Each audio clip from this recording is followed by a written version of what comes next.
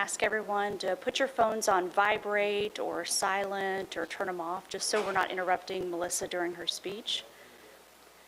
So, good morning and welcome to the World Dairy Expo's virtual farm tour of Hildebrand Farms Dairy. My name is Lindsay McClintock. I'm with the Kansas Department of Agriculture, Dairy and Feed Safety Program. So in Kansas, we have 222 dairy farms, 17 manufacturing plants, which include fluid, powdered, concentrated milk, cheese, and ice cream. We are ranked 16th in the nation for milk production and have 173,000 dairy cows in the state, and we produce 3.8 billion pounds of milk annually. Of course, those numbers are expected to increase with the arrival of Hilmar cheese in 2024. They are projected to create 270 new jobs and 460 million in capital investments. So without further ado, I'd like to introduce Melissa Hildebrand Reed with Hildebrand Farms Dairy. Thank you, Lindsay. Hello and welcome. Really happy to be here today in a huge way. So this is my first expo. Had a chance to talk to Dad, and we were counting his expos, and apparently he's been here 5 times. So it took me applying and getting a virtual farm tour to give me a chance to come and experience Expo. And I was like a kid on Christmas yesterday, running around feeling like I had to hit every single vendor in one day. So I had a really great time and so happy to be here. And a big thank you for the Kansas Department of Ag for giving us this opportunity, because it's given me an incredible chance. So first I want to introduce you to my family. First off, my dad is here. He's going to hate me for this, but go ahead and stand up. This is my dad, Alan, and my mom, Mary. You have to stand up too. They had no idea, you know. And then my husband's here, my husband, Brett. Okay, so this poor man, he got the bait and switch. So we dated for 3 years, and I was a marketing rep for a newspaper. So I was wearing heels and makeup every day. We married May 1st, moved home 2 weeks later. I started at the farm June 1st. The makeup went away, the heels went away, and now he's a husband of a dairyman. So he's stuck with me for better or for worse. And I'm telling you, to be a farm wife is hard. To be a farm husband is even harder. So there's more to our family, though. So let me introduce you to the rest of my family. So the farm is owned by my dad that you just met, and my uncle Dave, his wife Kathy, mom Mary, and then I also work alongside my cousin down here on the bottom, and my cousin Todd, my cousin Julie as well. So it's truly a family operation. And I'll be honest with you, this is an old picture. I would much rather milk 6 heifers at once coming right off the pasture than try and pull my family together for another picture.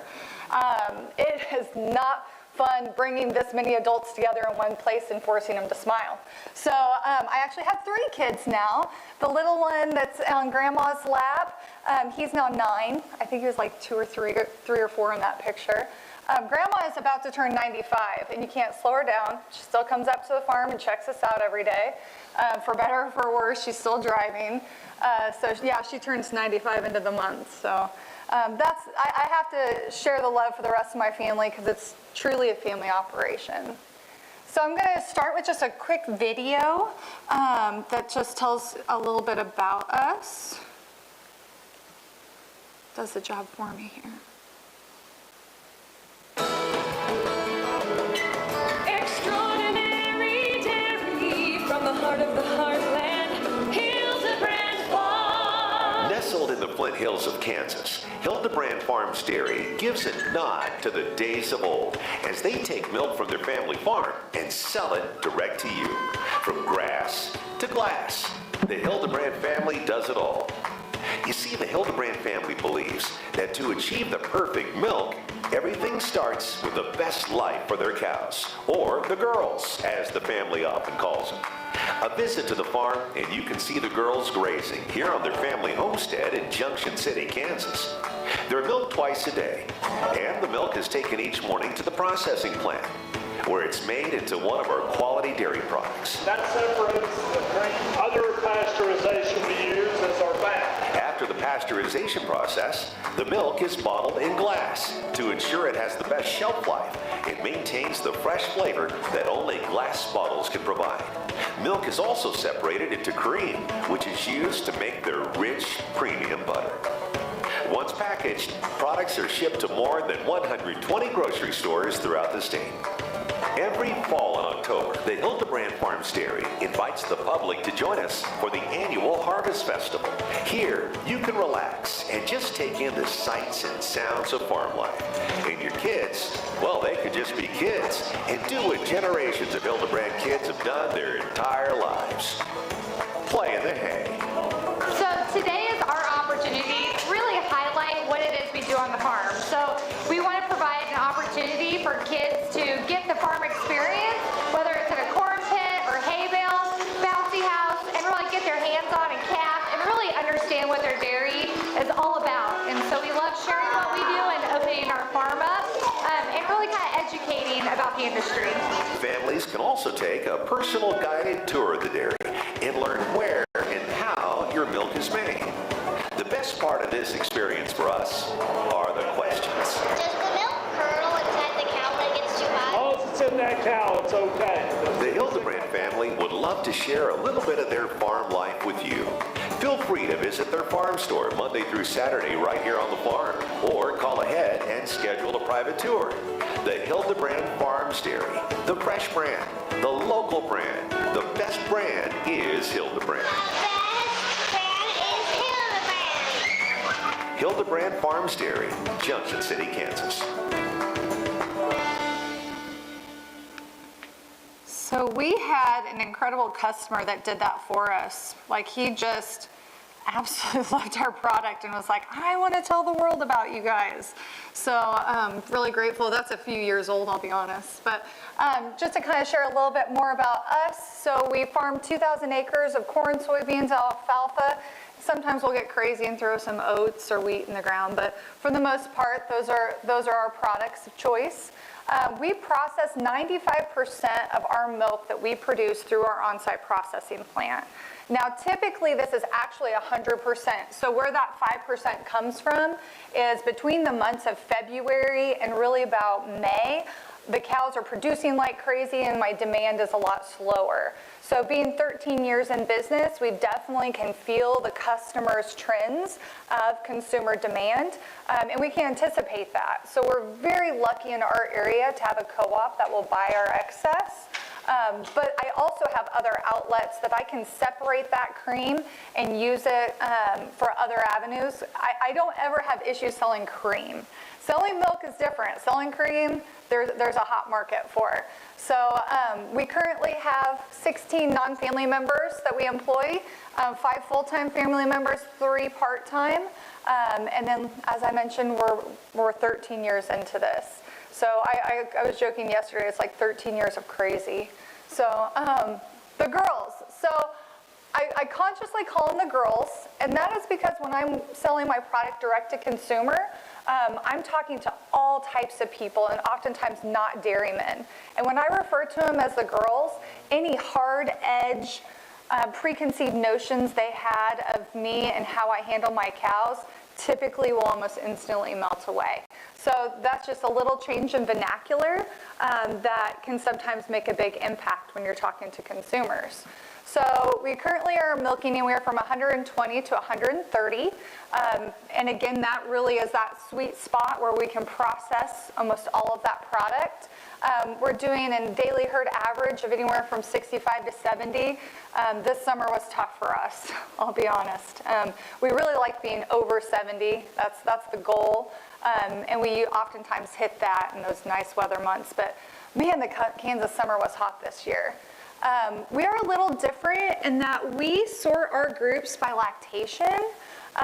And so we have all of our first lactation heifers in a group pen, and then all of our older cows. And we really like that, and that kind of keeps them together by body condition.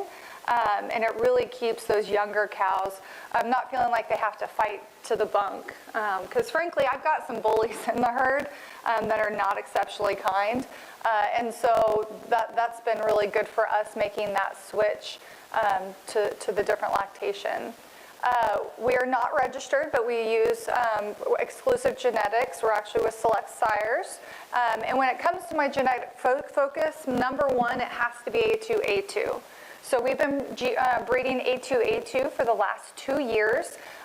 Here in the next coming months, I'm going to be doing the A2A2 test to determine how far into the herd I have my A2 genetics to start marketing and labeling our product accordingly. But on a tangent, when you sell milk direct to consumer, it is so important for us as a dairyman to talk up dairy and all dairy, not try and create a niche with A2A2. So in our dialogue, as we talk about A2A2, it's very much going to be targeted to those people that think that maybe they couldn't handle dairy in the past. Like if you're a person that dairy upset your stomach or it wasn't for you, then maybe this is for you. But by no means is this product any more nutritious than what you could get in the grocery store. So that's really important for us, that as we talk about dairymen, or as we talk about dairy, we're not disparaging other dairymen. There's too few of us, right? We have to work together. We have to support each other. Now, I talk about the boys. So we actually finish out our steers. So the boys do have a life on our farm. We finish it out and sell it through our on-site farm store. It's exclusively corn and pellet fed and gives us a really high quality beef. When we take it for grade yield, most oftentimes, the last time we took 8, I believe 6 went prime and 2 went choice. So we know we can make a really great beef product from 100% Holstein, and we sell that through our farm store. And COVID, holy beef holy, we sold the heck out of beef during COVID and people's interest in really connecting with their farmers. That was an interesting year, to say the least, but it definitely hit us on the beef side. And we are just in the beginning stages of incorporating crosses into our herd.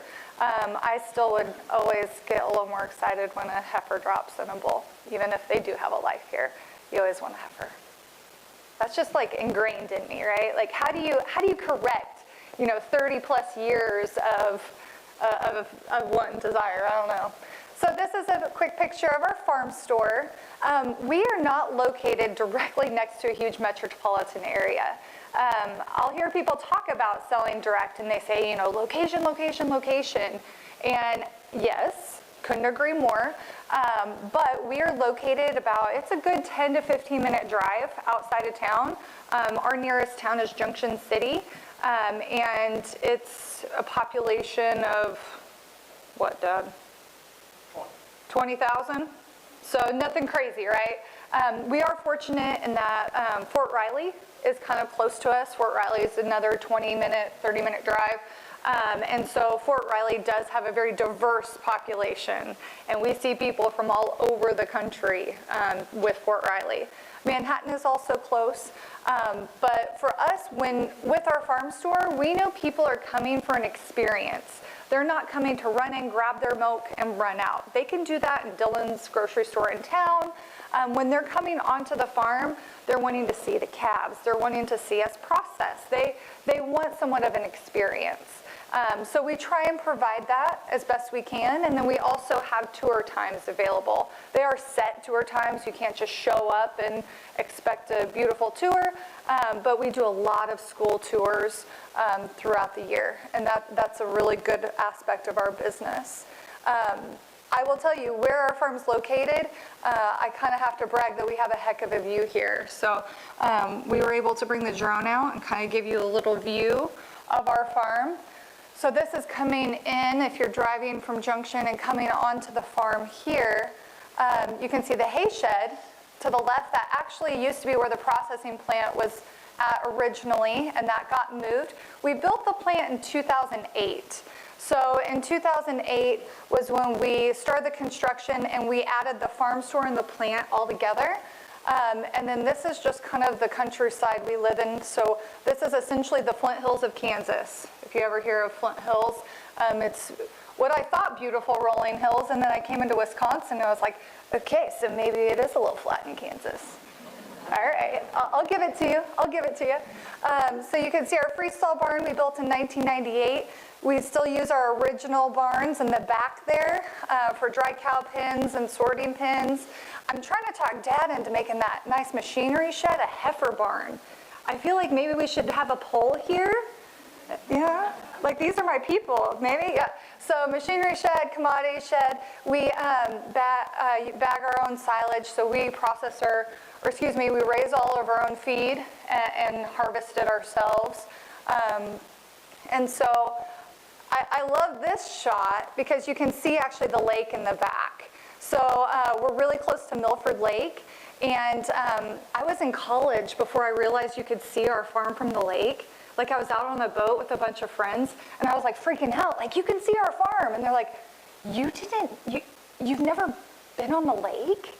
And I'm like, well, dairy farming's so fun. Why would you ever leave the farm? You know, and so, yeah, we're a stone's throw from the lake. But at the same time, we have the most stunning view from our porch. So I will tell you, a lot of people come, they'll enjoy grabbing some ice cream, sitting and just checking out our beautiful view.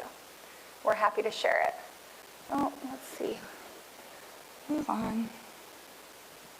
You don't need to see that again. There we go.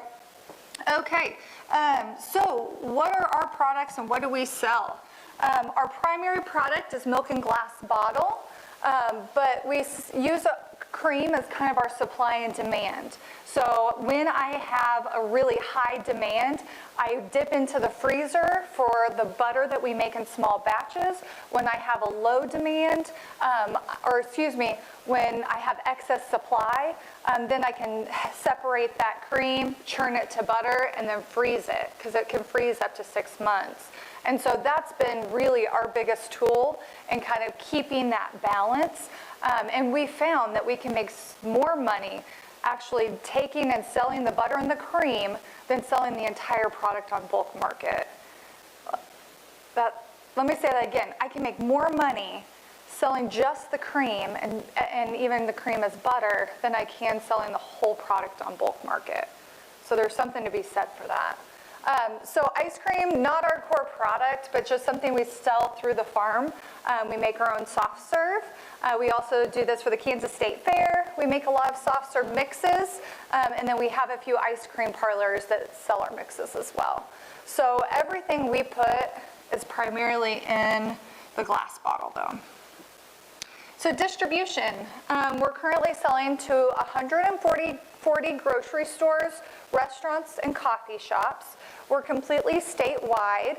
I will tell you, coffee shops have been huge for us, and that was kind of a hidden market when we first started. So we were very focused on retail and moving through grocery stores, but a latte is 80% milk. So when you think of these coffee shops and the amount of drinks and fluids they're pumping through a given business, we move a lot of milk. I mean, I have some coffee shops that are my second and third best customer overall. And the beauty of a coffee shop is there's consistency there, and then they also rotate the product for us, so we're not having any excess come back to us or any wasted product. So we love our coffee shops. I have 3 trucks on the road. I try and keep them going just 4 days a week, so I have a maintenance day. That's been important. That was a lesson learned. When we have those trucks booked out too much, it poses some issues. I work with Kroger down here. Dillon's is a Kroger company and very much the king in Kansas in terms of grocery. Kroger takes our product to their warehouse and cross-docks it and distributes it throughout the state of Kansas. So that's how we're able to touch communities that are 4 and 5 hours away from us, is through this partnership. And then I also partner with another distributor. He actually distributes meat, and then we just send our milk along for the ride. And so any areas that we can find to assist with distribution, because it is very costly to distribute yourself. But where we're located and we don't have big geographic areas in our backyard, we're moving product to Lawrence, we're moving product to Wichita. Both communities are about 120 miles away. So also we use farm use only tags. So for our product, the first movement off the farm is in a glass bottle as it's going to the grocery store. So we're able to tag our trucks farm use only. That saves us in a lot of aspects that we don't have to do logbooks. We also don't have to worry about CDL drivers, and it just makes things a lot more simple for us. So here's a quick video of our plant. Again, our plant was built in 2008. There we go. So we have a glass bottle washer. We are all glass. We don't have any plastic of any type. We are 100% glass. You can see our HTSD here and the two vats that kind of are coming out of picture here. We have our homogenizer coming up on our 12-head bottle, or our bottler or filler. And then you can see our little dealer valve separator over there as well with the raw, and you have 3 tanks in view there. That's our crate washer, and then coming up on what a pallet of crate looks like. So we have 4 holding tanks that allow us to do 4 different products a day. We typically process 4 days a week. So at one point we were 5 days a week, but determined just on saving chemicals and wash time, you spend so much time in preparing and tear down that having a 10-hour day is much more efficient than several 8s. So it was a great cost savings for us. And frankly, it helped a lot on keeping labor. They love working Monday, Tuesday, Thursday, Friday. So that's been a good transition for us. All of our equipment, for the most part, was purchased used with the exception of our HTSD.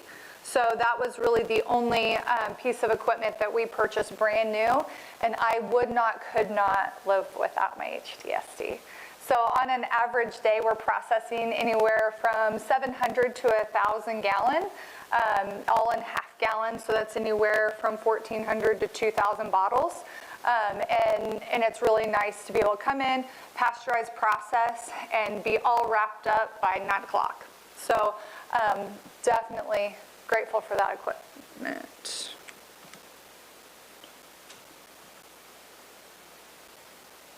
Sorry about that.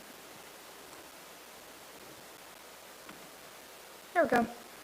Okay, so as far as how we market, I really market our farm with a mentality of a $0 budget.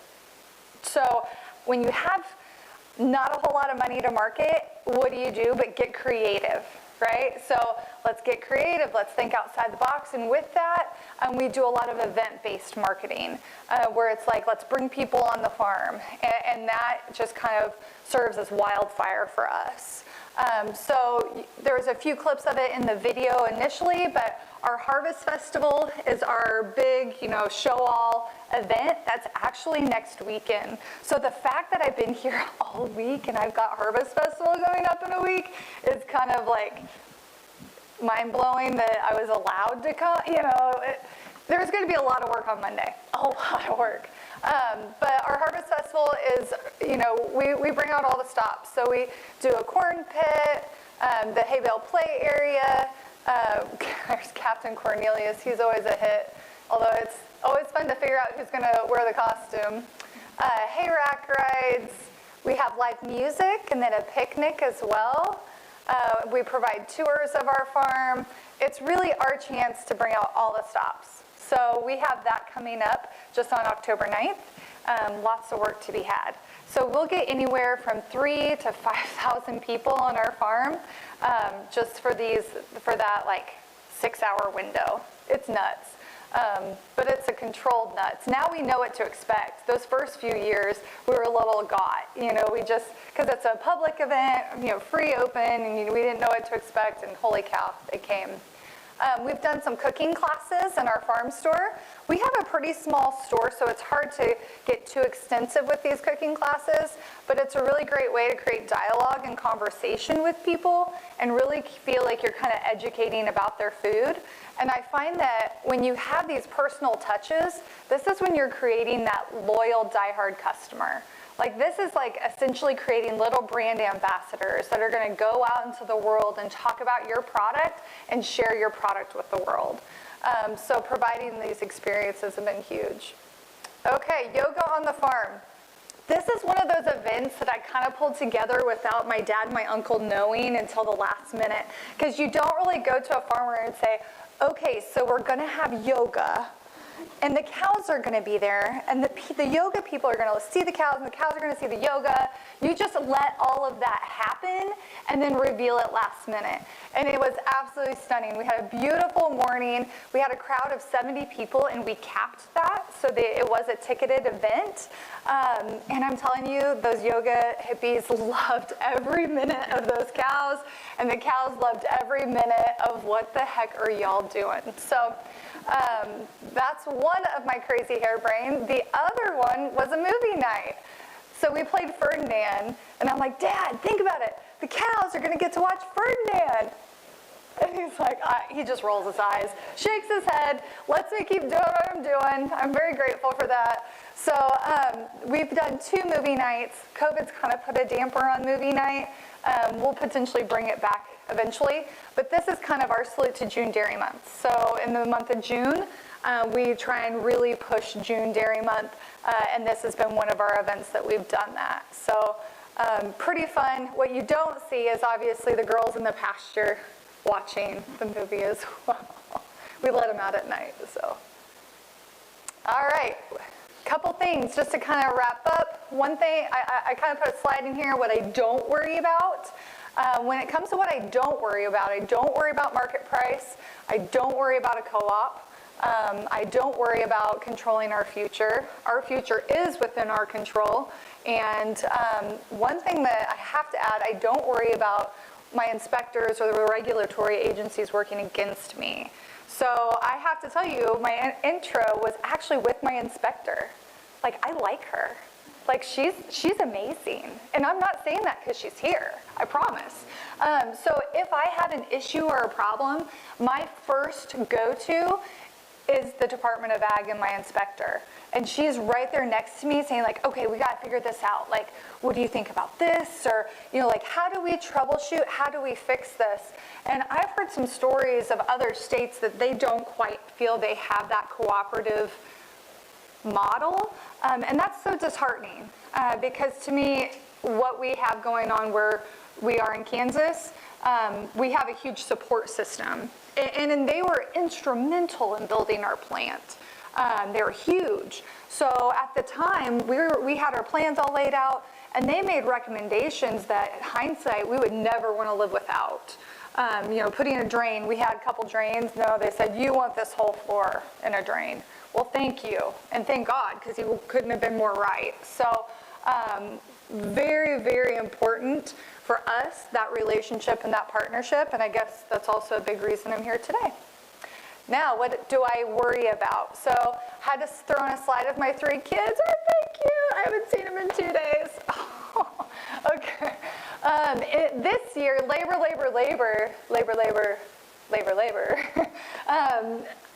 Some years are good, some years are tough. 2021 has taken those tough years and like blown it out of the water. It's been very challenging for us to keep labor in our processing plant and even in the milk barn. So where I love to focus on the marketing and building the business, I'm milking cows and I'm processing. That's just the nature of it, but it's tough when you have a 5-person job and you're rolling 3 people deep. So it's been a tough year, but we just started noticing kind of a curve there. We've got a decent staff right now, and I've got some really good people in place that I feel pretty good about. Next up, customer service. So, you know, I have a lot of customers. Those 140 grocery stores, those are my customers. So if you buy and purchase my milk, I consider you a consumer, and I'm very grateful to you.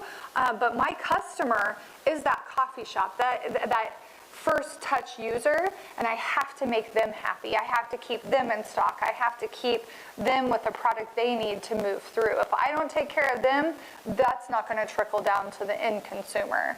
So knowing and understanding my customer, and then also providing quality customer service, and then going back to quality. You know, we're not selling milk at the price of a regular conventional grocery store. So a half-gallon bottle we sell of whole milk, I'll tell you, we sell for $3 a half gallon for our whole milk. The grocery stores are then going to mark that up, so it's going to be about $4.29, give or take, at the grocery store. And then we do have a deposit on top of our glass. So that first purchase of milk is not cheap, but we follow it up with quality all the way through. I actually brought some milk today. So if you're interested, I brought chocolate, strawberry, and root beer milk because I feel like if I'm going to talk about quality, I got to share quality as well. So if you're interested in tasting some milk, I got some at the end here for us. Then we also have work-life balance. Well, that's on any dairyman, right? Yeah, good luck. Reputation. You know, my name is on that bottle. My family's name is on that bottle. So we have to follow it up through and through with taking care and making sure we have a great product. And then finally continuing the farm for the next generation, if they so choose. You know, that's up to them, not us. But making sure that the farm continues on for them is a huge goal. That's probably what our biggest driving factor is most days. So I'm going to finish here, but I'm going to put this, we did a virtual farm tour with Midwest Dairy. I'm going to throw this virtual farm tour on here. I'm going to see if I can silence it though, so it can just run in the background. Hello, thank you. There we go. So I'm going to open it up to questions. And then as we do questions, you can also see a little bit more video of our farm. So I also will ask if you have a question. Because we're videotaping, they want it on the mic. So Lindsay, would you pass the mic? I think there's a gentleman in the back that had a question. That's where I get my steps for today, right? There you go.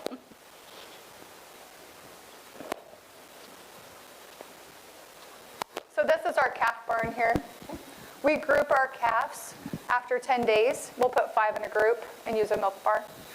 In regards to the mailbox price for milk in Kansas, and what do you have a dollar value on that? And then what is your mailbox price where you do the processing and the direct marketing, I guess?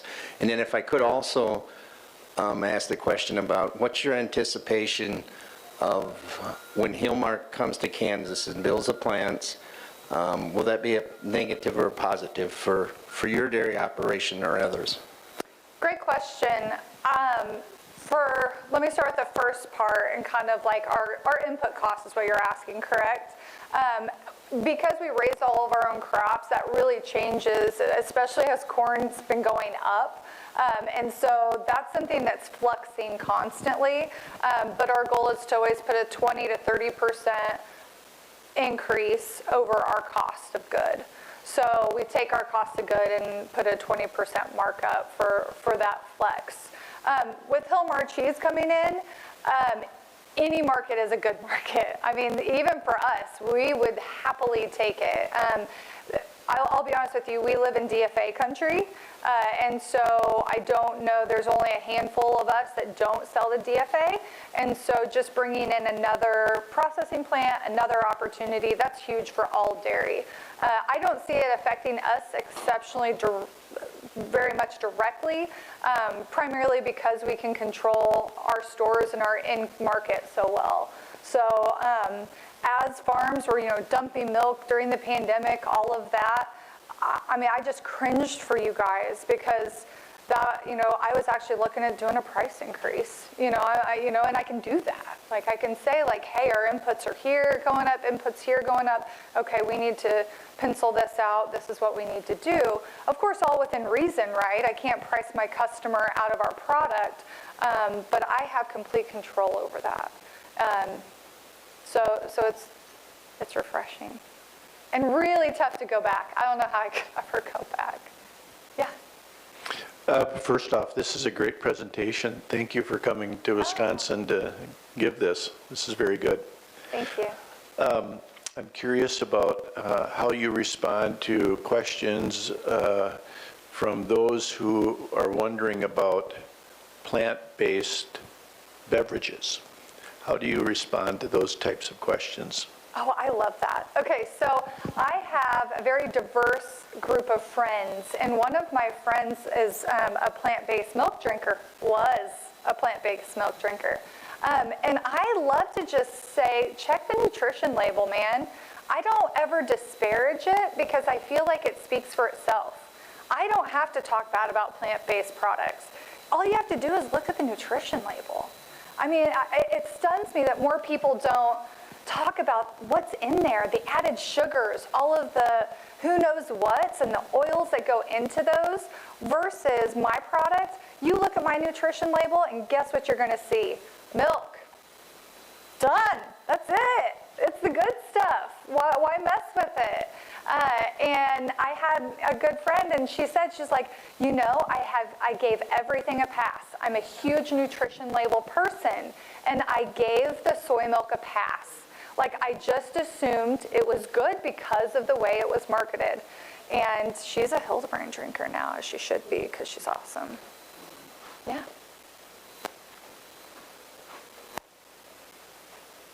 Any other questions? I like the enthusiasm you got going on there, but I like to see you're thriving in a tough world of food milk. Yeah. We need to do something to get this going in the right direction. My question is, why did you decide to go with glass? Oh, good one. So he asked, why did we decide to go with glass? So growing up, we always took our raw milk home in the glass pickle jar, right? And so I would put that in my bike basket and like pedal to the house. You remember those days? I'd have the dog and the milk. I don't know how I kept the bike upright, but so we always drank milk out of glass because it was better. And it was like a rite of passage when you can actually pour out of that huge mouth opening. But growing up, again, it was always glass. We knew it preserved product better. Within Kansas, as I had mentioned, Kroger is king. You know, Dillon's is king. They have their own processing plant. So how do you go to Kroger and say, hey, we've got a product that looks just like yours in plastic, but it's from our farm, and we think you should sell it in your store? That's where the glass created a niche for us.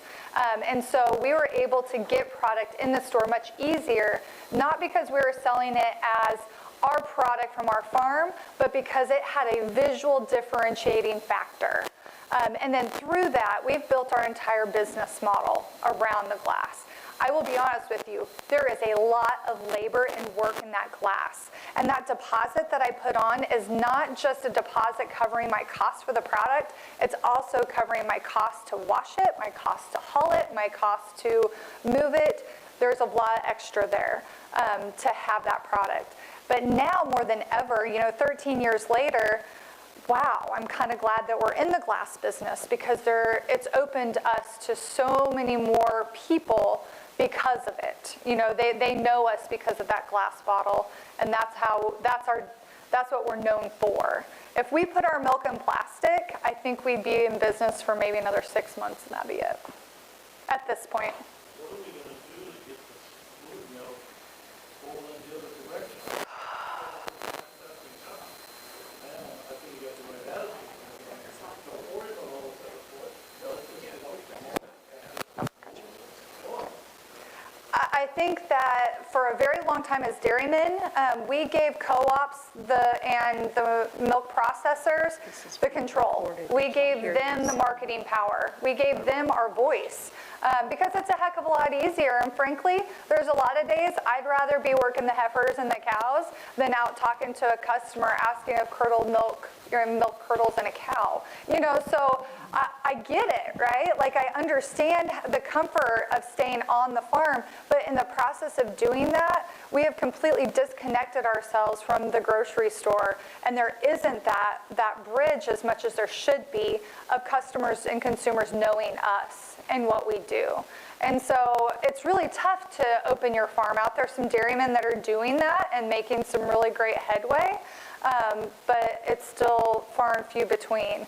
And there's just so much misinformation. You have to understand these advocacy groups are putting press releases out on a weekly basis. I mean, they are pushing their messages, and there's not one, there's not two, there's 30, 40, 50 of these guys all pushing to get their voice out, and their voice is counter to ours. And while we have DMI working, I feel personally, I've seen what DMI does because they see what we do, and so we're in partnership in a lot of different avenues, and they do a lot for us.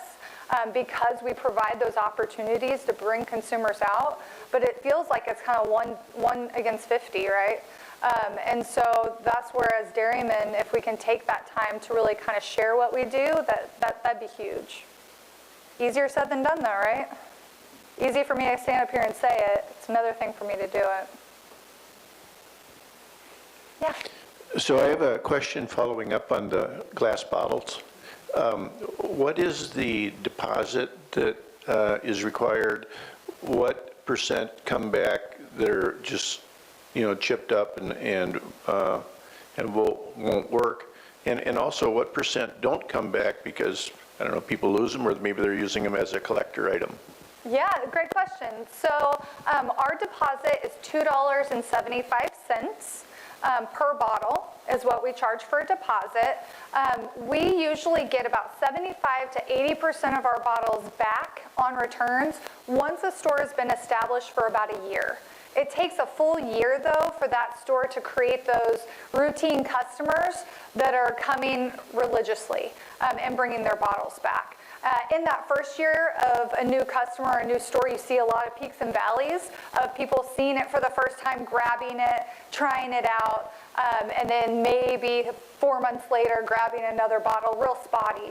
To build that current customer base, again, takes about a year, so you get about 75 to 80% back.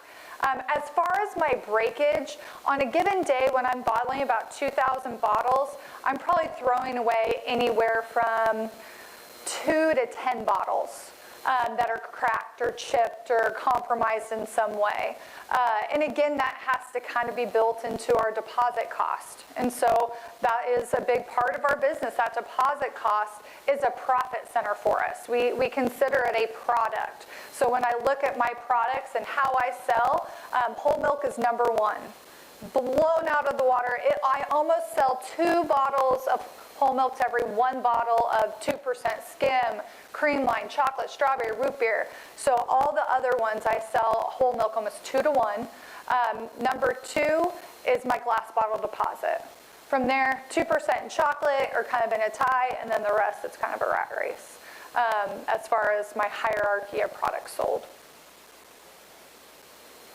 Appreciate your questions. Thank you. Thank you. I'm interested to hear your 5-year strategy. Where do you see growth coming from here, or is it about embedding the business and really having it humming, like product innovation and what have you?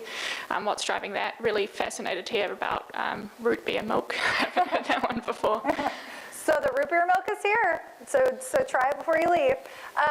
So for product innovation, we have been talking about putting robots on the farm for quite some time. We're milking out of a 6 herringbone parlor built in 1974 by Grandma and Grandpa and my dad and my uncle. It's still milking, it's still getting the job done, but it's definitely due. So for us, bringing the Leleys and the robots on the farm, we would look at retrofitting our freestall barn to situate 2, potentially 3. The challenge with that, though, is that I have that milk supply demand. I know how much milk I have to have, and I have to have that amount of milk each day to fulfill my customers' demand. So in the process of bringing robots on, you often see a little bit of a dip before you can get back to normal, and there's a little concern there. So for us, it's not as simple as saying, okay, we're ready for robots, let's do it. It's like, okay, we're ready for robots, let's figure out the best timing of when we would start construction so that we're not having a dip in production during my high peak. So from October 1st, really until the end of the year is my best season. I sell more milk in the fall, Thanksgiving, Christmas time than any time throughout the year. And so I know that I have to have good supply at that time, and we'll actually cab accordingly. So we try, at one point we were kind of seasonal cabbing. We've kind of strayed away from that because being a small farm and having 20 drop in a couple days is a little rough for us. But for the most part, we always are thinking about that milk supply and how we can pull that in on the dairy side. Kind of going on a tangent with that, we also have to focus on somatic cell count. So we take huge pride in having a low somatic cell count. I think my record low is 58. I usually average around, 90 to 100, 120 in the summer. So with that, it gives us really quality milk, and we see that come through in the bottling plant. So we see our product last longer on the shelves when our SMAG cell count's down. About 5-6 years ago, we kind of hit a bad spike where we got into the 400s or 500s, and we could not keep date on our milk. We were dating it, and for some reason it wasn't, we're doing everything right and everything. I'm scrubbing everything, I'm tearing apart all the equipment, wondering where I've got issue, on the phone with Lindsay, like, what's going on? It was our SMAG cell count being high. And as soon as that fixed, almost instantly, sometimes you just have to get rid of some of those high girls. Once that fixed, we were back in business, and so it's cool in our aspect that we see it all the way through the whole process. Oh, freestyle barn, a little dark. So Midwest Dairy, so I talked about DMI. Midwest Dairy is our primary checkoff partner, and they came out and did this virtual farm tour, and we have sent this to several schools throughout the region, and we've actually done it a couple times with different schools. Cool. Any other questions, or you want me to stop talking and try some root beer milk? Yeah? I get some head nods. All right, I'm going to come over here. I'll go ahead and pour some bottles. If you want to just come up front, I appreciate it. Do you need some help? Yeah, if you want.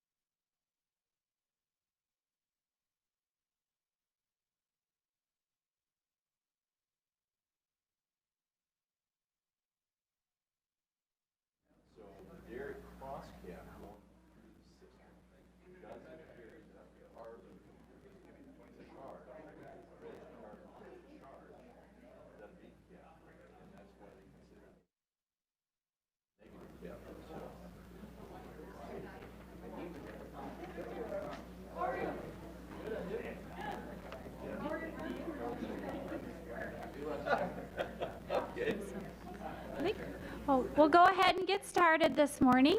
Welcome to our seminar and thanks for attending today.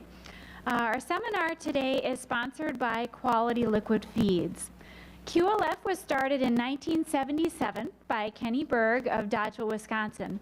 And over the years, QLF has grown to include 15 full-service liquid manufacturing plants and 2 cooked molasses tub manufacturing plants within the United States. QLF is pleased to support America's Dairy Farmers and World Dairy Expo, and we're very glad to be back here at World Dairy Expo this year. We do thank America's dairy farmers for all of their dedication and efforts to produce high-quality milk and meat on their dairy farms. And our seminar today is entitled, The Future of Beef on Dairy. Our seminar will be presented by Dr. Larry Cora. Dr. Cora is an emeritus professor from Kansas State University, and he's also a supply chain consultant with Select Sires. Dr. Cora is originally from North Dakota and spent much of his career as an extension specialist at both the county and the state levels. He has also worked with the National Beef Cattle Association and is a member of the executive team of Certified Angus Beef LLC. He's also taught a senior level beef systems management class at Kansas State University and presently serves as a consultant with Select Sires to help develop a supply chain for the emerging use of beef genetics in dairy cattle breeding programs. So, and with that, we'll turn the floor over to Dr. Cora. Thank you. A little scary what people know about you at times. So, good to be here. Just out of curiosity, audience-wise, so know kind of who I'm talking to. How many of you are actually dairy producers that are in this deal? Okay, quite a few. How many are industry people? Good, I'm glad you fessed up, Troy. I wasn't sure whether you'd find a category or not. But this is a fun topic to talk about. It's one that interests us for a long period of time. And one of the things, I guess, as I got involved in beef on dairy was just how quickly this whole thing changed in the dairy industry. Having grown up on a dairy farm and then spent most of my career in beef, I've always been amazed at how slow change occurs in the dairy industry and the beef industry. Now, you can argue, hey, look at all that we've done in terms of milk production. Yes, each year we may genetically make progress in milk production or we make progress in weaning weights, but we have really changed this. This happened real rapidly, and I'll start sharing some of the numbers with you as we basically go through and talk about this.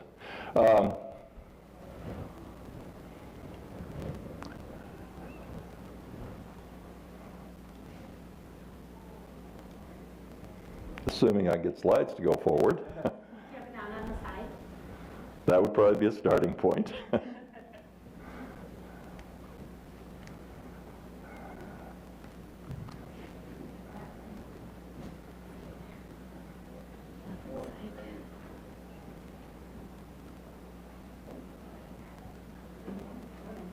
There's a little button on the side that I think, is that off?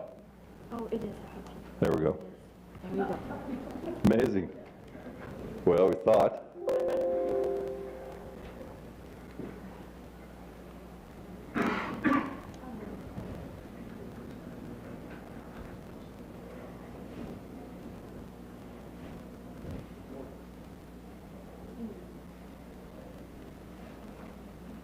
Still don't have it.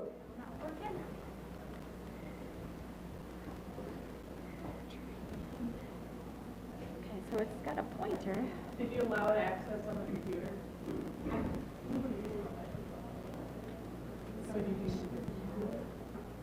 Looks like everything is plugged in. Okay, as we figure out, we'll get this started.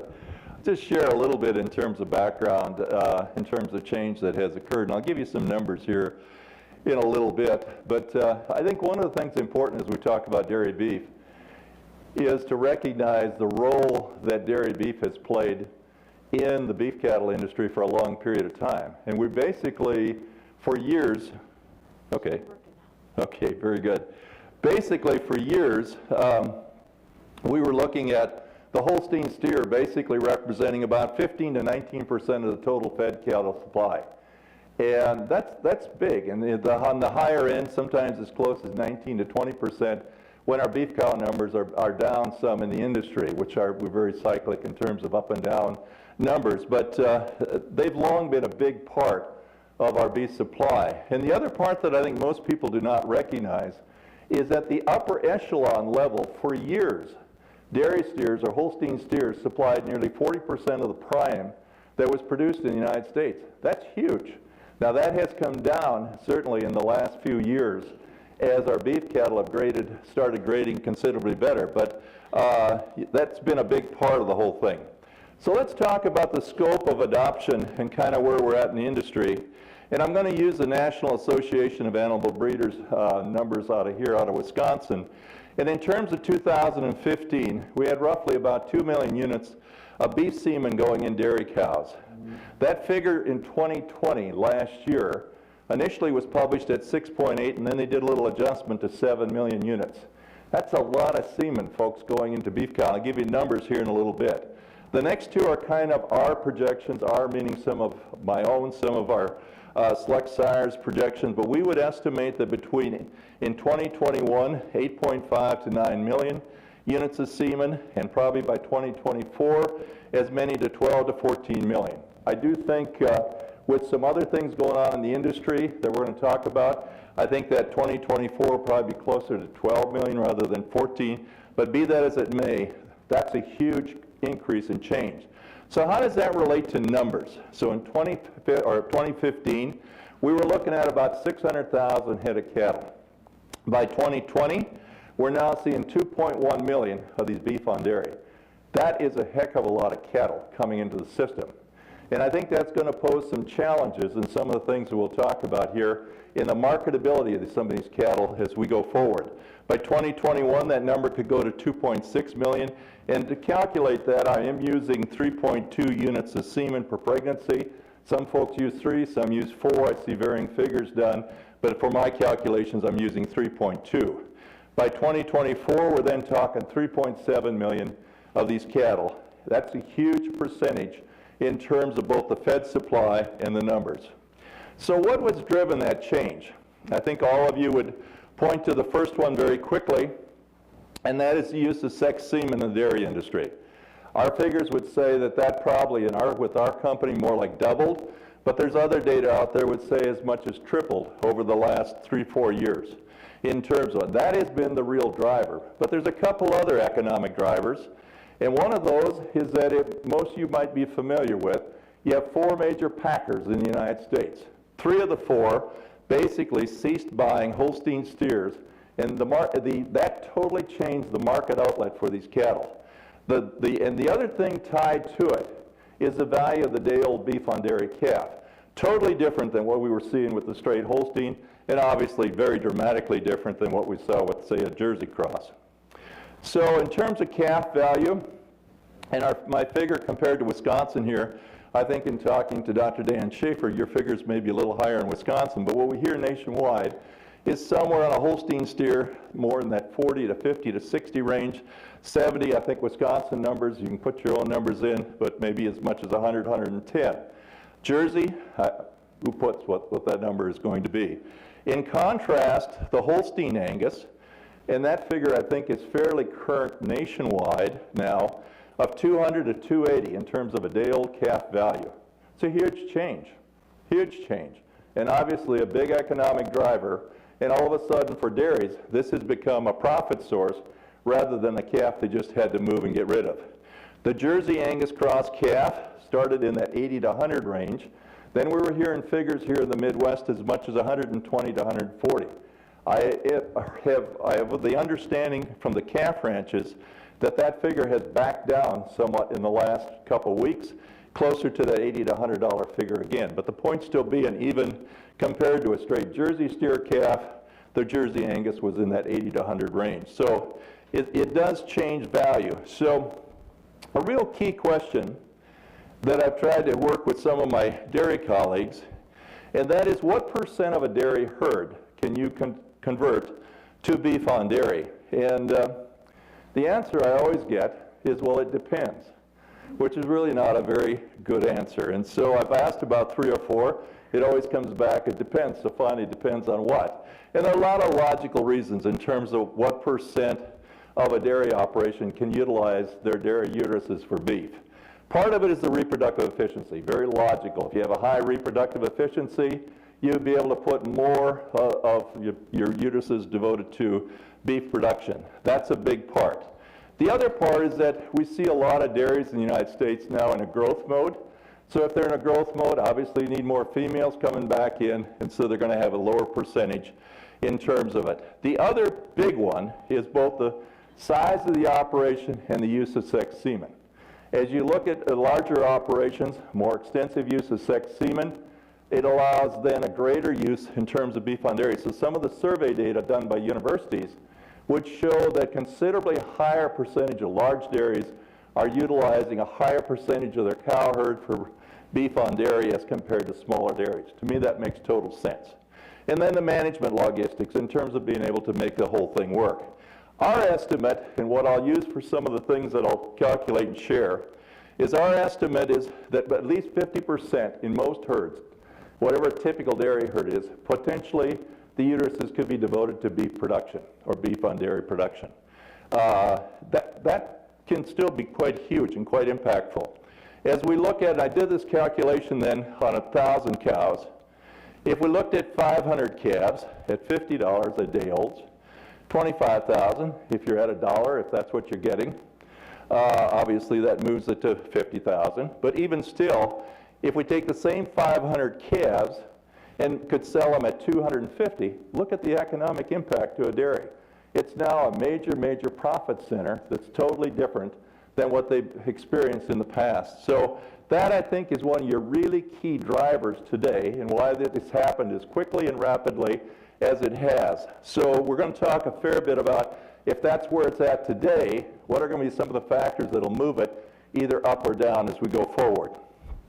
Okay, production logistics. The system will look very much like how Holstein steers were handled in the past. So whatever the operation is, whether it's here in Wisconsin or in Iowa or California, wherever, the system will be very much however Holstein steers were raised. Even though the beef on dairy will look a little different looking little critter, 75 to 100 days in the calf hutch, again depending where you're at, and then 75 to 100 days in a growing program, and then ultimately into the feedlot to harvest. And so the system won't change a whole lot.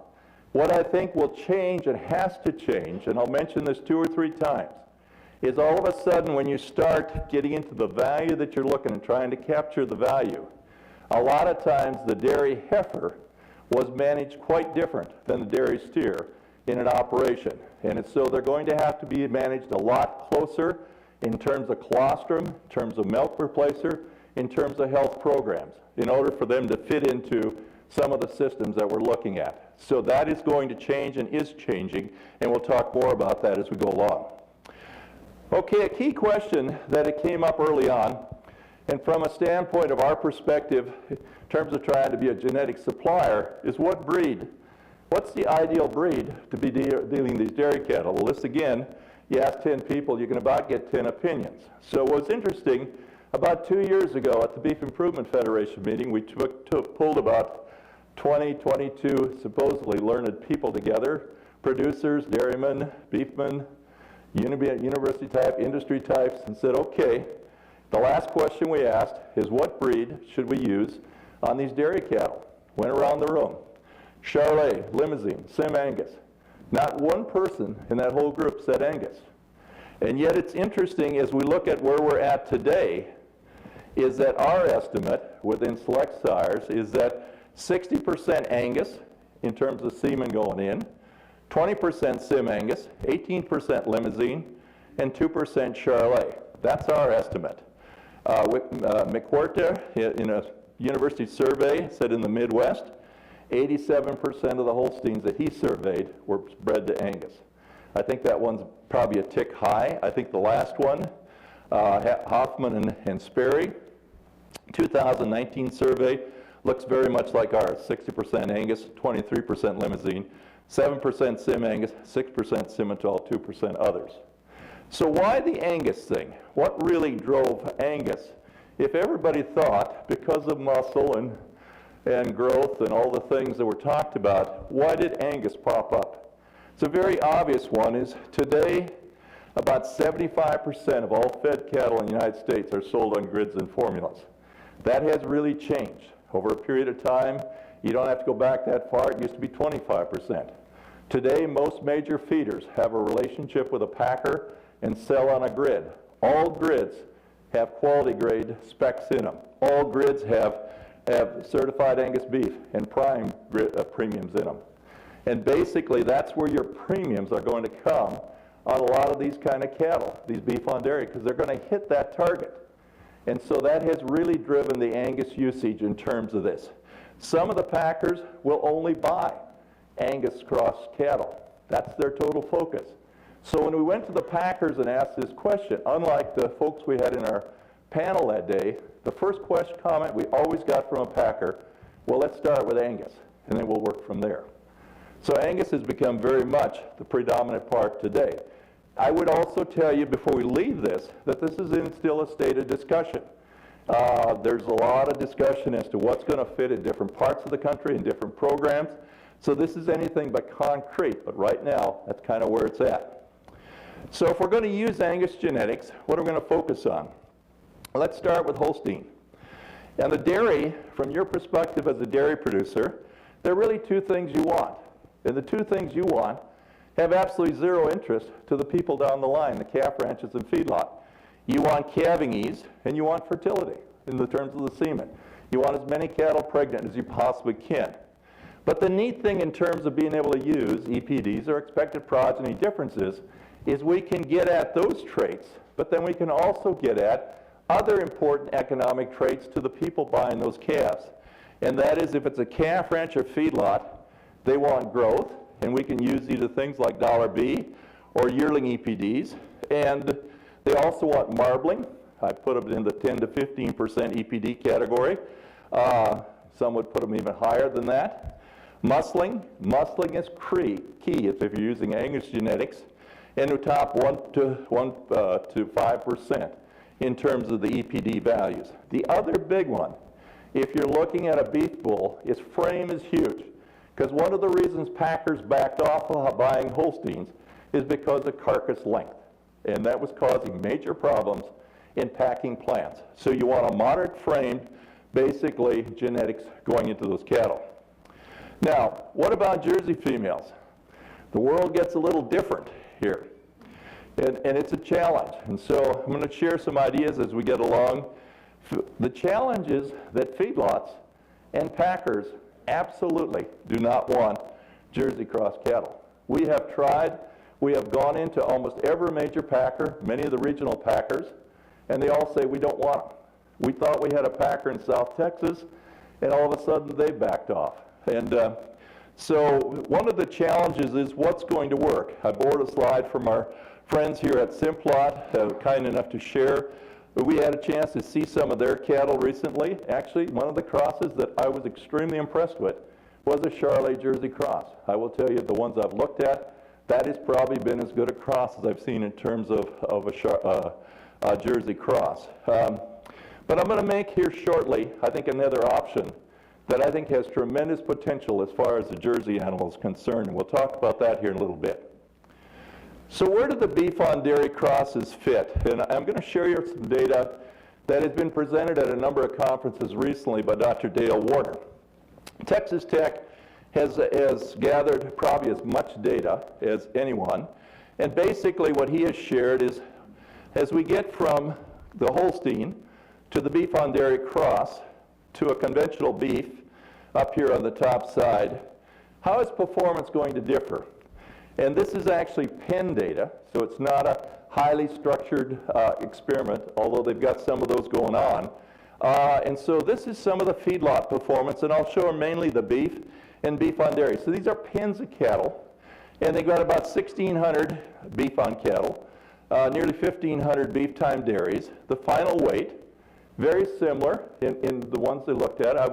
It looked to me a lot of the cattle we've seen are closer to 1,400 pounds. These were in that 1329 to 1342. The average daily gain on beef, 3.5. That's about the industry average where we're at today in the feeding industry. And 3.3 on the beef on dairy. A key part of the next two, and that is most of the data that we've seen the feed conversion is going to be a little higher on the beef on dairy. They still are half Holstein, which is going to have a poorer feed conversion than straight beef. And so the feed conversion is 7.1 pounds of feed to a pound of gain as compared to 6.6. That usually today changes the cost of gain, which is the figure that you really want to get to, by between a nickel and 8 cents a pound in terms of cost of gain. So cost of gain will be more expensive with the beef on dairy. The last one is probably one that we're going to continue to see discounts on beef on dairy cattle, and that's because the dressing percentage is going to be lower. In the beef industry today, we're in that 35.5 to 60, or sorry, 63.5 to 64% dressing percentage, whereas the beef on dairy is going to be about a 1% down, as much as a 1 to 1.5% down. That is big difference when you start looking at the impact it has on pounds of carcass. So that is a big reason. Those two are the reasons we'll continue to see discounts on the beef on dairy. Now the more positive part, and this is why beef on dairy cattle should only be sold on a grid, not live. If live, you're going to end up being priced towards the Holstein market, and that is not going to work. They need to be on a grid, and the reason they need to be on the grid is they grade extremely well. The Holstein is always graded extremely well. And so if you look here on these pens of cattle, 78 identical, choice or better, choice and prime. The beef on dairy cattle will have a lower amount of fat cover, typically as much as close to 1/10 of an inch. Subsequently, and it doesn't show it here in the actual yield grade number, but it does in the next part, the yield grade 4s would be 12% on the beef cattle and 6% on the dairy beef crosses. So you're usually going to have a yield grade advantage. Ribeye, not that dramatic difference. And a big part on the ribeye is the beef on dairy will correct a lot of the problem with the Holstein, which is a very long, angular ribeye. It'll make it a lot rounder and a lot more acceptable from a food service retail standpoint. The marbling score, as you can see in this study, considerably better on the beef on dairy. And so if they're sold on a grid, that's going to equal in terms of added dollars. The other part that I have found interesting is when you get a set of 100 beef on dairy crosses and you walk through them and you'll say, gosh, 25% look just like black Holsteins. Amazes me. They just look, you can't tell what they are, not black Holsteins. They're light muscled, long-faced, look just like a bunch of Holstein steers. And then you'll look at about maybe 30, 40% of the cattle, and they'll look just like straight Angus. And so there was some earlier data with cattle carrying Brahma influence that if they looked like a Brahma, they ate like a Brahma. In contrast, my reaction was if they look like dairy, they're probably going to grow like dairy in the feedlot, and they're probably going to end up from a carcass shape and that type of thing looking more like a dairy type steer. That is not true at all. In other words, phenotype or appearance has made very little difference in terms of the ribeye size, how they performed in the feedlot, and Texas Tech has done a lot of work in this area. Part of it, I'm sure that I was proud of the difference. I thought there would be a big difference here, and actually they put a lot of data together, and there's not much difference at all. So the shape that you see, as you're seeing in the pictures, is not necessarily going to relate back to how they're going to perform on a rail or in a feedlot. Okay. Let's talk a little bit about economics price at 550 to 600 pounds. A couple good studies have been done, both by Tech and K-State. The K-State data is through Superior, and that is at 550 to 600 pounds, if it's a Holstein steer, it'll be priced $40 a hundredweight under the beef market. If they're a beef on dairy, that's $15. The stockyards data out of California that Texas Tech had put together is virtually identical results. Where do we think we'll probably get in the future on this? I do think as we start stacking genetics and start managing these cattle the way we're capable of managing in a structured supply chain program, I really think we can get that figure a lot lower and a lot closer to beef price. I don't know you can ever get it to it because of that dressing percentage issue, but I think we could, what we're seeing for premiums on these cattle, as I just showed you in those premiums, the previous slides, I think this will get better as we go along. Okay, the other part I find interesting in the beef on dairy is as calves, baby calves, there is very little price differential between a heifer and a steer. There should be. There really should be, because heifers, as compared to steers today, there is a big difference in terms of the value at 550 or 600 pounds. And so I think you're going to start to see that as we look to the future, because of a lot of the packers today really want the cattle bigger, because if they're going to harvest an animal, say a 950, 1,000 pound carcass, the steer carcass, as compared to an 850 pound heifer carcass, the bigger one, the processing costs are the same, so they're looking for heavier cattle and looking for steers.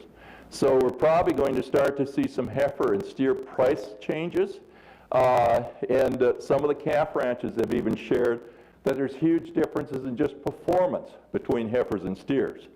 And we're also even getting to the point that some of the packers will offer a small amount of money extra for steers as compared to heifers. So a couple other things on economics. One of the real key on economics that I feel very strongly about, and I really want to encourage you this for a lot of reasons.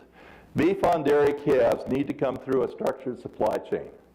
And there's a lot, we'll talk about what that looks like. But the key to that, what really scares me today is if we get to this 2.5, 3 million head of these beef on dairy, is are we going to have a market? Are we going to have a packer that's going to buy those cattle? Right now, we get calls all the time. A guy says, I got 1,400 head of Holstein Angus crosses.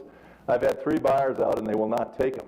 Well, you eventually can get them sold, but you're going to get them sold at Holstein prices. That isn't going to work, especially if you paid premiums for them. So you need to be in a structured program where they know there's a market for those cattle as they go through the system. I really want to encourage that and leave that with you as an important point. If not, I think you're going to start to see these calves discounted, maybe all the way to Holstein prices. So what's a structured program look like? I'll share with you what ours looks like. There are others out there in the industry that certainly could be up here as well. Our structured supply chain starts with an EID tag going to that calf at birth at the dairy. That is critical. Our packers have said, get the dang tag in the cattle so we know they're verified genetics and they know they're coming out of a verified system. The feeders will say the same thing. They want them coming out of a structured type program because then they know what they're buying. That includes traceability. And I don't know we fully explored the economic potential of traceability. I think it's got some potential, but it'll have traceability potential. Known breed should be.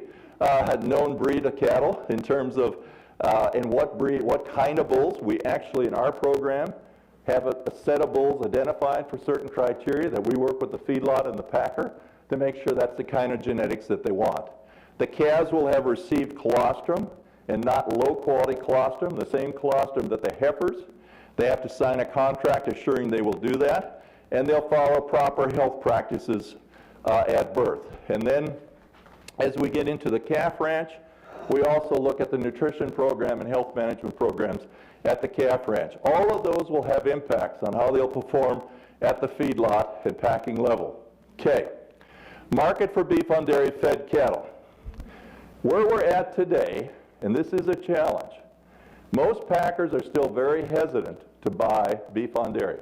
One of the 4 majors has indicated they will, and they'll buy from smaller feeders and they'll buy from large feeders. But you better know that you've got that lined up. Now, you all know all the packers are buying some, kind of have preferred customers, so on. But you better be sure before you start putting cattle on feed or even get into some of this type program that you're going to have a market for those cattle. That's critical. One of the things surprised me as I called some of the Wisconsin plants. I thought, well, you know, if the major packers don't want them, the Holstein packers will certainly take them. Not so. The Holstein packers have spent years building a market for Holstein steers. Their sales department tells the procurement department, now you're asking us to go out and develop a whole different market for these cattle as compared to this Holstein market that we built up for 20, 30 years and have gotten sales for straight Holsteins. And now we've got a new improved Holstein cross, and by the way, it'll cost you a little bit more money. So really, there has been virtually zero interest on the part of the Holstein plants at this point. This could potentially start impacting all the way back up here on the end, the fat cattle market, the packing market, gets pushed back all the way through the system to feeder calf prices and even day-old prices.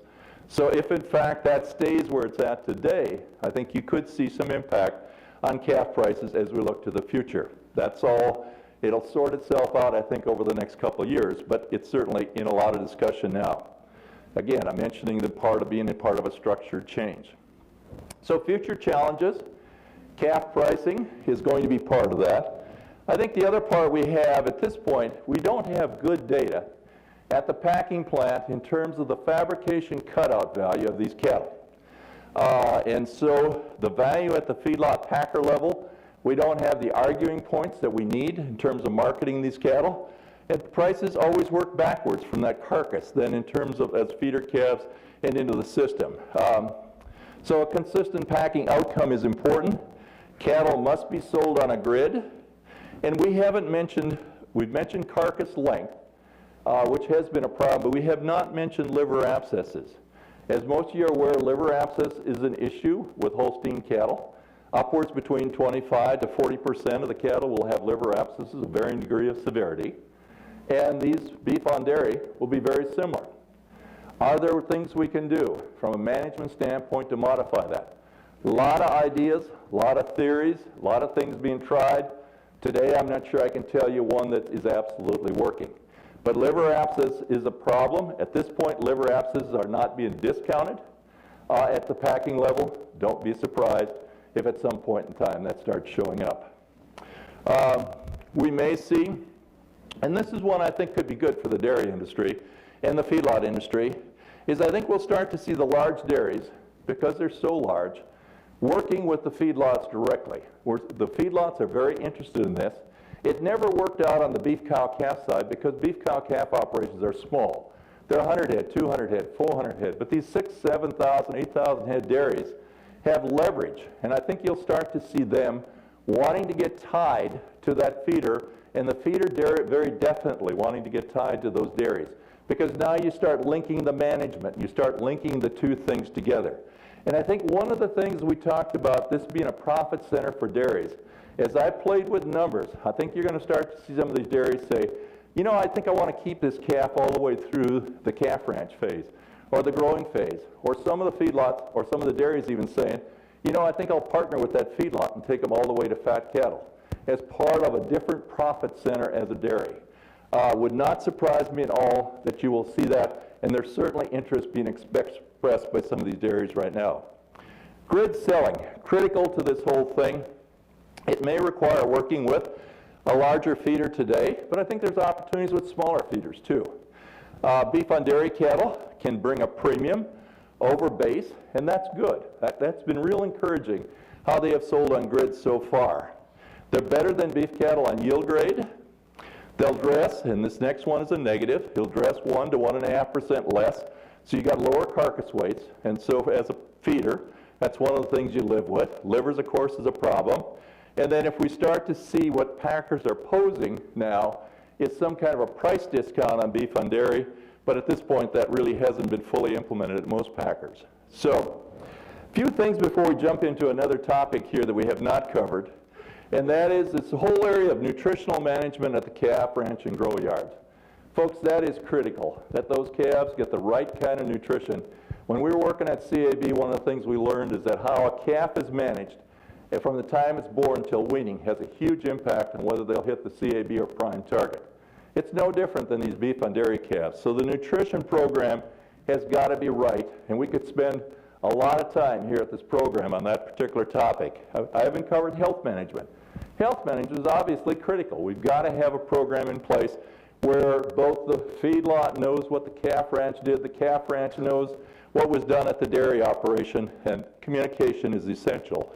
And then there are also logistic issues in the whole dairy industry. There are a lot of dairy cows in places like Florida, northeast part of the United States, New York, and that area, upper part Midwest. Idaho, for example, has huge dairy numbers. And so trying to link the feeding sector, which is located kind of in the Great Plains and the heartland, with these kind of outlier states is a bit of a challenge. Okay, let's shift gears here and get into an area that, to me, I get very excited about this area, and I want to share with you where I think particularly on the Jersey can go. And that's my bias, is that the use of embryos versus semen will grow rapidly in the industry. In other words, taking a commercial cow, breeding her to a very elite Angus bull, and creating an embryo in vitro, and putting that in vitro embryo in a dairy cow. We get a straight beef calf out of that dairy cow. I will tell you, and as I'll share here a number of times, everybody wants those cattle. The feedlots want them, the packers want them. Obviously, they're very elite cattle. They'll grade, they'll work on any grid. There are logistical issues. We've got to be realistic. It's not just real simple always to do. But as I say, the added calf value today in the marketplace looks like it's somewhere in the range of $350 to $400. That's still moving around and being sorted through, but that's where it looks like today. And that's enough value that certainly, with Jersey operations, makes a lot of sense, and even some Holstein operations, as we'll talk about here in a bit. That key at the bottom, everybody wants those cattle, compared to the beef on dairy where we're still getting pushback. So, a few details, and HerdFlex is our program. I think we're about as far along as anybody in the industry in implementing this today and have a fair bit of data. A few details of the program. We are a marketing arm of our partnering company, SimVitro. The SimVitro folks are here today. Appreciate them being involved. They are great partners. They basically create the embryos in an in vitro system, utilizing commercial cows that go through their system. Now, a few things on the cows. The cows that they use to start with are black-hided. Haven't had a chance to see those. I was very impressed with the kind of cattle that they're basically collecting ovaries from. Black-hided cattle, hornless, Angus-type cattle. You harvest the ovary at time of harvest, and then the SimVitro lab creates the embryos. The neat thing on the bottom is one beef straw or Angus straw of an elite bull will create between 350 and 400 embryos. That's huge. That's huge. That's a neat system. That part's very doable.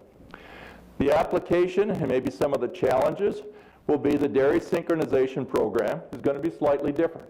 It's not going to be as common as what was used with semen, and to some dairies, that may create some problems. What we're doing working with SimVitro, and mainly on their part, is they take our top dairy inseminators, train them extensively, and some percentage of those will end up being very good embryologists. And then even then, they've got to go through additional training. Having a good embryologist is really important. If you're going to do this, you don't go to somebody that's a neighbor, and old Joe has said, well, I've bred a lot of cows, yeah, bring those embryos by, I think I can make that work. That ain't going to work. They've got to be able to handle ovaries, they've got to be able to palpate ovaries. You're going to get horrible results if you just try to get by cheap or something. So make sure you're working with an embryo supplier where you're dealing with trained technicians. That is a critical piece. It does slow breeding, where people can breed a lot of cattle with semen in seconds. This is going to take minutes. But the outcome, to me, has enough potential that I think these challenges in some of the dairies can be overcome. In fact, a lot of the dairies today that are implementing this are training their own technicians, and that's the best model, particularly on the bigger dairies. Okay, let's talk Holstein dairies first, and then Jersey dairies. The adoption will be slower in Holsteins because as you look at the value of that calf and the value of a beef on dairy calf and look at this $350, $400, the spread is not as wide. But one of the things that I think dairymen are starting to look at is if there's pushback on all these beef on dairy being used or produced in the industry, is the embryo a nice hedge, a nice marketing hedge to have some cattle that we know are going to be easier to sell.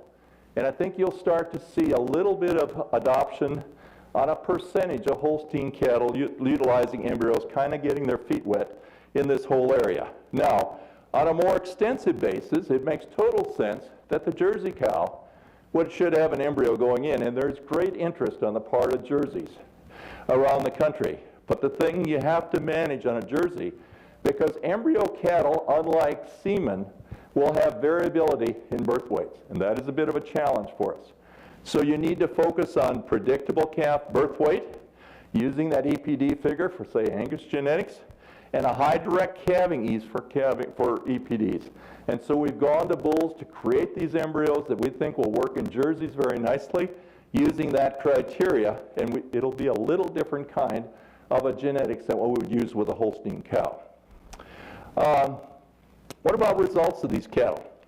This is some work done by some folks in the Minnesota Select Sires Co-op, and the growth rate of these calves going through a growing phase as well as a feedlot phase. The growth phase early on was quite in that 4 pounds a day range. That's excellent in terms of performance. But the real next one is the real key. When we hung them on the rail, 74% of those cattle graded C and B and prime. They netted basically about $136 premium on a U.S. premium beef grid. The other question we had is where they went to in southwest Kansas. We had some lighter weight ones, and the guy said, I'm just going to stick them out on wheat pasture. And so these poor little guys have never been out of a hutch or growing program. We're not sure how they're going to get along on wheat pasture. I'm not sure that's a good idea. Well, he had a lot of wheat pasture, and he stuck them out there anyway, and the calves just adapted to it very well. In fact, gained over 3 pounds a day on wheat pasture. So I think there's a lot of flexibility in the production system on these kind of calves that we can make work. So in summary and kind of wrap up, I think it's important to leave the discussion today. The beef on dairy thing is not a fad. It's here to stay. We went through this in the 90s. We actually created quite a few beef on dairy cattle. I remember seeing tens of thousands of these on feed out at Montford. Because of the value of the dairy heifer, that went away quickly. I don't see this one going away. I think this is one that's here to stay, and I think it'll become a profit center for most dairy operations. The cattle really need to be in a structured program, or else you're going to have a challenge finding a market for these cattle long term. That's an important piece. The packing interest is still in a state of flux. I do think that'll sort itself out over the next 12 months, but it is in a state of flux in terms of their interest in these cattle. There is considerably more value clearly in a beef on dairy calf from a Holstein than from a Jersey, but there's added value for both of them. And I do think the whole concept really is probably still in its infancy and a lot of things to be sorted out, but it is an area that's grown and will continue to grow. And I guess with that, appreciate the opportunity to share that with you, and we'll take, I think we got time for maybe some questions, if you have some. Fire away. Or comments. Comments are welcome too. Disagreements even work. Yeah, I got one here. Okay.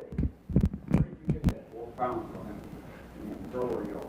Who gets 4? Who got them? Yeah. They were out, I'll get specific, they were out at Sam Hans's at Triangle H. Pretty good game. It ain't bad. That's pretty good. That 3 in the wheat pasture was also good too. Yeah, most wheat pasture cattle will do between 1.5 and 2.5. 3 pounds is really good. But that's an example. You're also using ultra elite genetics. I mean, you're dealing with the upper 1% of the Angus breed on these cattle for growth. They should grow. You had another question there. Yeah. I was just curious on the in vitro Angus IVF embryos. On the dam side, it's all unknown. Correct? Is there any chance that in the future that can change? No genetics behind the dam? Guy sitting right next to you with this in vitro called Brady Hicks. Do you want to comment, Brady? Because I don't know the answer to it. It's the correct deal. Thoughts? So I would say yes, it's possible. But the way I look at it is the dam side of the equation. We're saying they're average. They're average for the breed. Average commercial Angus cattle, and as Dr. Flora mentioned, the genetic progress being made on that up from 1% on the sire side. The same way we do all of our breeding, conventional breeding, and have for years and years. So the short answer is yes, it's possible, but the numbers become and there's a cost. One of the challenges, even if you took the, like, say you did Angus females, a lot of purebred herds as an example, you're dealing with 2 ovaries, obviously, and to get numbers that they get, you get thousands of ovaries. in their system. You have a grading system. Obviously, not all these embryos created meet the standards, and so so if you started with known genetic cattle, you'd just be dealing with a limited supply.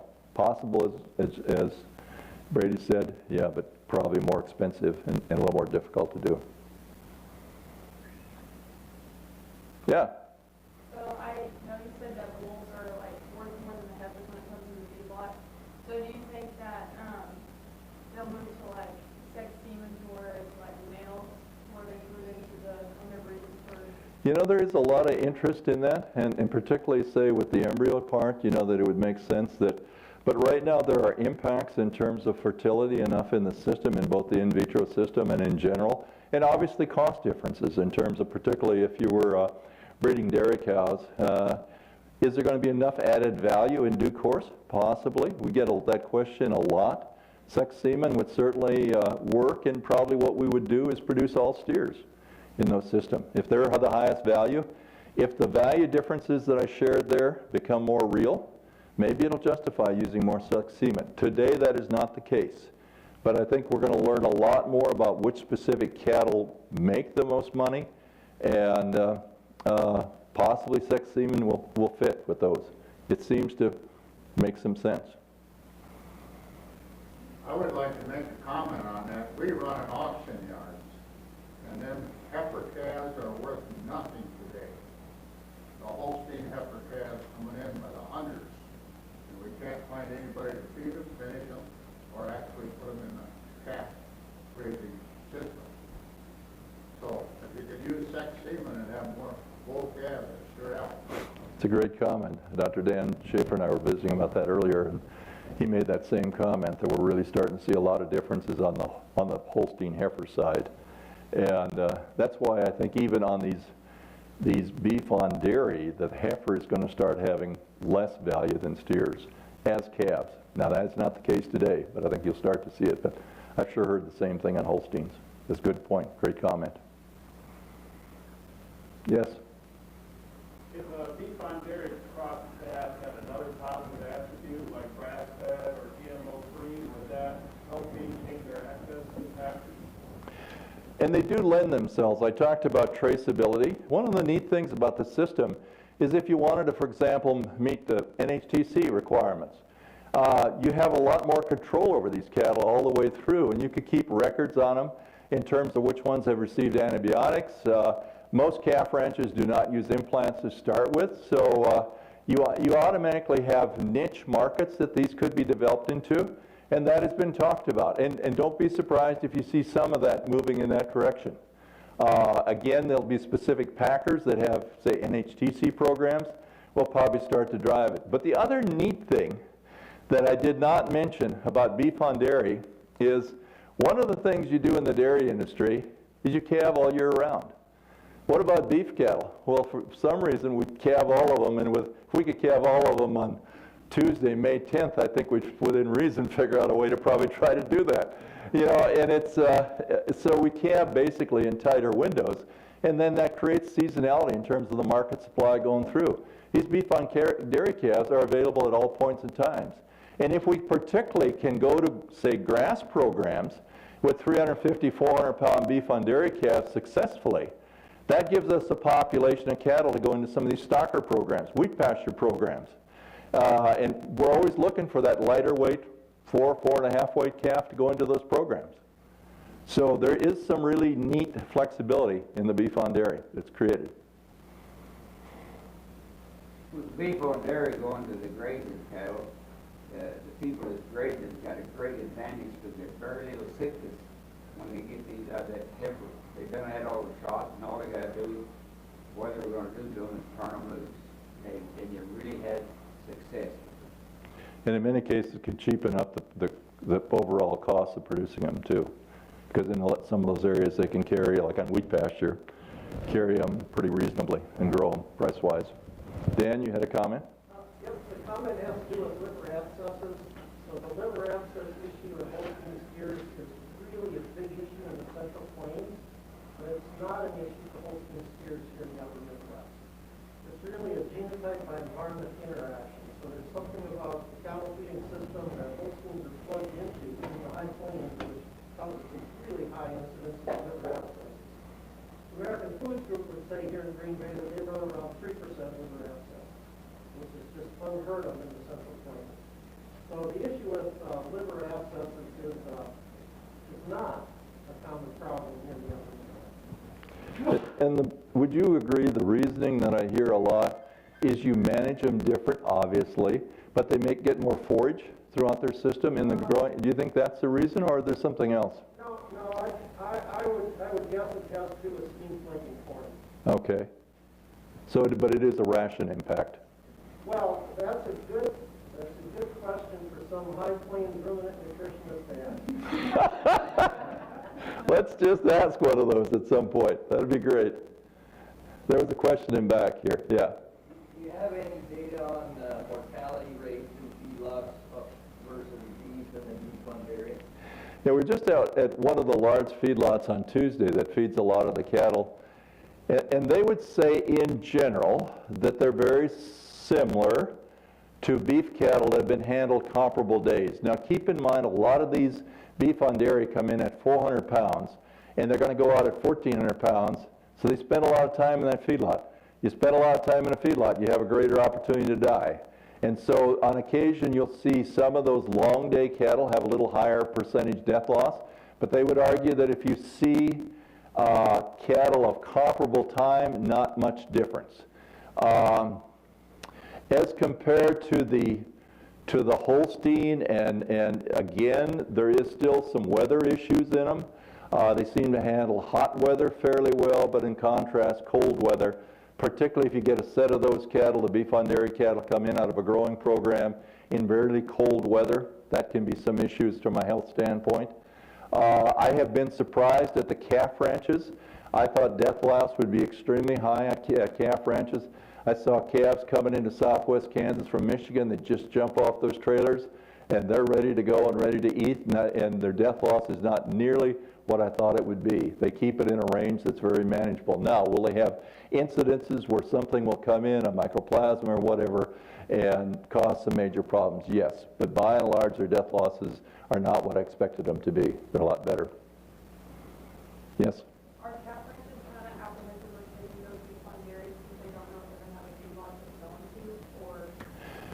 I think in most cases, the calf ranches are closely tied to feedlots to make sure they have a marketing system. A calf ranch, especially, well, they're so dang big. I mean, it's just, yeah, I know you've got a lot of, 500 or 200 head operations up here, but these calf ranches have gotten 25, 30, 50,000 head type operations, and they're so big that when they get into that, they have a market pretty well. They know where they're going. It's, some will sell just routinely on, say, a superior auction, while others want to sell directly to a feedlot, and they have their market pretty well built. And like in our program that we're talking about, these cattle are virtually contracted all the way from the time they hit that calf ranch till they're going into a feedlot. So they know what their market is. Very important part of that whole thing.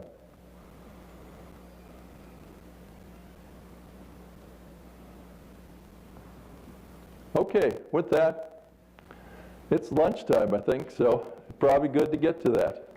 Thank you. Thank you for attending today in Expo.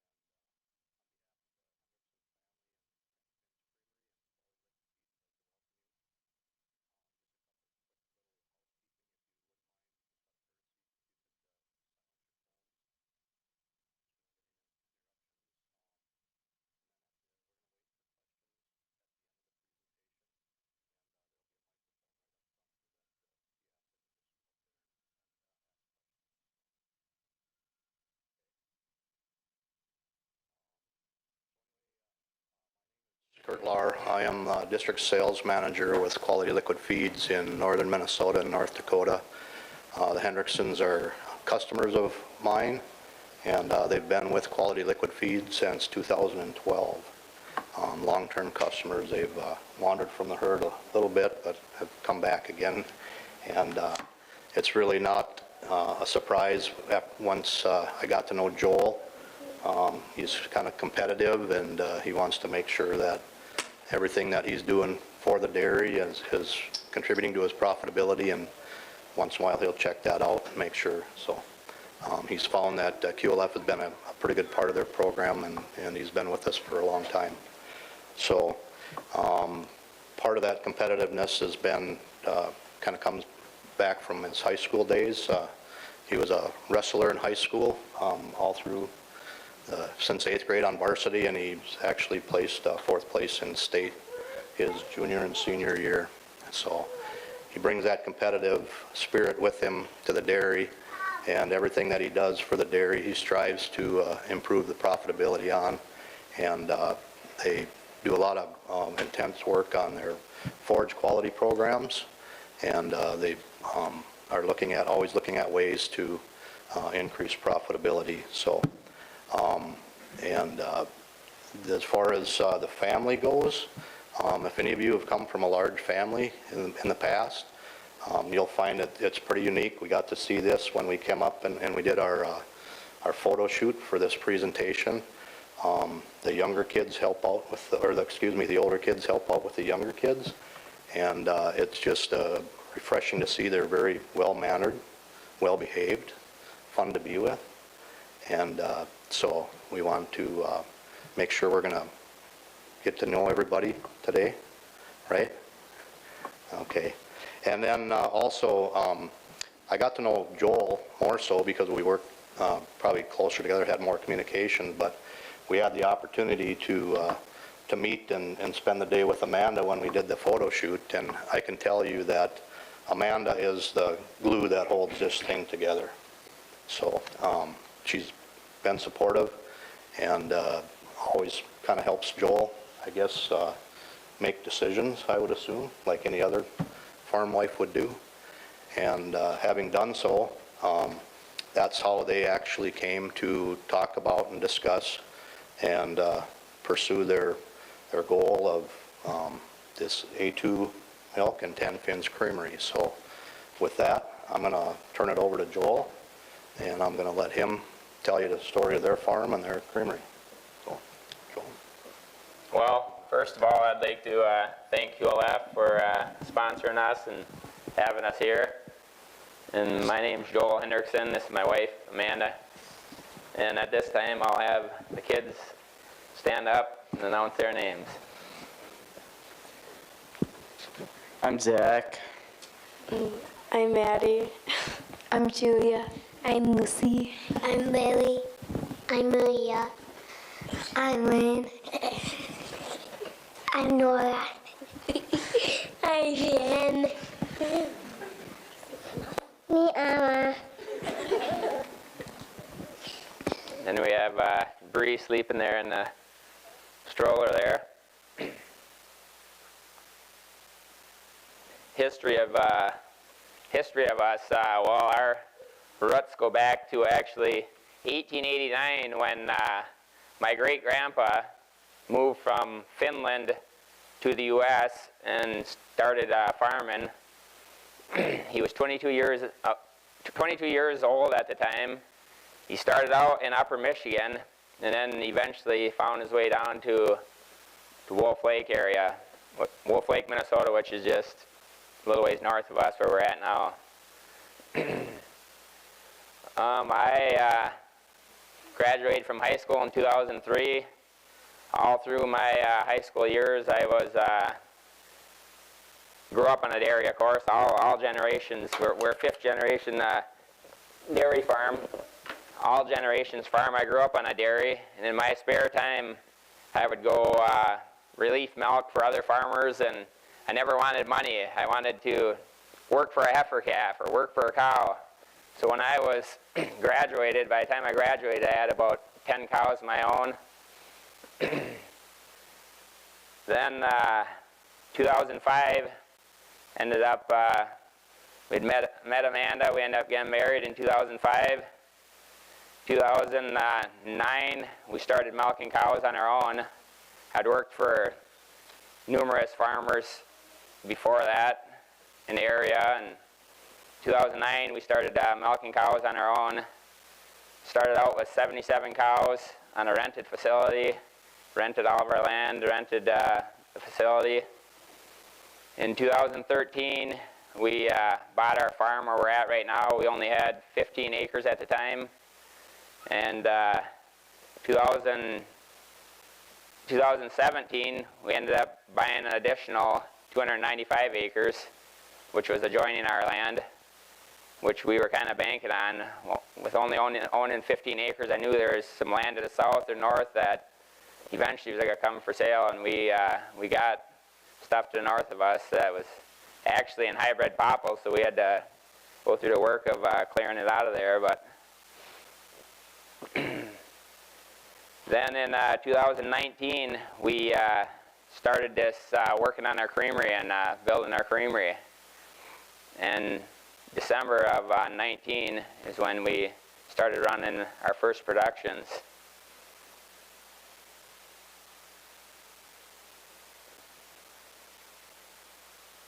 There's a little video of the farm, our freestall barn right there. Parlor there where you can see the kids walking beside there. That was actually an old, when we moved here, it was a horse stable actually. We gutted it out and put a parlor in there. We still use the silos. There was an old tie stall barn which we actually took down and used a bunch of the materials to do our parlor and stuff. You can see those windrows over there. That was the popple tree land that we had cleared right there. And we windrowed them for the time being so we could farm in between them.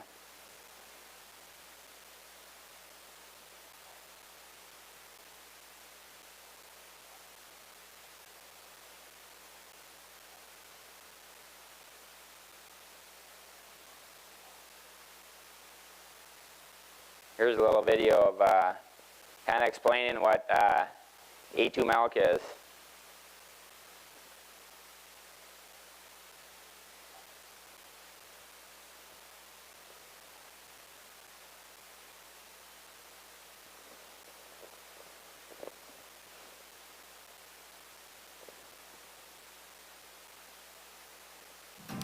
Everyone loves milk, at least at first. And everyone needs protein and calcium. It makes you strong. But some nutrients are different than others, especially when it comes to milk. Cow's milk has been a favorite for millennia. Easy to absorb nutrients are good for you. Cow's milk has two types of protein, whey and casein. Casein has two types of beta-casein, A1 and A2. In the past, cows only produced milk that contained the A2 protein. The same protein you liked as a baby, because A2 is the same protein found in human milk. Everyone was happy. But then a natural mutation happened in some cows, and their milk started to contain A1 protein in addition to A2 protein. Unfortunately, the A1 protein is not compatible with some people and causes discomfort. Thankfully, there is a safe way to test cows to see which protein their milk contains. And by only breeding cows that produce A2 milk, Minnesota has its first exclusively A2 herd and creamery. Now everyone can comfortably enjoy natural, real milk. Real milk, the way it used to be.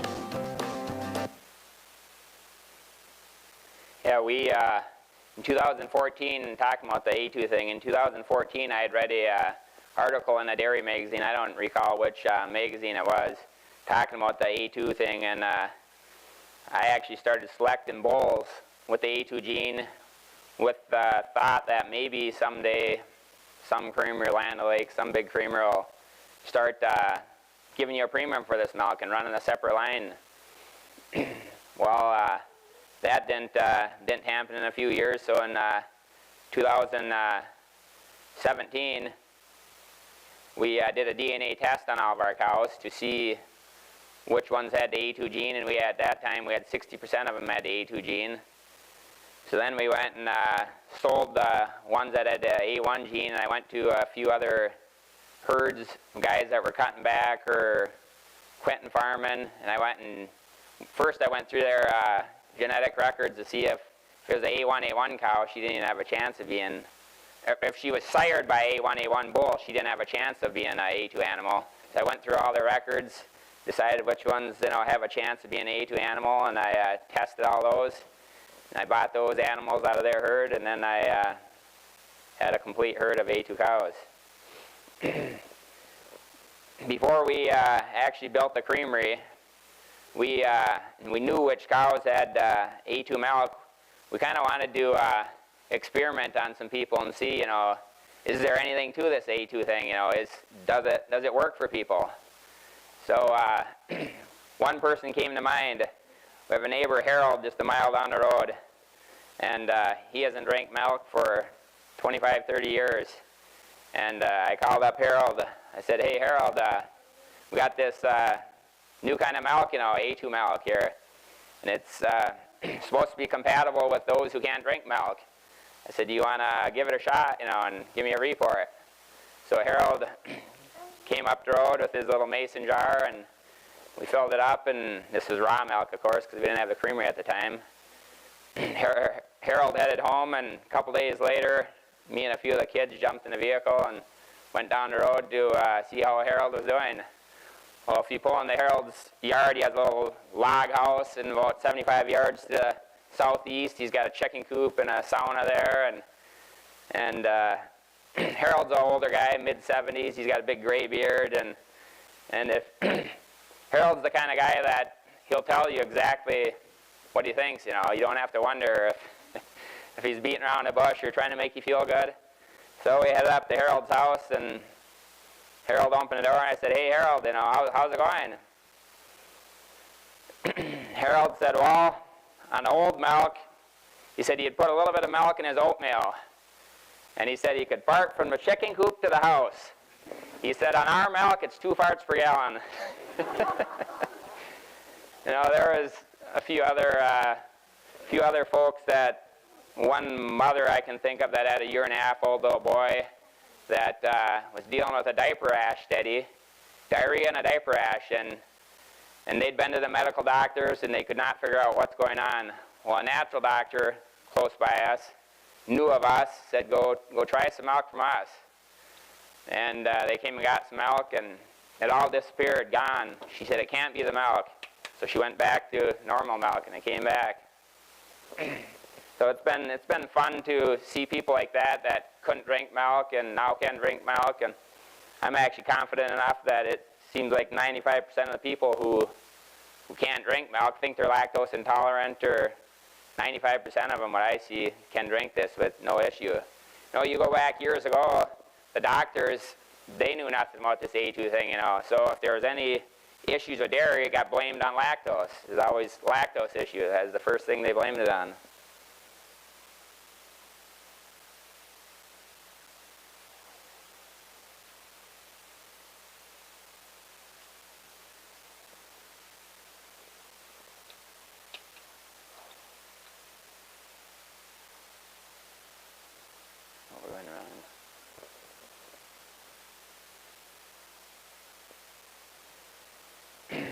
Dairy details. We have, actually the majority of our herd is a Holstein herd. We have a few brown Swiss, and then a few brown Swiss Holstein and then we actually have one little Jersey that's in the herd there too. We have a total of 260 cows, counting the young stock on up, about 260. We're milking about 135. Our rolling herd average is 24,700 with protein of a 3.4 and a butterfat of a 4.4.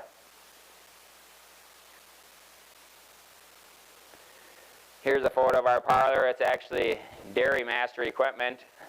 We milk our cows twice a day in a swing 13 parlor. Our barn is a 68 by 200 freestyle barn. We farm the crops, corn, not really straight alfalfa. We're kind of a mixture, grass, clover, alfalfa mix is what we like to do. Calf management. This is a little hoop barn from Farm Tech here that we have our baby calves in. It's actually 12 stalls on each side. After they're born, they come into here, and we actually use whole milk.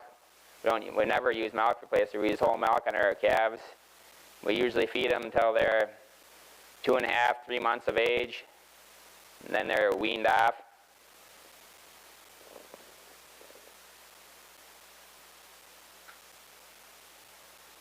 Here's the little hoop barn. Once they're weaned off, they go into this, and they're just given a grain mix, and then hay, and that's it. And then from there, they move over to this other group pen there, and once they're about 600 pounds, they go over to my uncle's where they're just a mile across the woods. They go over there, and they artificially breed them, and when they're 3-4 months pregnant, then they come back home to our place. Transitions, maternity pen. We in the summertime when the weather's nice, we actually don't really have no transition pen. They're all this, eat the same feed out on pasture. I actually rarely go check on them. Usually we see a calf running around and go run up the cow and calf. I feel that when they're out on pasture, grazing and exercising, you don't have issues, you know. In the wintertime when it's cold, we have a calving pen in the back of our freestyle barn where we can bring them in when it's 15 below, so they survive. Here's our freestyle barn. It's a 4-row freestyle barn.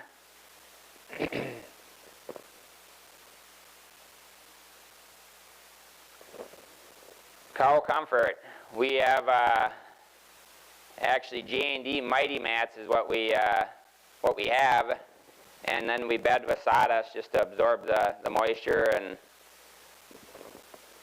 then we also have, as far as fans, we have 3 rows of fans. There's 1 row of fans over each head-to-head, and then there's a row of fans along the feed bunks there that have misters on them, and they're on a 2-stage thermostat at a certain temp. The fan starts, another temp, the misters start. Same thing with the fans above the head-to-head stalls. Feed storage. We still use the silos and bags. I like storing in the bags and the silos because every day we're taking that 18 inches of feed off, so it's always fresh, no issues with spoilage. Then we have, you can see where the mixer's sitting right there. We have 2 wood bins which we made that are commodities sitting. We have canola meal in one and soybean meal in the other one. And there's our, right beside those wood bins is where our QLF tank is there. Talking about a little bit about QLF, we, as Kurt said, have been using QLF since 2012. And I like the QLF because we're not dealing with bags. I have all the vitamins, minerals, everything mixed right in there. And we're trying to get some extra energy into the cows. I don't believe in animal fats, so we don't feed any animal fats to our cows because I think they're herbivores, not carnivores. So we use the protein, the QLF for extra energy source. And then the consistency. If we change feeds, you always have that same smell, the QLF, so I think they transition better to new feeds when they're got the smell of that QLF steady in there. I actually just recently, kind of my fault, we ran out of QLF. It was getting low, so I figured I'm going to give it a whirl. I cut it in half. I wanted to see, Kurt's a good guy. He's selling the product. I wanted to see, let the cows tell me, is this still working? So I cut it in half and we upped the starch and fed half the QLF. I lost 6 pounds of milk in a week. And so we put her back in and it came back up, so QLF was still working. Call management here. As you can see, we have J bunks here, and I believe in no waste. You know, we're not daily 10% waste coming out of the bunk. My cows clean the bunk up. No, we're never in there cleaning the thing. If you put up good forages, you know, have your silage process, there's no cobs, they eat it. As you can see, there's a lick tub sitting in there. It's actually an empty lick tub, which we have bicarb in there. I have 2 of them along the bunk. That also tells me if the cows start hitting the bicarb hard, there's an issue. We got to figure out what's changed in the ration. If the cows are leaving the bicarb alone, things are good. Breeding program. We're pretty basic. I have no heat detection collars. We don't do any off-sync programs. It's just natural heats. And we're steady running 12/7 to 13-month calving interval. Our average, we're averaging about 1.8 breedings per conception. I do keep some bulls out of my best cows, and when we're busy at times, I'll put a bull in there, let him snug up the slack a little bit. Manure handling. Here's a little video of our manure pit here. We actually only had it about 4 years. We were hauling daily. It's actually across the road from our freestyle barn, so the pipe goes under the road. Have a reception pit in the freestyle barn where we scrape all the manure to there, and it gets pumped underneath the road over to the pit there. And we clean it out once a year. In springtime, when we're tilling the fields, getting ready for corn, sometimes we'll put some on the hay ground too.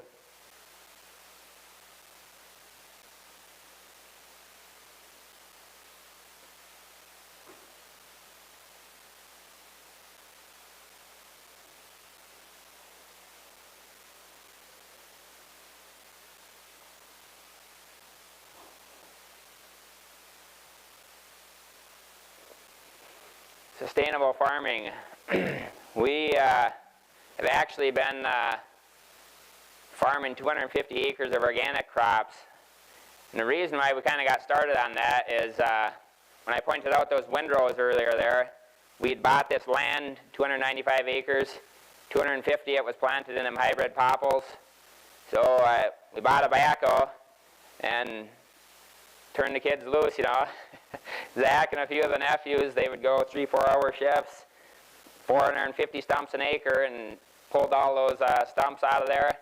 We windrowed them into windrows, and then we just started farming in between them. But, you know, nothing had been done to that land for 20 years, so I figured this is a perfect opportunity. If I want to farm organically, all I have to do is the paperwork to get it certified.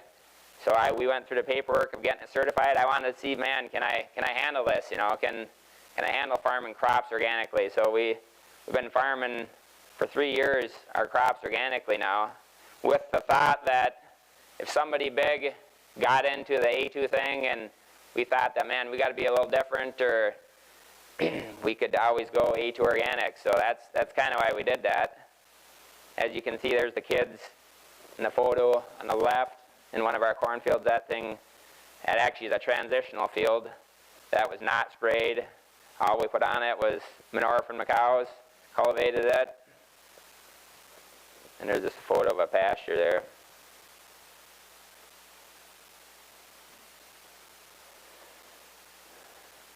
The creamery. Here's the raw bulk tank right there. We actually have this creamery sitting right beside the parlor. And the reason why we did that is because we didn't want to haul the milk and have a receiving bay. So actually when the cows are getting milked, the milk goes straight into the creamery when we want milk in there. So there's only a 5-foot alley between the two buildings and pipes going overhead going into the creamery. We have a HDST pasteurizer that stands for high temp, short time. So our milk is pasteurized at 170 degrees for 20 seconds and it's done. We do not homogenize. I feel that if it naturally separates, why should we change that? So we do not homogenize, so we'll have the cream on top, but you have to pasteurize. So we chose to go with the HDSD pasteurizer. Actually, this equipment came from Cedar Summit Farms. I don't know if anybody's ever heard of them. They were in New Prague, Minnesota, and had a little on-farm creamery, and that's where all this equipment came from. Here where there's probably better pictures coming here. Here's the front of our creamery here. We actually kind of chose to do like the old Western style front, you know, with the boardwalk. It's actually cement, but it's stamped cement with, looks like boards there. So there's the little pasteurizer right in the middle, all the tubes going back and forth up there. There you can see a better picture. That's the little pasteurizer. That thing will do about 120 gallons an hour. There's, you can't really see it good in the picture on your left. There's a little butter churn off to the end of that table there, which holds about 70 pounds of cream we can put in it, and you'll end up with about 40 pounds of butter in each batch, so it's kind of a small scale thing. Products we offer. We initially started out with just whole milk. And our whole milk is whatever the cows are producing. So if you buy our whole milk, it's going to be right now a 4.2, 4.3 butter fat and a 3.3 protein. And then we have 2%, and we got our chocolate, which our chocolate is a 2% chocolate. We chose to go with cane sugar in our chocolate milk because cane sugar is non-GMO, and any health-conscious person will know that. Everybody else don't care, you know what it is. We did not want no high fructose corn syrup. Then we've got into a little bit of butter there. We take the cream from our 2% there and turn it into butter. And we only add sea salt in our butter. That's it. Marketing. We actually just got into Kowalski's here. I don't know if anybody's heard of Kowalski's. They're in the Twin Cities area, Minneapolis, St. Paul area. We just got in with them the end of August, and they actually started it in one of their stores. And you can see these two pictures are from, we went down there, took that little Jersey cow, and we went and set up right in front of their grocery store, right by the doors going in. And we had our table giving samples of milk. I figured, we actually, you can't see, there's a calf in the picture too. Figured if we bring the animals, we're going to draw some attention. And if they come talk to us, come look at the animals, we can tell our story. And it worked. Many people came to us and said, man, they've never saw a cow here before. You'd be surprised, the city kids, that we had a bottle. It was a bottle calf, so we'd put just a little bit of milk, because if we'd have put a full bottle, a calf would have been full after one person, so one kid. So we just, little kids that come and talk to us, and look, we asked, hey, you want to feed the calf, you know? And many people said these kids have never saw a cow before, never saw a calf, so they were all excited, and a bunch of them we saw leaving with our milk then, you know. That's kind of marketing. The whole creamery thing, marketing is the key. I'm convinced if we could somehow inform everybody in Minnesota what we're doing, my milk would be gone.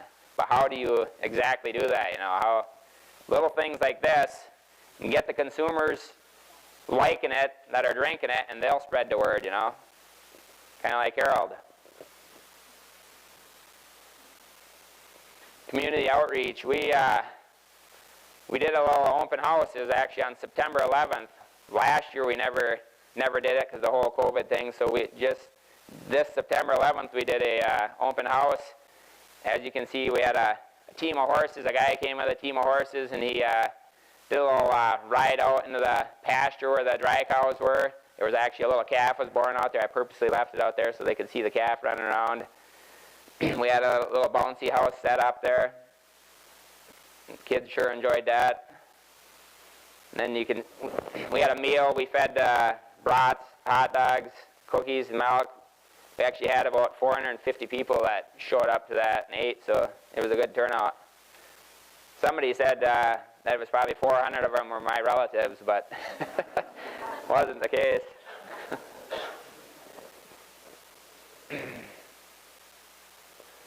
Community. We have, right here is actually a school group, summer school group that came to do a little tour of the creamery, you know, check out the cows. I showed them the calves. They checked it out. They actually had lunch at our place and played games, and I think that's huge to do. You know, there's even up by us, not a big city, there's so many people who don't know anything about farming, you know.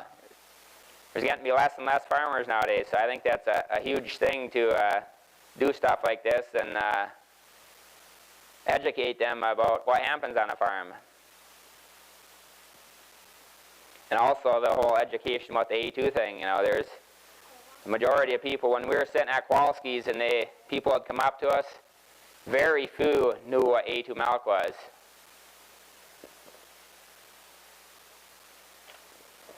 Challenges. Well, in the last year, I would say the biggest challenge has been not being able to go into the stores and do demos. I think that's huge. We did one, me and Lucy did one demo in Central Market, which is 45 minutes away from us, before this whole COVID thing started.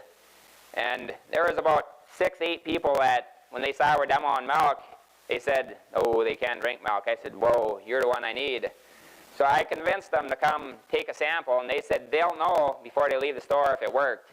And every one of them circled back and took a carton of milk. So I think that's huge. If you can get in the stores and give samples and tell your story. Now, as you can see, Kowalski's, we just did that a few weeks ago, so they allowed us to come in there. It's starting to open up a little bit.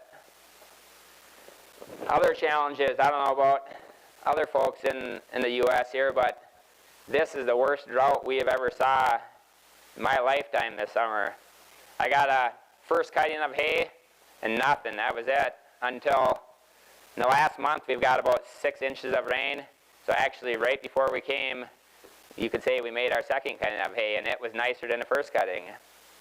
Usually you wouldn't want to cut hay this late because of the frost issue, you know, scared you're going to damage it, but everybody's doing it. They just want the hay.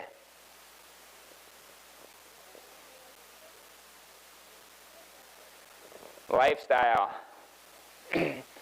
This truly is a lifestyle choice. You know, I get to work with the kids hand in hand, learn with them, see life and death with the cattle, watch crops grow. It surely is a lifestyle, not a business, you know. We, a couple of years ago, I'll just tell you a story here about, a couple of years ago we built a bunkhouse. It's a quarter mile down the road. It's by a pond, and it's up on 8-foot stilts, and there's 6 bunks in that thing. The kids begged me to go stay out there and sleep in the bunkhouse. It's all those memories, you know. There's a swing coming out of the tree that we swing and jump into the pond, you know. I'd have to say that my kids keep me young, keep me going.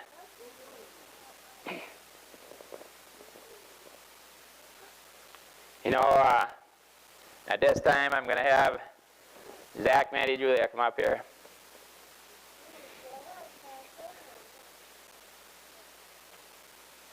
I'm just going to tell you a little bit about what they do. Zach, he can do about anything, whether it's cut hay, whatever kind of field work we got, milk cows. He prefers to drive tractor. So I used to always be the one that would mix feed. Now Zach's kind of taken over. I'll just watch, you know, Zach makes the mix. I'll watch the cows, see what the manure looks like, too much corn coming through, we got to add a little protein. I'll tell Zach, put a little protein in the mix, 40 pounds of canola, let's see what they do. You could ask Zach how many times we change that thing, you know. So he's kind of taking over the mixing the feed. Julia and Maddie, they are always helping in the creamery. As of right now, we're only running our creamery every Monday. And as the demand grows, we'll start doing more days a week. Because it only makes sense, you know, if you're run a smaller amounts, you have hour of cleanup, hour of prep. So the more you do at one time is way more efficient. So as of right now, we just run it on Mondays. And it's always Maddie or Julia and Lily or Maria that take turns every other Monday. They get up at 4:30 with me. We process milk. Maddie and Julia are the ones who invoice the stores. They do all the receipts for the stores. Zach here a couple months ago was complaining to me that when he was Maddie and Julia's age, he was already scraping the lane, driving the skid steer, scraping manure, you know. So I told him, I said, well, Zach, how did you learn? You know, I taught you. So I said, you got to take one of them and teach one of them. So Julia got a new job. Okay, you guys can sit down. Lucy, Lily, Maria. Lane.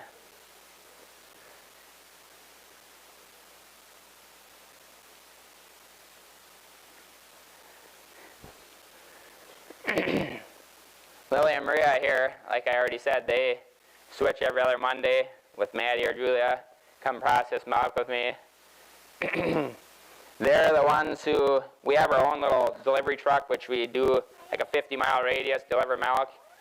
They're the ones who have been on that route with whoever, so they know where to go. So if there's a new, say my dad, when my dad started driving for us, if we needed to send somebody along that knew where to go, you send Lily or Maria. And they knew where to go, they know where you park here, bring the cartons, bring the crates of milk into here, give the invoice to this guy, take your empty cartons from here, empty crates from here, and they know the route, so they get her done. Yeah, I got a little story here. A couple weeks ago, I was cleaning the parlor. You know, they also milk cows, dipping, wiping, but they have their 5-gallon bucket they got to kick along to reach the cows, you know. So a couple weeks ago, I was cleaning the parlor, and I realized that bucket is wore off about 2 inches. And all I hope is that they grow according to how the bucket shrinks. You know, if they start growing too much, that means they're going to have to milk more cows so the bucket wears more. Lane, he feeds calves, helps milk too. Lucy, kind of the same thing, feeds calves, helps milk. She don't need the bucket, she's getting tall enough. You guys can sit down. Finney, Nora, and Emma, come here.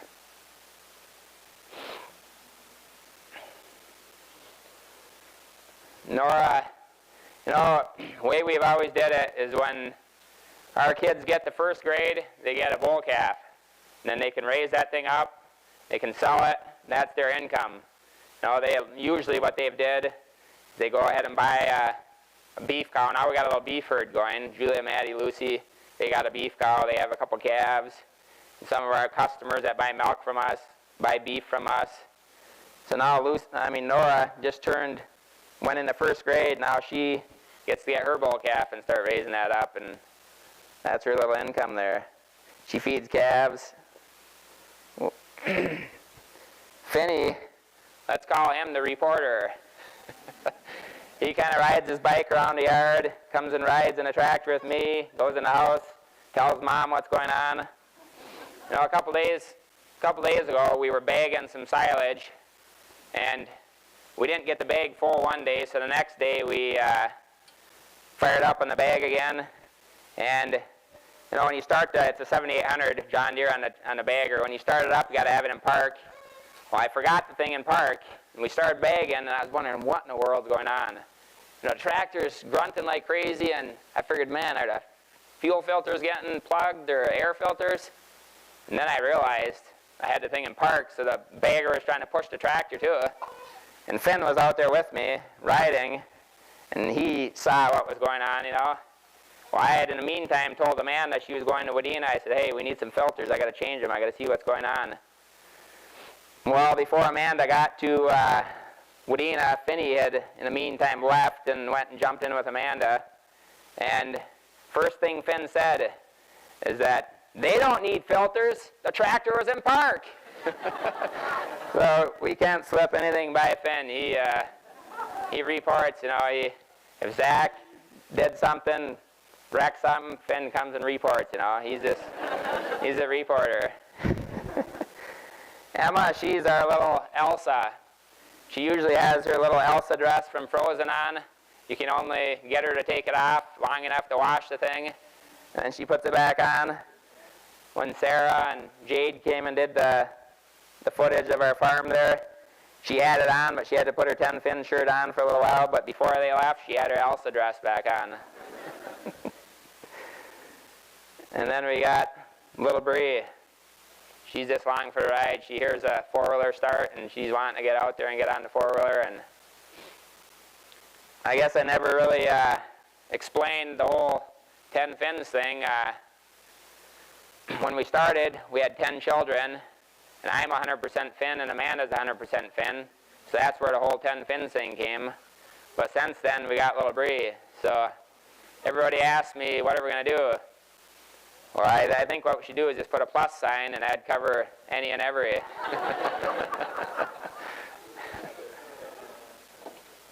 But last of all, I guess I would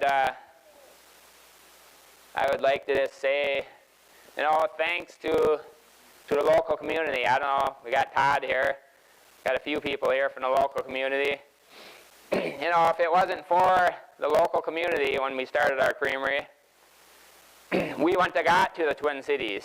You know, if they weren't there supporting us and buying our milk, whether they need it or not, or they just like what we're doing, we would have never got to the Twin Cities.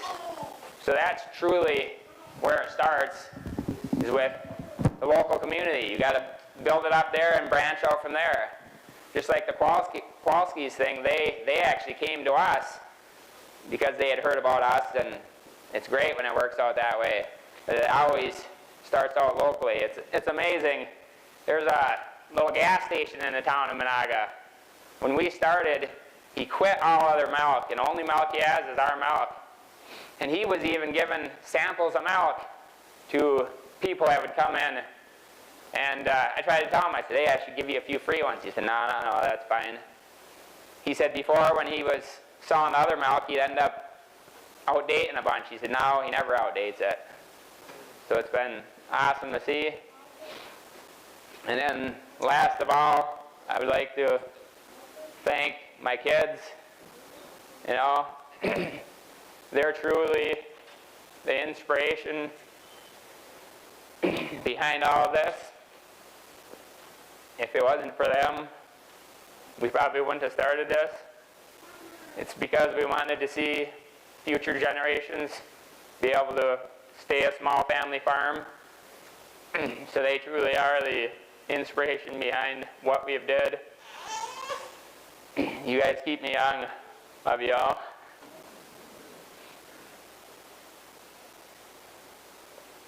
Well, that's it, I guess.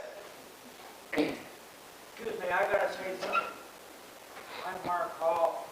I worked out as the lead crewman for the library yacht club.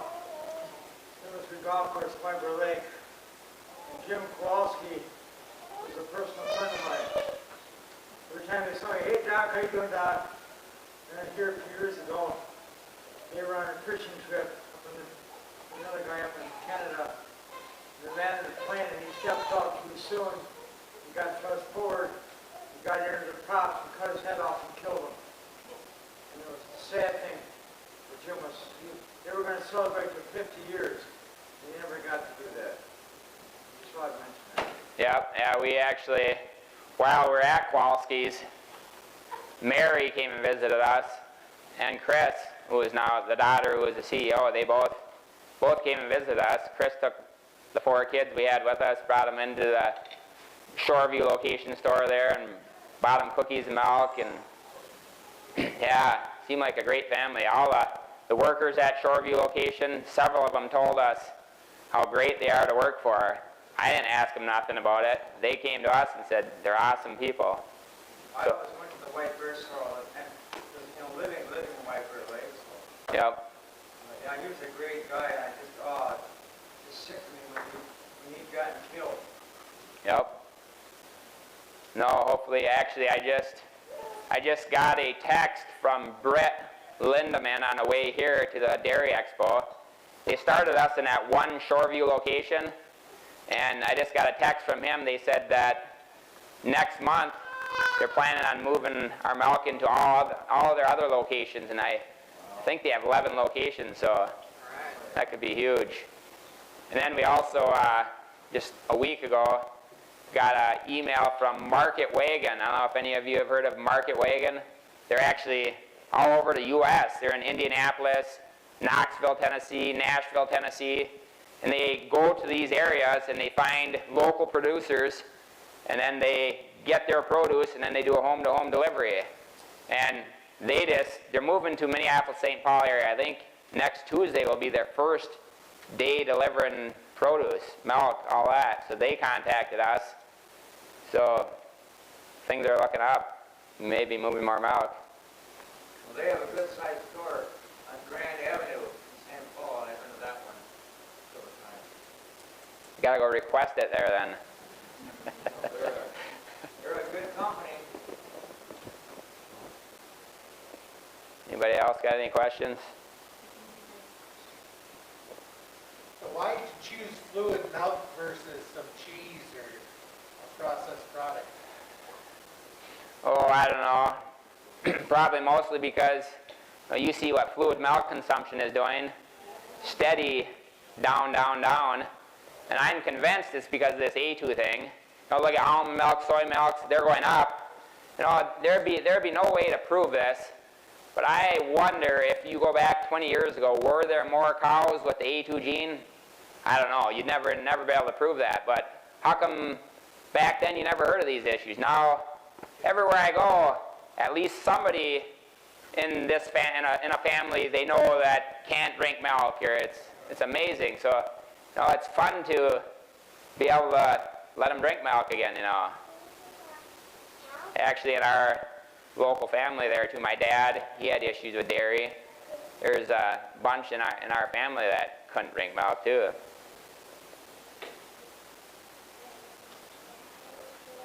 With your packaging, why did you select to go with carton versus glass or plastic?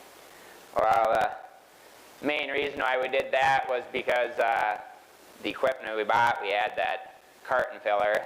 And then there is an advantage of the carton. It's got your 4 sides, so you can tell your story. You take a glass bottle, the little area to tell your story, so it's nice, just like my kids when they're eating their cereal, they fight over them Fruit Loops boxes to sit there and look at those, well, how many kids out there are maybe have our milk carton sitting there and they're reading that,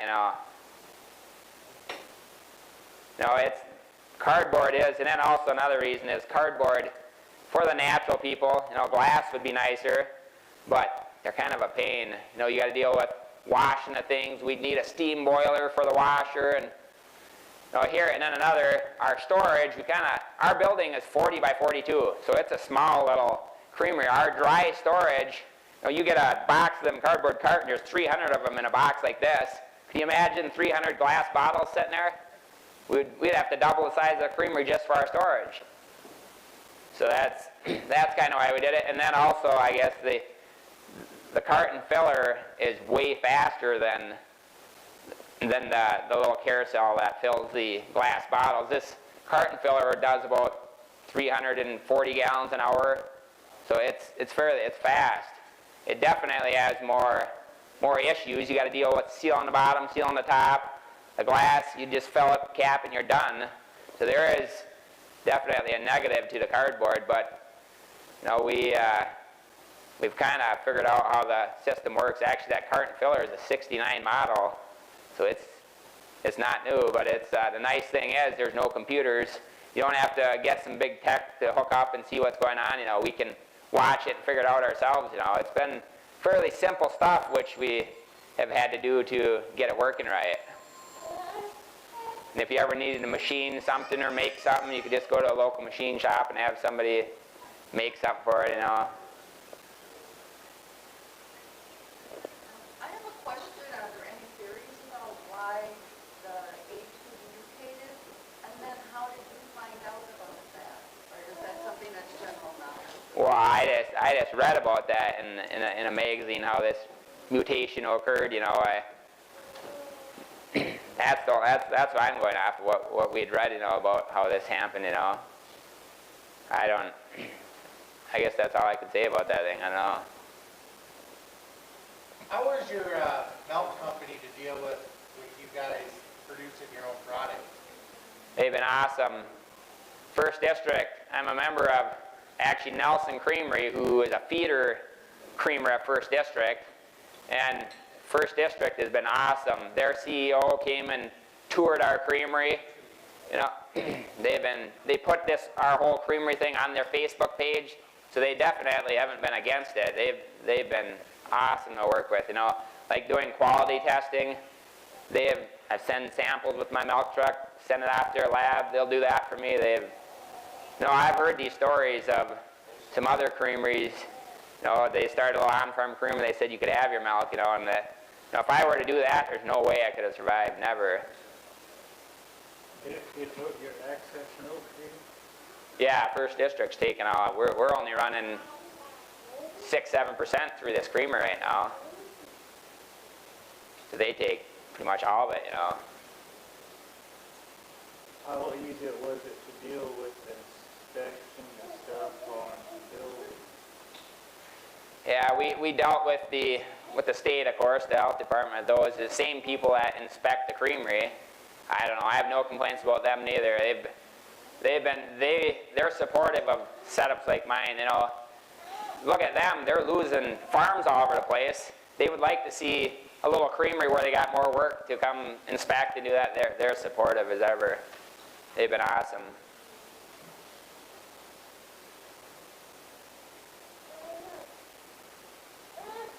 So what's next? Like, what's your next long-term goal? You look at a business, they say every 3 to 5 years you need to expand by a certain amount.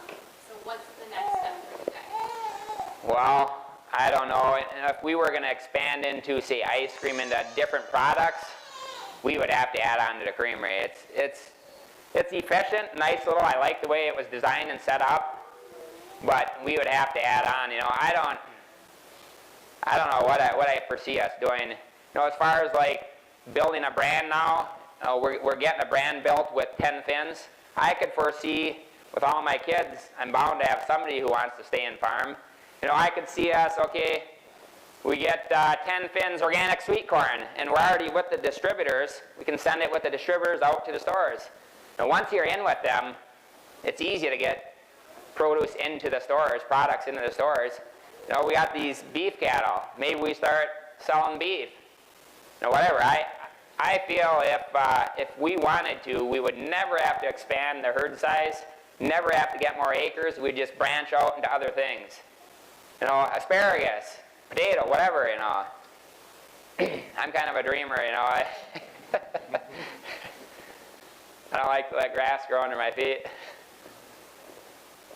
Did you have to go and get your pasteurizer license and learn about that, or did you already hire somebody, or how did you go? Well, I went and took a class at the U of M on running pasteurizers.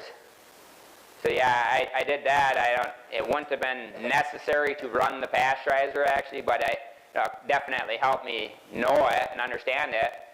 If I took one training further, say like right now, if I had an issue with the pasteurizer and I had to break one of them state seals, I am not supposed to start processing milk until they come and inspect it that it's working right.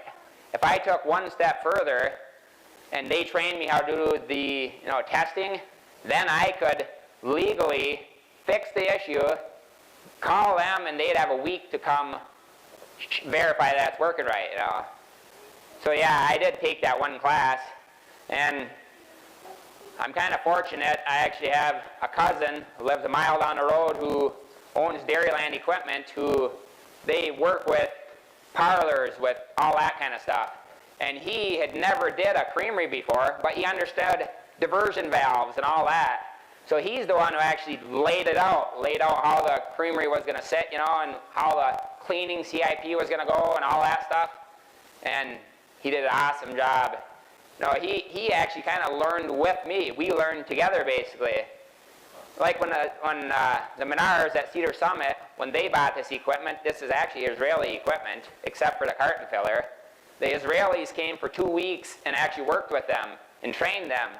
Well, we learned by the School of Hard Knocks with issues, you know. So me and my cousin Keith, we just set it up and started running, and yeah, we had issues. And we learned from the issues, I guess.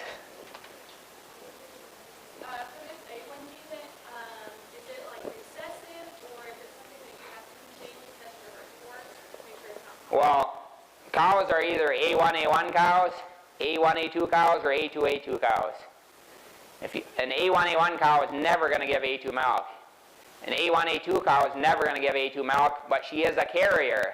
So if you breed her to a A2 A2 bull, you get a 50-50 chance of getting A2 A2 offspring, whatever side she throws, or A1 or A2 side. But now, my whole herd's A2, so I use A2 bulls. We haven't even been testing them no more. So yeah, once you have the A2 thing, just use A2 bulls and you're set, you know. Looks like we're getting a wrap it up sign, but you can tell by just Joel's discussion that the wheels are constantly turning in his head and coming up with ideas, and so let's give him a round of applause. Appreciate it, and we appreciate their business. So, thank you.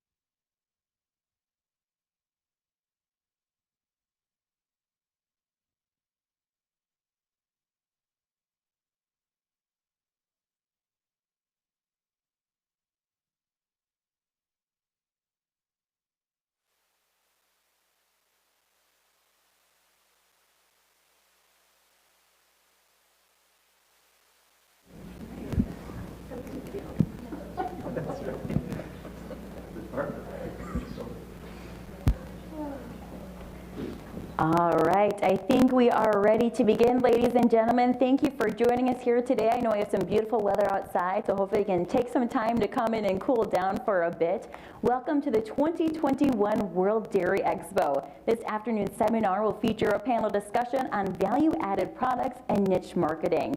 One of the constant challenges dairy producers face is price volatility.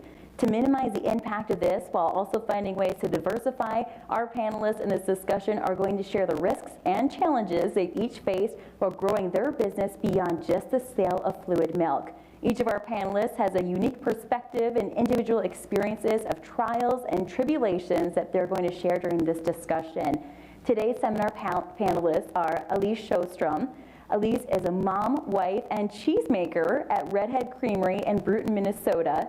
Redhead Creamery is a partnership with Elise's family farm, Jet Lindy Farms, that started making cheese in 2014.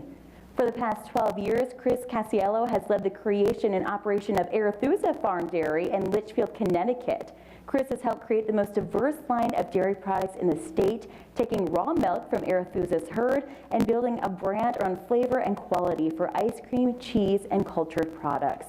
Now, unfortunately, Gary Hansen, the owner and operator of Lady Lane Farm in Molina, Oregon, was scheduled to join us, but unfortunately he was not able to make it to Madison today. And my name is Caitlin Riley. I'm the Director of Communications and Outreach for the Wisconsin Beef Council, but I was raised on a dairy farm in southwest Wisconsin where my parents milked about 70 registered Jersey cattle. We recently sold them in April and are transitioning to our beef herd in our next adventure. And I was recently the 71st Allison Dairyland, where I had the opportunity to promote all the different commodities across the state of Wisconsin. And I'm honored to be able to be here today to learn, along with all of you, about different ways to increase the value of the products that you folks work so hard to create.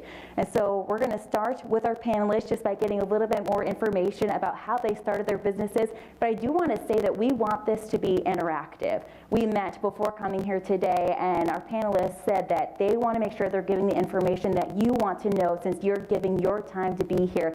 So if you have a question, please feel free to raise your hand. If you need to come closer, you can. If you want to shout more loudly, or if you need me to come to you to echo the question, please feel free to do so. And Elise or Chris, I guess whichever one of you wants to take it first, let's start with the talking about starting your business, taking that leap, because that's not a free endeavor. And what do the financials look like when you're doing something like this? Well, you're very right about that. I am told that I am unique in that I decided I wanted to make cheese when I was 16 and knew that I wanted to do it on my parents' farm. And so the concept of the finances and all of that, I wasn't even thinking about at that time. I was just thinking, how do I figure out how to do this? So I actually studied food marketing at the University of Minnesota. As I was told, anyone can learn how to make cheese, but getting it sold is the hardest part. So I still believe that's very true, though I don't know that anyone can make cheese, but they can try. So, I am number 3 of 4 redheads, 4 redheaded daughters in my family, and we were all very involved in Forage and showing dairy cattle and just everything dairy promotion. My mom was the chairwoman of the Minnesota Milk Promotion Board, so all of the promotion side of things was kind of engraved in my blood.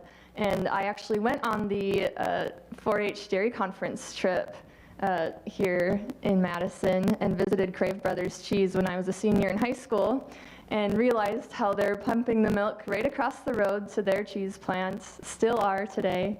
And it was 3 brothers that were doing this, and I felt like, this is it. This is what I'm going to do. So literally declared when I got home that we will be making cheese someday. My parents figured, you figure it out, we'll keep milking cows, someday we'll make this work. So on the finance end of things, our farm really, the equity of our farm is still helping the creamery to run. We work very closely with our bank. We're part of the credit union, and that has been extremely supportive of what we do. And through the challenges of us getting started, I did a lot of the planning and the figuring out which equipment to use and all of that based on experiences that I had. and didn't know everything, obviously, and still don't. And there were some financial struggles we went through because of that. We had a plumber who thought they knew what they were doing and didn't. And so our insurance provider questioned if they should still cover us for a couple of times because the plumber blew up our cheese vat twice. And so little things like that they'll build up, and you question if you made the right decision in life. But when you have the heart and the drive to get something done, eventually you make the finances and all of that work. But reaching out to programs that are available, the Minnesota is extremely supportive in value-added products and creating that culture and that environment. I lived in Vermont for a couple of years and lived in that whole cheese and beer and everything being just normal, and we loved it, and wanting to bring more of that back to Minnesota. So working with our state, with their grant programs, working with DBIA and their programs that they've had recently, and even the federal value-added grant that's available to value-added producers is extremely important to be aware of all of those for financing and take advantage of those programs in order to keep rolling and functioning as a startup business. I'll stop there and let Chris get going a little bit. How long did it take you to become profitable? Like, what was the time frame? Krista just asked what the time frame was for her to become profitable. And I would say last year, which was year 6, I was not worried about paying my bills. So it took about that long. Hi, guys. So I'm coming at it from a little different angle. I started in agriculture, managing a small dairy farm in my hometown after I had come back from a separate career. Learned how to pasteurize milk and was getting into making dairy products and cheese. I did that for about 10 years, and then a couple of shoe executives from New York City owned a farm in Litchfield, Connecticut, and did very well with genetics and show cows. Arethusa had the top 2 cows in the country, and it was 2006, right? 2004, 2006 with Melanie and Veronica. And they were ready to take the next step and move into creating their own products from the milk that they were creating. So they brought me on, they pulled me out of that small farm, and we dialed up what I was doing there times 10. We bought a small brick, the old firehouse in town on Main Street, and spent a year renovating that. And we were lucky enough to be well capitalized and and unencumbered by knowing the pitfalls of what was coming ahead, right? So we jumped in with both feet. Started with fluid milk. Bottled a full line of fluid milk. Had made yogurt in the past and cheese, so we branched out to yogurt, and then the ice cream followed next, and then we started with a full line of cheeses. We do butter and sour cream as well. So we really wanted to have our model be, like a hometown creamery from the 50s that made everything, and that really had a local following that we could count on all the time. So we were well capitalized from the beginning. There is a huge expense up front to building a dairy plant, obviously. It's gotten worse instead of better, but it's certainly doable. My suggestion would be to find a company with a lot of experience, because there's a lot of things you just don't think about and don't know. And we were lucky enough to have one that was pretty well, had a ton of experience in building dairy plants. We did a lot of work. We went out to Cray Brothers and visited every place we can. That's the first thing I think you should do, is go out and find a model that you like, and then try to copy that. Building on this conversation of how you two started, you had talked about plumbing and utilities, and Chris, you had chatted about the location that you selected. How important is it when you're trying to find people to work with utilities, or even finding your location? How important is that when you're just starting a business to be planning for 5, 10, 15 years down the road?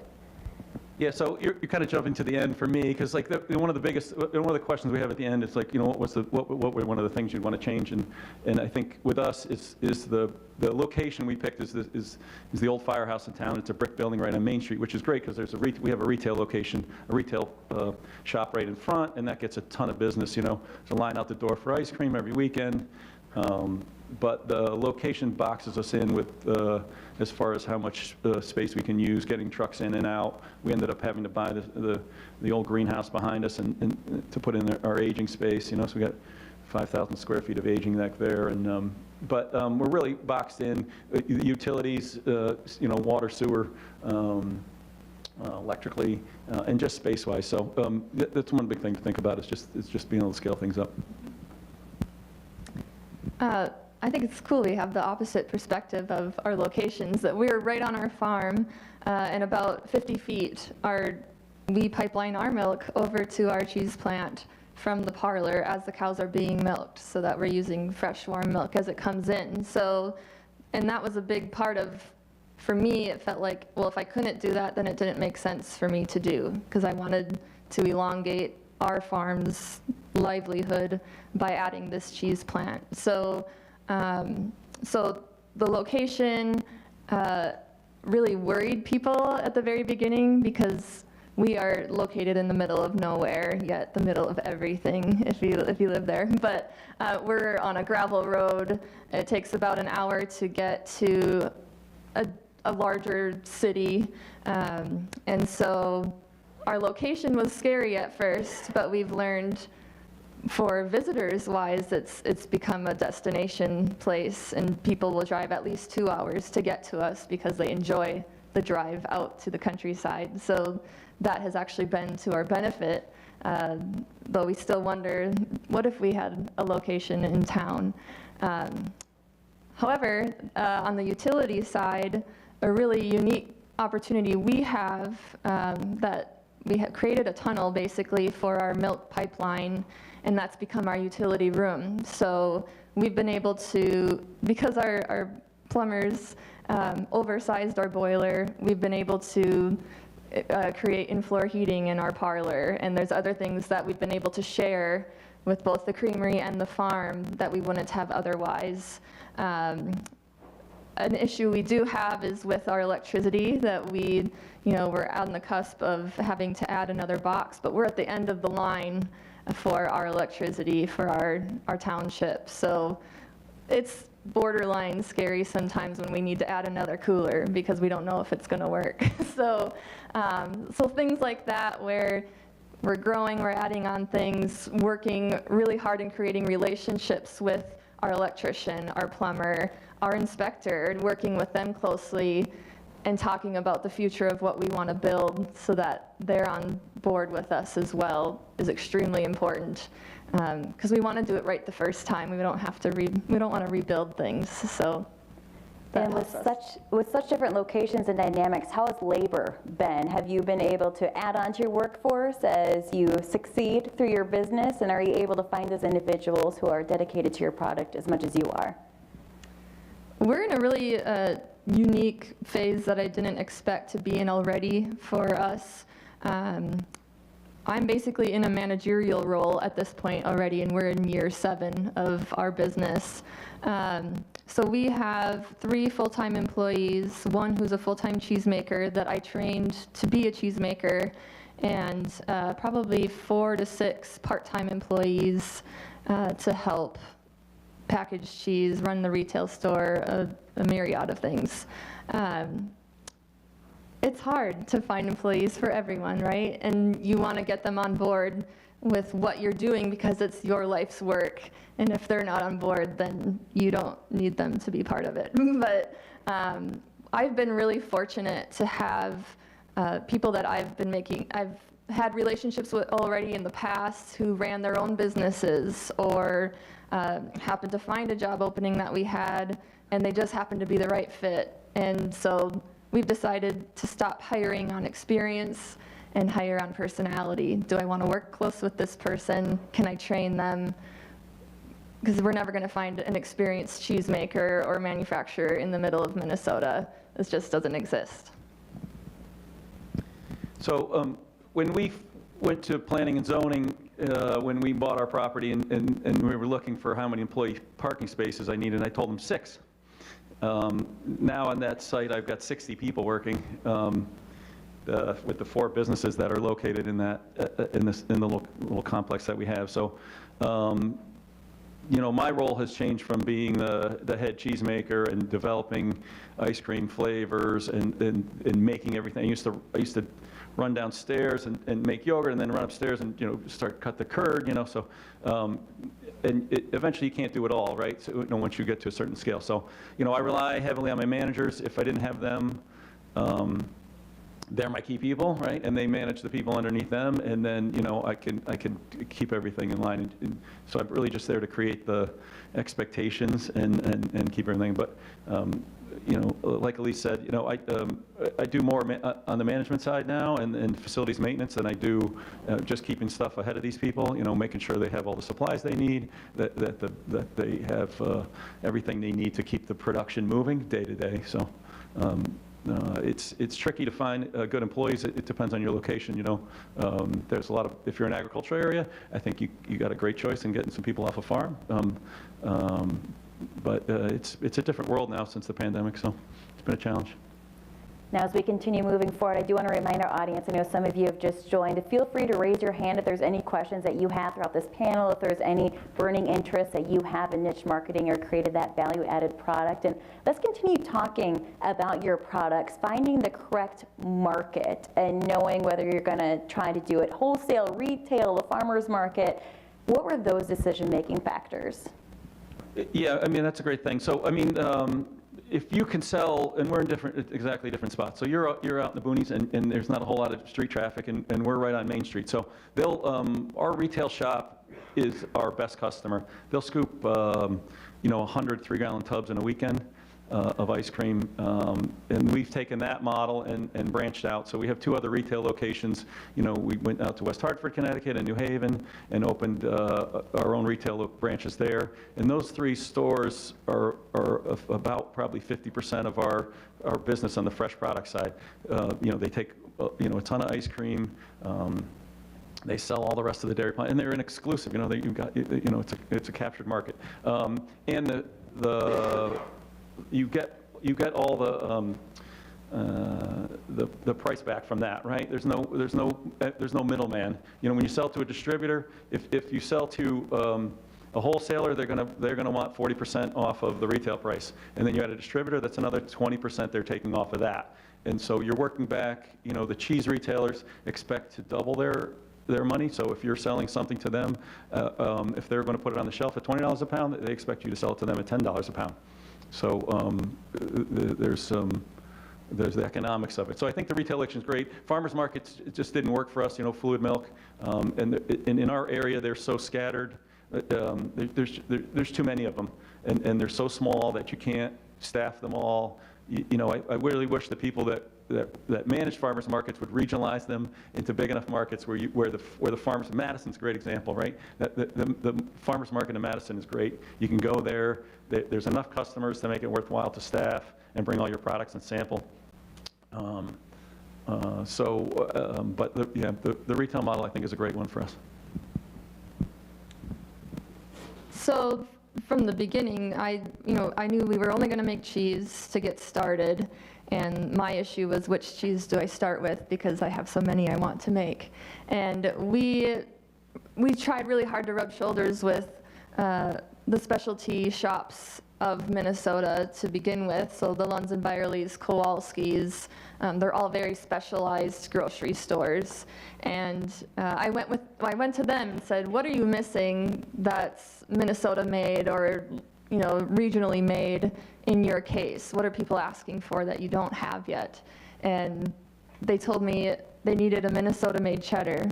And I felt like, really? Of all things. But I figured if they're going to buy it, I should probably make it. So we ended up making a cloth-bound cave-aged cheddar so that at least it was something unique for the area. And of course, you know, when we first got going, we were making cheese 3 days a week, because we knew we needed to get that stuff aged in order to sell it. So it had to age for a minimum of 6 months before we could get it out the door. So we made cheese 3 days a week, and we were filling our cave. And of course, 6 months later, we sold 10 wheels at a time, or 5 wheels, or maybe 1, and not 30 like we needed to do. And so we started coming up with other cheeses to make that would keep things rolling. Of course, we made fresh cheese curds because we're in the Midwest, and you have to make fresh cheese curds. But that was our cash flow. That was essential for us to make. But we started to make a Little Lucy Brie, we call it. It's a very small-scale brie, soft cheese. And we made it because that's what we like, and decided we wanted to make a small-scale version for chefs to just put right on their appetizer board. They don't have to handle it. The packaging was easy. They didn't have to cut anything. So we were really thinking about it first from the lines of what do we like eating and what do we want to make, and knew that the market was so small in the Midwest, and especially in Minnesota, that as long as we weren't making what the other Minnesota makers were doing, that we'd be all right. And we really still have that mentality that we're always trying to be creative and make new fun things. And if people are buying them, then that means that's what we should keep making. I think weirdly, with the pandemic in the last year, we really hit up farmers markets hard because people were shopping outside, and they were very important for us to be at. Our cheese shop on our farm was quieter with COVID, but this year is right back to where it started. And we talked a little bit about distribution versus direct retail. We do work primarily with one main distributor, and right prior to COVID, I was thinking to myself, we really should diversify, otherwise if they dropped us, we would be in huge trouble. And COVID happened, and they didn't order for the first time ever, and it was like, what do we do? And my husband told me, I'm going to post on Facebook that we'll deliver fresh curds to the cities tonight. I'm like, okay. And so he posts that, and my phone is dinging like nobody's business, people wanting, they ordered fresh curds, and then they ordered all sorts of other things too that we didn't have cut or ready to go yet. So hence started our delivery service right when COVID happened. So we now have a refrigerated van. We deliver right to people's doors. Never something I imagined we'd be doing. But my point being, you got to be flexible in this industry. If you're going to be smaller scale, artisan, you got to have that brain of thinking that way too, because your customer wants that, and they want you to be diverse and on your feet to work with them too. Chris, Elise addressed this, but how did Arethusa Dairy, how did you guys pivot in the pandemic? Was there anything that you needed to do, especially when you're used to selling those 300 gallons out of your store in a weekend? Yeah, so the pandemic was certainly tricky. So all our institutionalized business, the schools shut down, the restaurants shut down. So luckily, all that business went to the supermarkets, right? So our supermarket wholesale business jumped up 30%, and everything just went flat. That was okay for the fluid milk and the ice cream and the yogurts and stuff that we sold wholesale, but most of the cheese went out through distribution to restaurants and whatnot. So that fell off hard.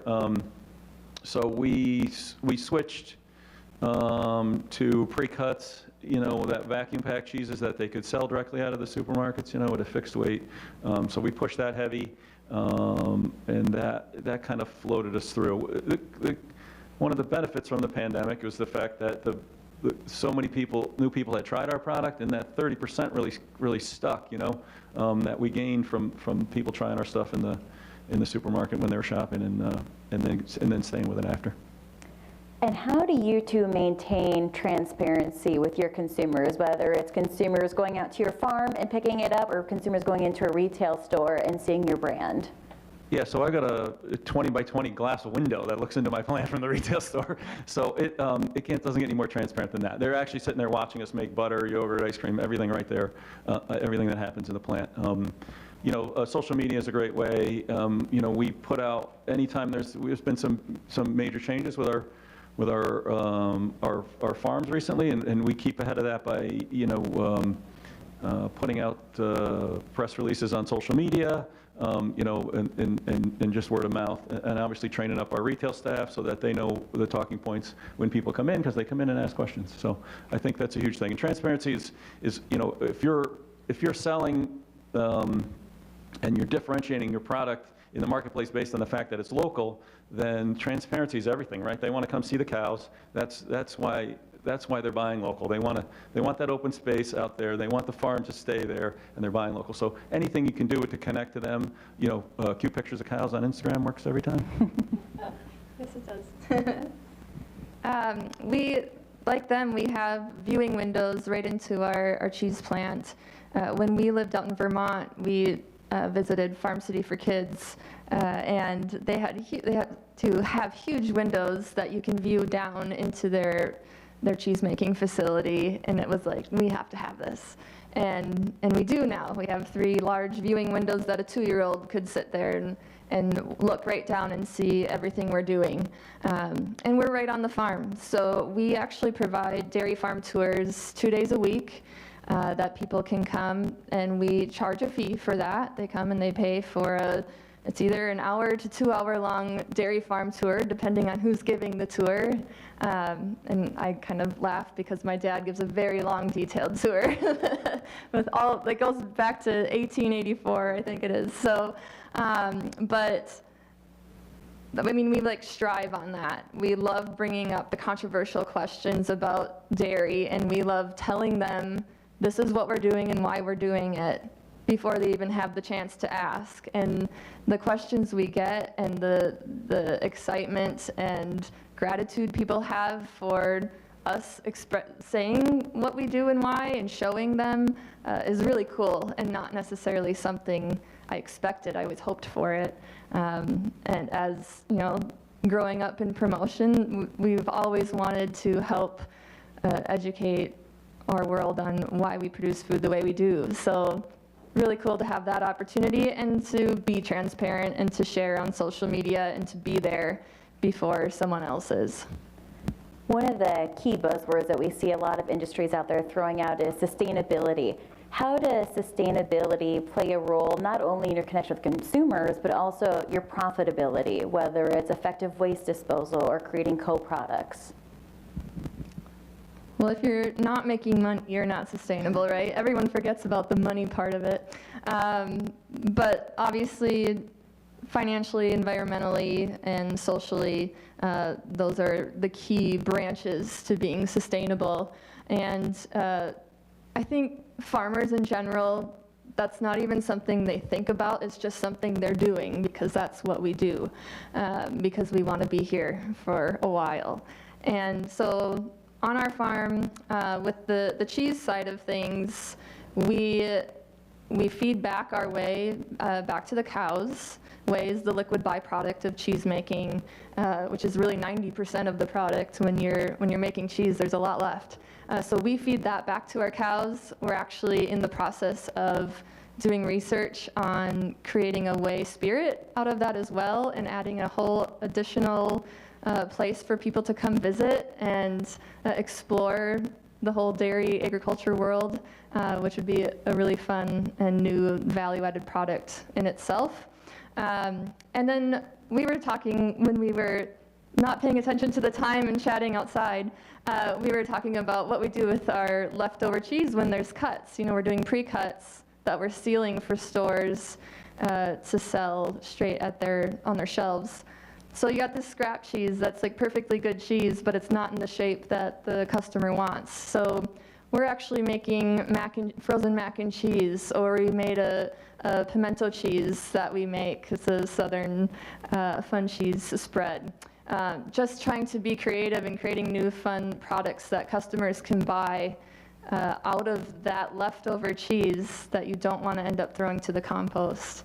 It will help. It's just icing on the cake when you can make those additional products. Yeah, so dairy farming in Connecticut is having a rough time. I mean, the milk check is not sustainable, right? So, you know, anything that a small dairy farm can do to make a value-added product is obviously going to add to the bottom line. And, you know, during the So part of what Arethusa did is the dairy supports the farm, right? We pay them a decent wage, per hundredweight for their milk.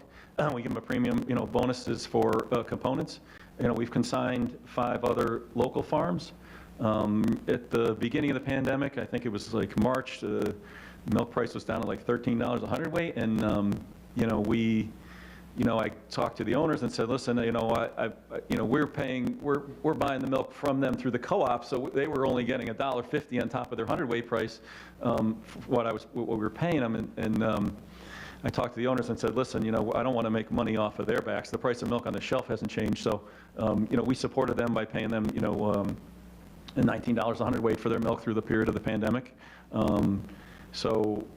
I really think the retail model and making some value-added products is the only thing that's going to keep dairy in Connecticut. All the farms are consolidating into bigger and bigger farms, so a small family farm really needs that value-added product. You can sell retail raw milk in Connecticut, so some of the farmers have made some profit with that, but I think if they can turn the corner and make a value-added product, yogurt, ice cream, a cheese, or even, agritourism is huge in Connecticut. Switching over some stuff to a corn maze, pumpkin patch. They're hosting weddings on the farm. The state of Connecticut, Department of Ag has really gotten behind some of that now to try to keep this space from being developed. And Chris, I stole your thunder earlier about the location, but as you guys mentioned, a key part of sustainability is profitability, being economically sustainable. What's the importance of setting goals to be profitable? I know you'd mentioned at the location when you guys bought the place, weren't quite expecting the business to boom as much as it had. No, not at all. I mean, the retail.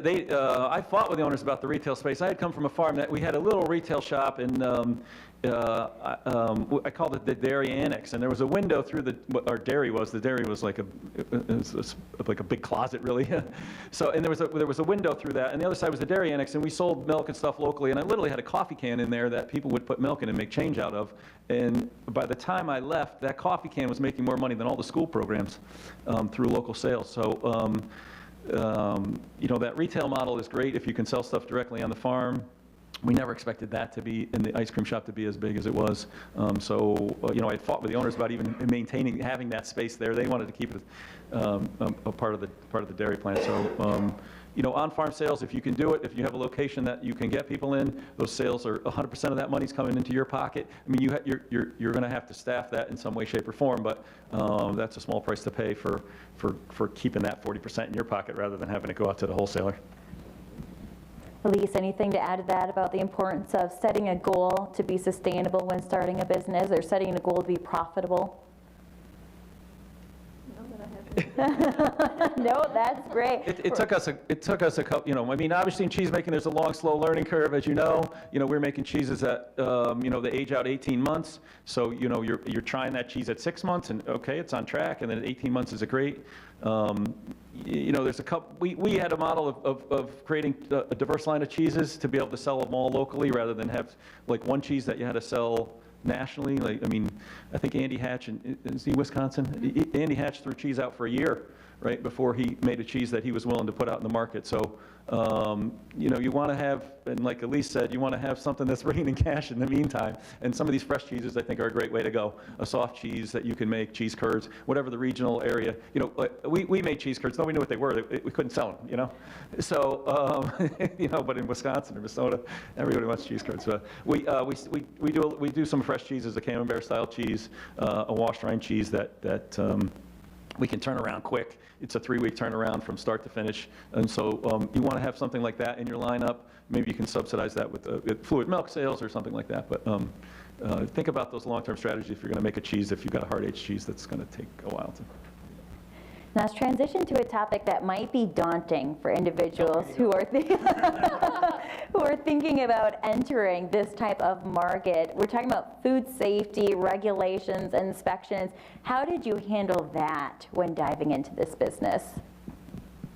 Fortunate for me, I'm like a food safety nerd, so I kind of get excited about it. But work really hard to get my employees just as excited as I am.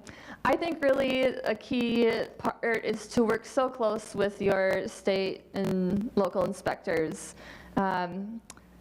I don't know what it's like in every state. I just know that in Minnesota they're extremely supportive, and we had 2 state inspectors sitting at our dining room table hashing out our plans before we broke ground, because they're that supportive and into it. And I'll send text messages still asking questions, knowing I might get in trouble for asking this, but at least I know. So I think that's really a key part in finding the resources, asking questions, knowing that you'll probably screw up and someone will help you get through it. I think too, you know, I always panic when I have an inspection coming up, even though I know it's coming.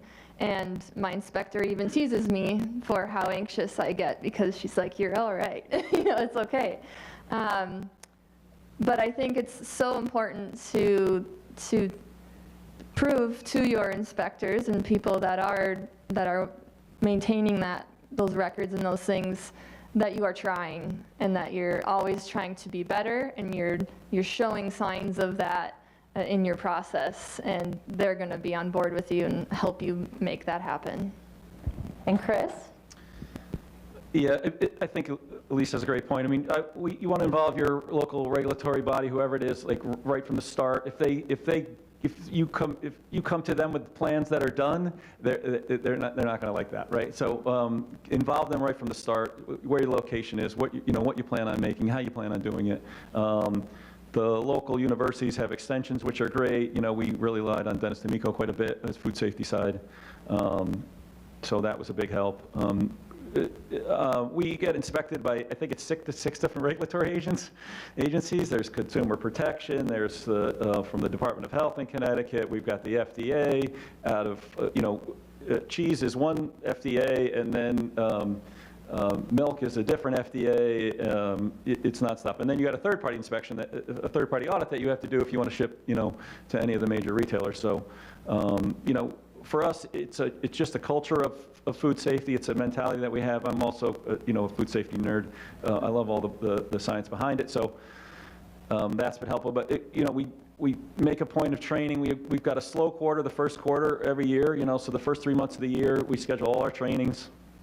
They sit down, they spend an entire day talking about listeria and going through examples and whatnot. And I think it helps, and everybody gets behind it. And it's really about a mindset that we have in the plant. Networking is obviously an important part of this business, learning from others. I know you two are out there having great conversations, sharing your stories. What are some questions that you would encourage folks who are thinking of diving into these value-added products? What are some questions they should be asking?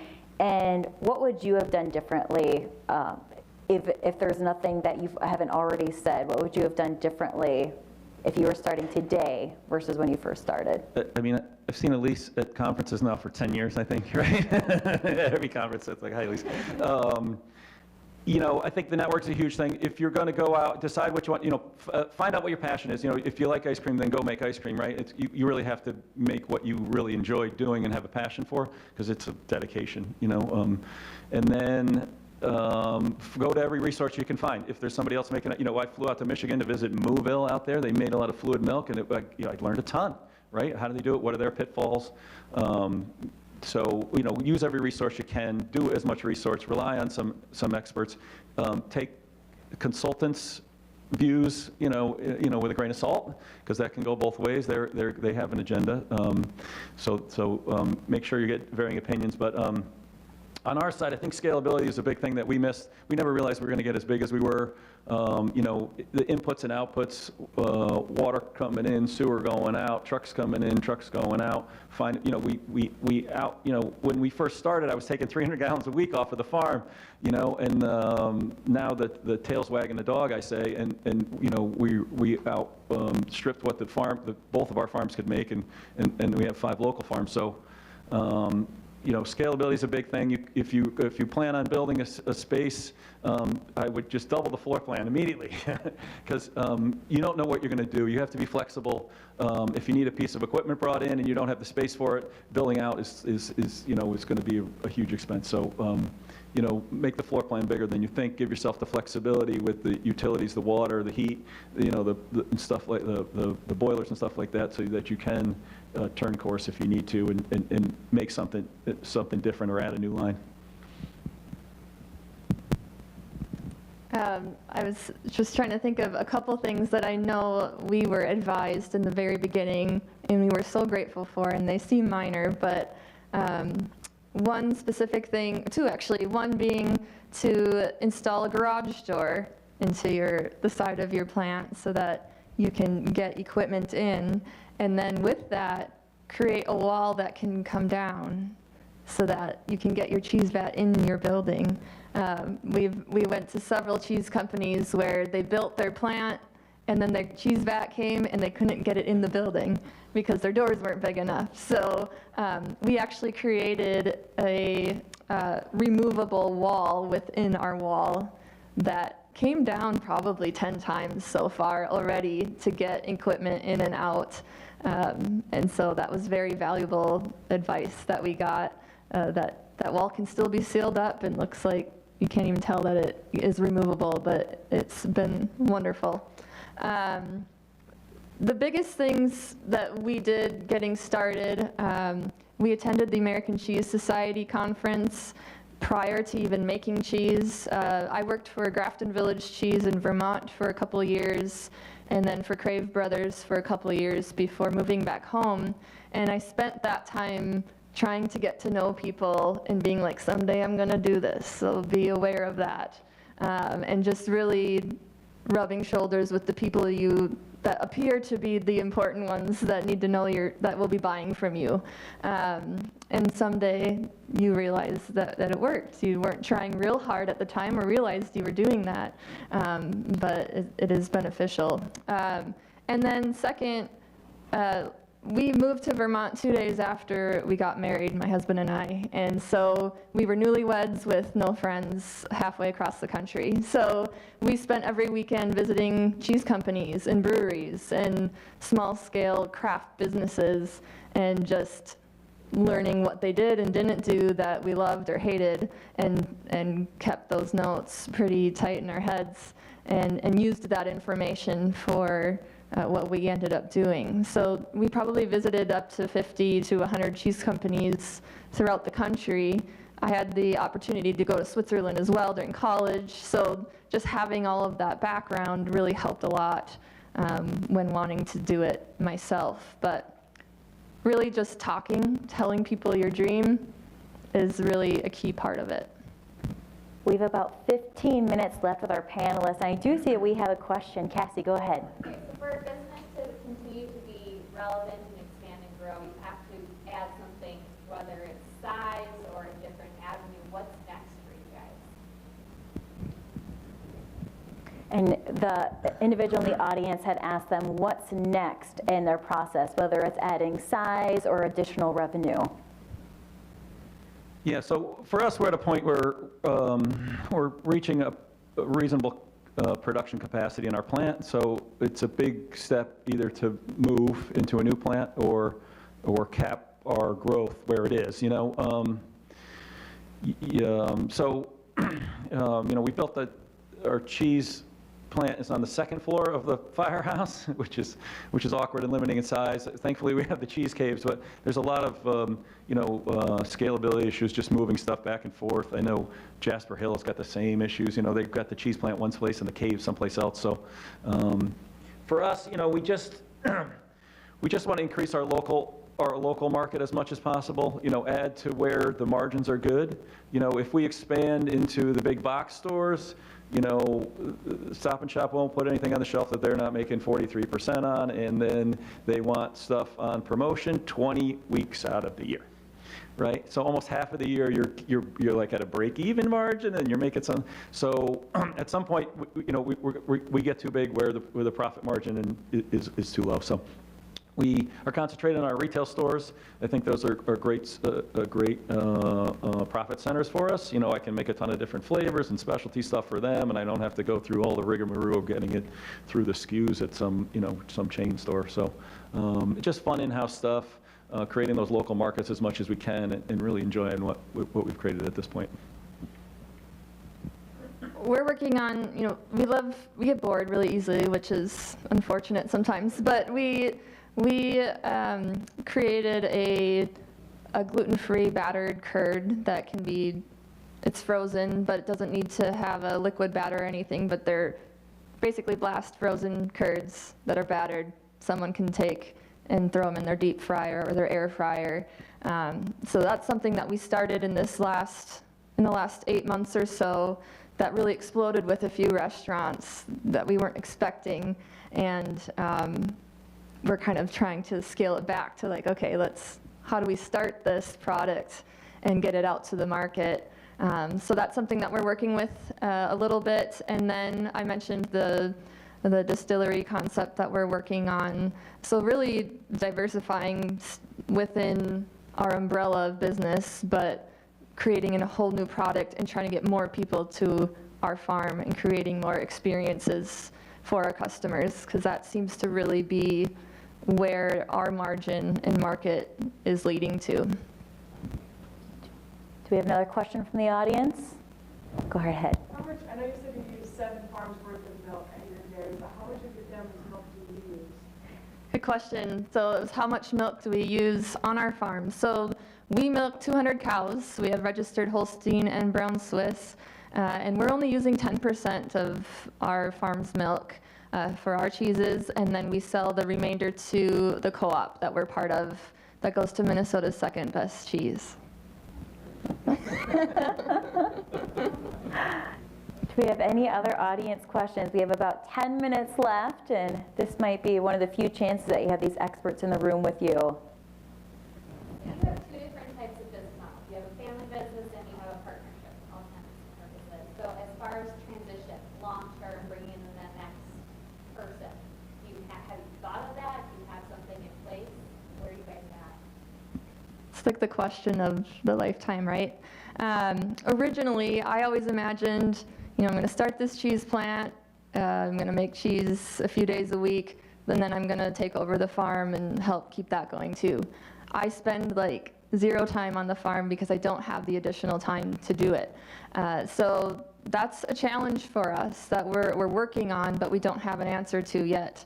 How do we replace my dad? And he doesn't want to retire yet, but he does want to slow down, so luckily. So that is our challenge at this point of how do we find that farmer who wants to continue the cow side of things and take over that as everything grows. And Chris, do you have an answer to that? The question was preparing for a transition plan because they're working both with family and with business. What's the next step for when they need to look at the next generation? Yeah, so for us, this question kind of strikes close to home. We just lost one of our owners a couple weeks ago, and that's been tough. Tony, who's left, is really looking for, excuse me, a way to make this sustainable for the next generation. They bought the farm to keep it out of development, so that's really their legacy, right? So it's a farm, it's an 1868 farmstead. There's 300 acres in beautiful Litchfield that was going to be a golf course, a condo. So what we're doing at the dairy to keep that farm a farm is their legacy. My goal always coming into this, even though they were well capitalized and it was a fun project for them, it was to make this, and I knew in the long run, to be sustainable, it had to be profitable. So I always work towards, even though, we're using the best ingredients that we can and whatnot to make it that it is profitable and that we're working hard at watching every penny that goes in and out and making a sustainable plan. Because there's not always the capital there to support this. So if it's self-supporting and it's profitable, nobody gets rid of a business that makes money, right? So if you can make a business that makes money, it's going to stay, and hopefully it's supporting the farm and keeping that around too. So I guess maybe I didn't ask it. Are the next group, as far as transitioning over, would they have to buy in? Are you going to do like more on the share side of things? Do you guys set up as far as actually so that next generation, if you could transition it, you have it in place? Yeah, for us, it's not in place. I think they are planning on creating, and hopefully they're going to create some kind of trust, with some kind of endowment, and that would maintain the farm, and then transition that farm over to some ecotourism that would maintain that, as well as, the milk check's not going to be enough to maintain that 300 acres, right? So they need to monetize that property somehow, and if they can bring in school groups, educational programs, the tours and whatnot to keep that farm profitable, then hopefully I really think it will trans over to a legacy of a nonprofit that would maintain the property, and the dairy would be self-sustainable. The other businesses are all supported from the dairy, and if they're self-sustaining as well, then they'll be around. We are in the phase of, we have a plan in place, but it's not perfect yet, and so it's continuously being overanalyzed and looked at to be like, does this make sense yet? And so my husband and I are continually buying in to the farm, as the creamery and the farm are run as two separate businesses by the same 4 people at different percentages. So the paperwork is there, but I don't know that we feel like this is exactly how it should go yet. So it's like, yeah, it's the question everybody wants an answer to. Young, it's asking this. We didn't think about this when we were that age. We were like, whatever, just do it. It'll work. Yes. Where do you draw the line between like efficiency and transparency between the public eye? The question was, where do you draw the line between efficiency and transparency in the public eye? Can I ask you to elaborate on that a little bit? Yeah, so there are some things, especially on a farm, that you do have to keep behind closed doors in the public's eye, just because it can come off in the wrong perspective if they're not fully educated on the situation. So where do you draw that line between that transparency of making sure people are educated about it, but being efficient and sustainable about it? I guess in all honesty, I don't know that we hide anything. We've had several bus groups come through while cows are calving, and they end up naming that calf at the end of the day. It's terrifying because obviously that calf may not make it, or something could go terribly wrong. And there is that risk, and I think we use that as a teachable moment. It's scary because your occupation's on the line, really, if that wrong person is on that bus. But that's what we do. We share it and we show it. You tell them if it's a boy calf, right? And then they say, why don't you let the calf nurse off its mother, right? So you have to have answers for all these questions. I spent 10 years working on a farm. Oh, sorry. I spent 10 years working on a farm. It was an education center. There was school groups there every day. They would wave at Farmer Chris through the window while I was eating my breakfast, right? So, there's a lot of people that aren't from rural areas, that don't have an agricultural background, that come in and they go, they want to save all the male calves, it's like, you just can't do it, right? So there is a lot on the education side that you have to do. And I think it's just part of having a well thought out set program on how you manage your farm, and then sticking to it, You don't have to really hide anything. I mean, you don't want to have a down cow, out like while you have a tour, but you're going to have sick cows. You're going to have tough births. The vet's going to be there sometimes. But like she said, it's a teachable moment, and you just have to have a set policy, and then everybody has to be behind it and doing the right things. That is all the time that we have for today, but I want to thank you all for engaging with Elise and Chris, and of course, thank you both for being here and sharing your knowledge. I encourage you all to continue networking at these events, asking these questions, and we appreciate you attending Value-Added Products and Niche Marketing. I hope you all enjoy your visit here to World Dairy Expo, and please remember on your way out, there are some evaluation forms. If you could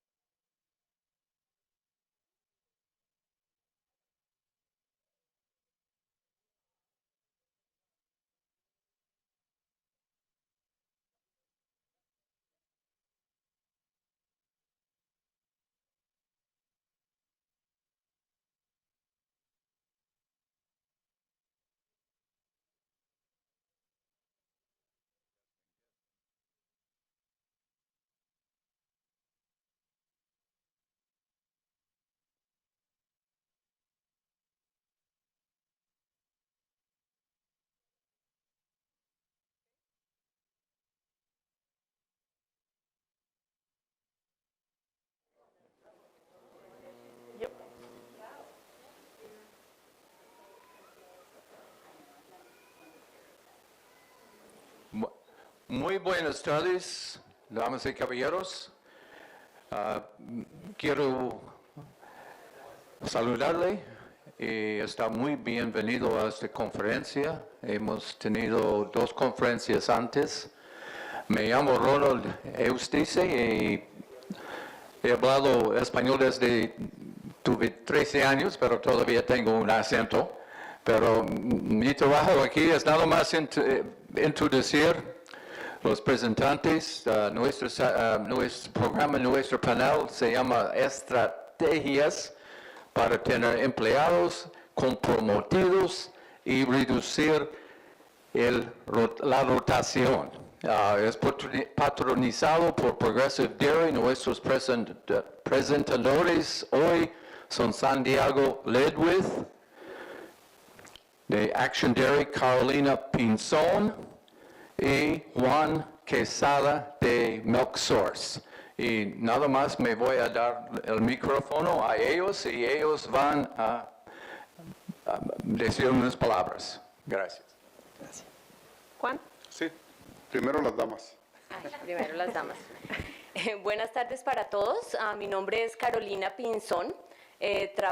Soy consultora para mi propia compañía, se llama Forte Dairy Consulting, y lo que hago yo es proporcionar soluciones en entrenamientos y comunicación para fincas lecheras o lecherías o ranchos, como lo queramos llamar aquí los diferentes países que estamos presentes.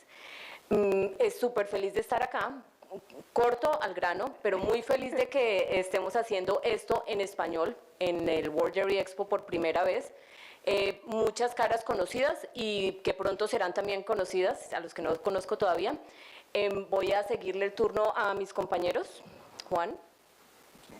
Juan era para allá. Sí, sí. Sí me escuchan todos, ¿verdad que sí? Mi nombre es Juan Quesada, ya tengo trabajando en las lecherías ya 41 años. Y le voy a contar una historia rápido. Cuando cruzamos a Estados Unidos, mi padre me dijo que si quería trabajar en lechería, le dije que no estaba loco. Y pues ya estoy loco por 41 años. Es que se imaginan. Yo trabajo para Milk Source. Milk Source aquí estamos en Wisconsin y estamos en 5 estados. Estamos en Michigan, Pensilvania, Missouri, Kansas y aquí en Wisconsin, claro. Y mi trabajo es un poquito de todo. Recursos humanos, reclutamiento, entrenamiento, promover empleados. En este momento tenemos en la empresa a 700 empleados. Parte de mi trabajo es un poquito de trabajar con todos los empleados. Yo tengo el privilegio y la bendición de conocer a cada empleado de la empresa. Es que viajo mucho, trabajo en todos los estados. Así es, pero esa es mi trayectoria poquito y aquí les paso a Santiago. Sí. Buenas tardes a todos. ¿Me escuchan bien? Sí, no me gusta tener el micrófono tan arriba. Miren, antes que nada les queremos agradecer que se hayan tomado su tiempo en venir a escuchar el tema, ¿verdad?, de lo que es el empleado comprometido y la retención de empleados que nos afecta tanto. Doy también muchas gracias a la organización del World Dairy Expo. Somos los primeros, ¿verdad?, hispanos que por fin, ayer yo hablaba en la charla, eso que por fin nos dan la oportunidad de poder hablar en nuestro idioma y ver nuestra perspectiva. Hasta ahora no se había dado con todos los años que tiene la World Dairy Expo. Y una de las cosas que dije yo al principio, a mí me gusta citar a Pitbull, el cantante, ¿verdad?, que dice, paso corto, vista larga. Nos dan la oportunidad ahora, ¿cierto? 5 o 6 años, cuidado si la parte hispana no es más grande que la parte anglosajona, ¿ok? Y se les agradece el tiempo que ustedes nos tienen e indudablemente me siento orgulloso no solo de estar en el panel, sino formar parte de esta industria ya por 20 años aquí en Estados Unidos. Yo soy veterinario que gracias a la necesidad, no tanto necesidad, gracias a que tenía frustración, vi la necesidad que tenemos de armar equipos de personas para darle una mejor vida a las vacas y para poder producir una proteína de consumo de origen animal para el consumo humano lo mejor. Yo creo que la leche y la carne son necesarias. Entonces, gracias a la frustración que tenía, de no poder ayudar más como veterinario, me he pasado estos últimos 14, 15 años a lo que yo digo el mundo oscuro de recursos humanos. Trabajamos en la parte de, ¿cómo se dice? Organizational leadership, liderazgo organizacional. ¿Ok? Esperamos que podamos, las dudas que ustedes traen o el conocimiento que ustedes traen, las inquietudes, las podamos nosotros no solo debatir, sino, como digo, ponerlas al final en acción. O sea, las ideas que salgan de aquí las podamos poner en acción y mejorar entonces nuestro entorno. Muchas gracias. ¿Usted tenga nomás? Ok, perfecto. Mi nombre es María José, ¿me escuchan? Voy a estar moderando esta sesión hoy y solo quería decirles que si tienen cualquier pregunta, por favor, siéntanse libres de interrumpirnos, hágalas, pueden decir específicamente a quién se la quieren hacer o si es para el panel entero.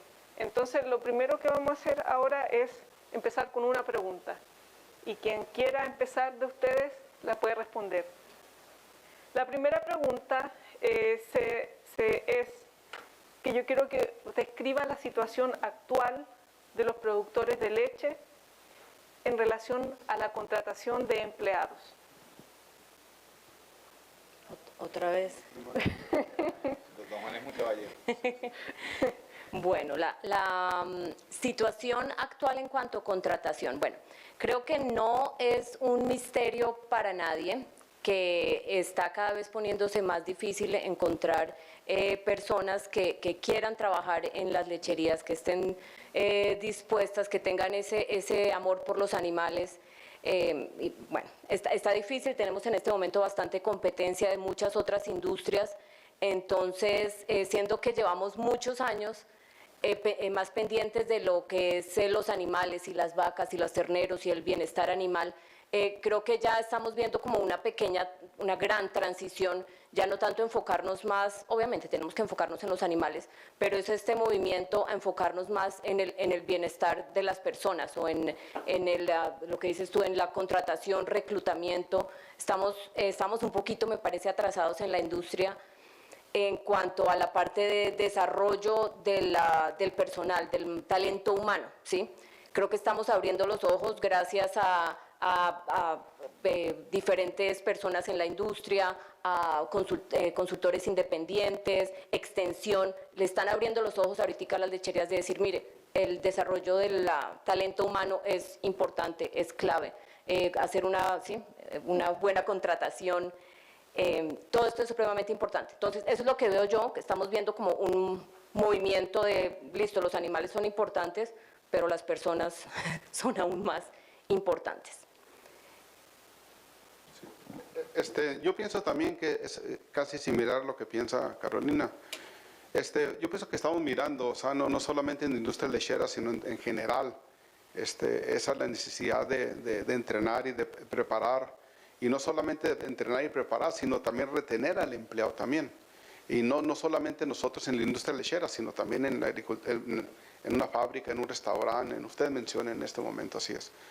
Yo pienso que todos saben un poquito mi historia, pero yo viajo también mucho para otros países, y en Europa, en España, en Inglaterra, en Alemania, Finlandia, Eslovaquia, España, es la misma necesidad que tenemos nosotros. Se piensa, aquí nosotros pensamos que nomás en la industria lechera está pasando por esto, en realidad no es así, esto en general, se puede decir en general. En Europa es lo mismo. Aquí en Estados Unidos, en la industria, en la agricultura, no hay casi americanos trabajando en una lechería, ordeñando. Son hispanos, ya son de diferentes países. En Europa, he estado ya en varios países, y en Europa es lo mismo. Si van a España, no hay un español ordeñando, habrá uno o dos, pero no hay. Si van a Alemania, es lo mismo, traen gente de otros países para ordeñar. Nosotros estamos pasando por esta situación. Muchas veces nos enfocamos, cuando vamos a un evento de esta índole, nos enfocamos en mirar el mastitis, la reproducción, cuánta leche vamos a tener, cuánta bacteria vamos a tener, pero no nos enfocamos en lo más importante, que es cómo retener al empleado, cómo detener al empleado, cómo prepararlo, cómo motivarlo, cómo darle prepararlo para que se esté con nosotros. De otra manera, si no tenemos el interés, entonces no se va a estar con nosotros, se va a ir esa persona. Nosotros en Mil Sols hacemos muchas cosas que yo pienso que ustedes también lo hacen también. Por eso tenemos el éxito que tenemos. Yo pienso que ustedes miraron en este año, el año pasado, pero no se pudo dar, pero ganamos nosotros, Mil Sols somos los productores del año. Es un orgullo para nosotros ser reconocidos en esa área. Y el presidente de la empresa, que es Jim Armstrong, él dijo que no es él, es cada empleado de la empresa. No importa que sea 5 empleados o son 10 empleados o son 20 o 30, no. Todos forman un papel muy importante en su lechería.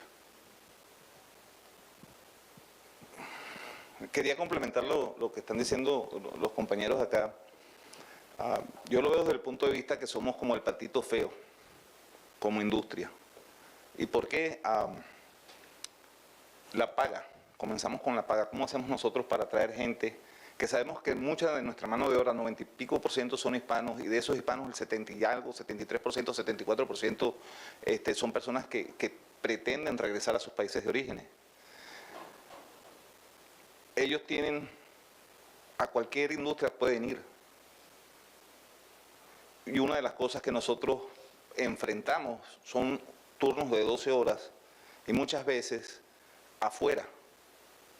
Sí hay gente que trabaja en el parlor, pero la gente que trabaja con los becerros, pues tiene que trabajar afuera 12 horas. Si estamos en un clima como Wisconsin, eso es brutal. Si estamos a nivel de Arizona, son 115 grados.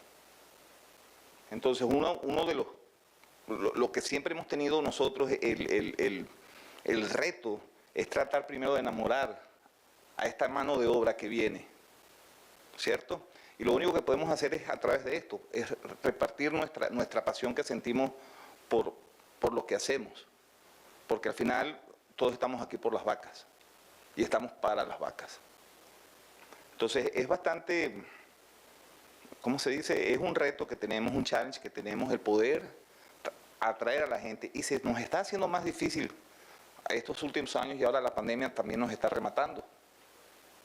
La situación con la frontera, o sea, esto es complicado y es complicado no solo para el hispano. Si uno va a la parte noreste de Estados Unidos, a Nueva York, Vermont, uno ya no ve el relevo dentro de los mismos anglosajones. Las generaciones no quieren trabajar con las vacas, sí trabajan con maquinaria, sí trabajan con equipo, pero no quieren. Son 3, 4, 5, 6 generaciones que hay en un rancho en Nueva York, en una finca en Nueva York, en una granja en Nueva York, y ya los hijos de 16, 17, 18 años no quieren vacas. No les importa el field, el campo, pero no quieren vacas. Entonces, es una situación de que decimos, bueno, pero los que somos optimistas vemos la parte de que la tecnología y la automatización de labores pues nos está ayudando. El hecho del tren que hay de tener grandes lecherías nos permite, ¿verdad?, que una persona pueda manejar más vacas, ¿no? Ayer lo decía Roberto, estamos en 200, se puede llegar a 200 vacas por persona, ¿no? Claro, si es una becerrera es diferente, pero eso es un reto que nosotros tenemos, como le digo, no solo a nivel de la labor abajo, sino de las personas que quieren seguir en el negocio de la leche.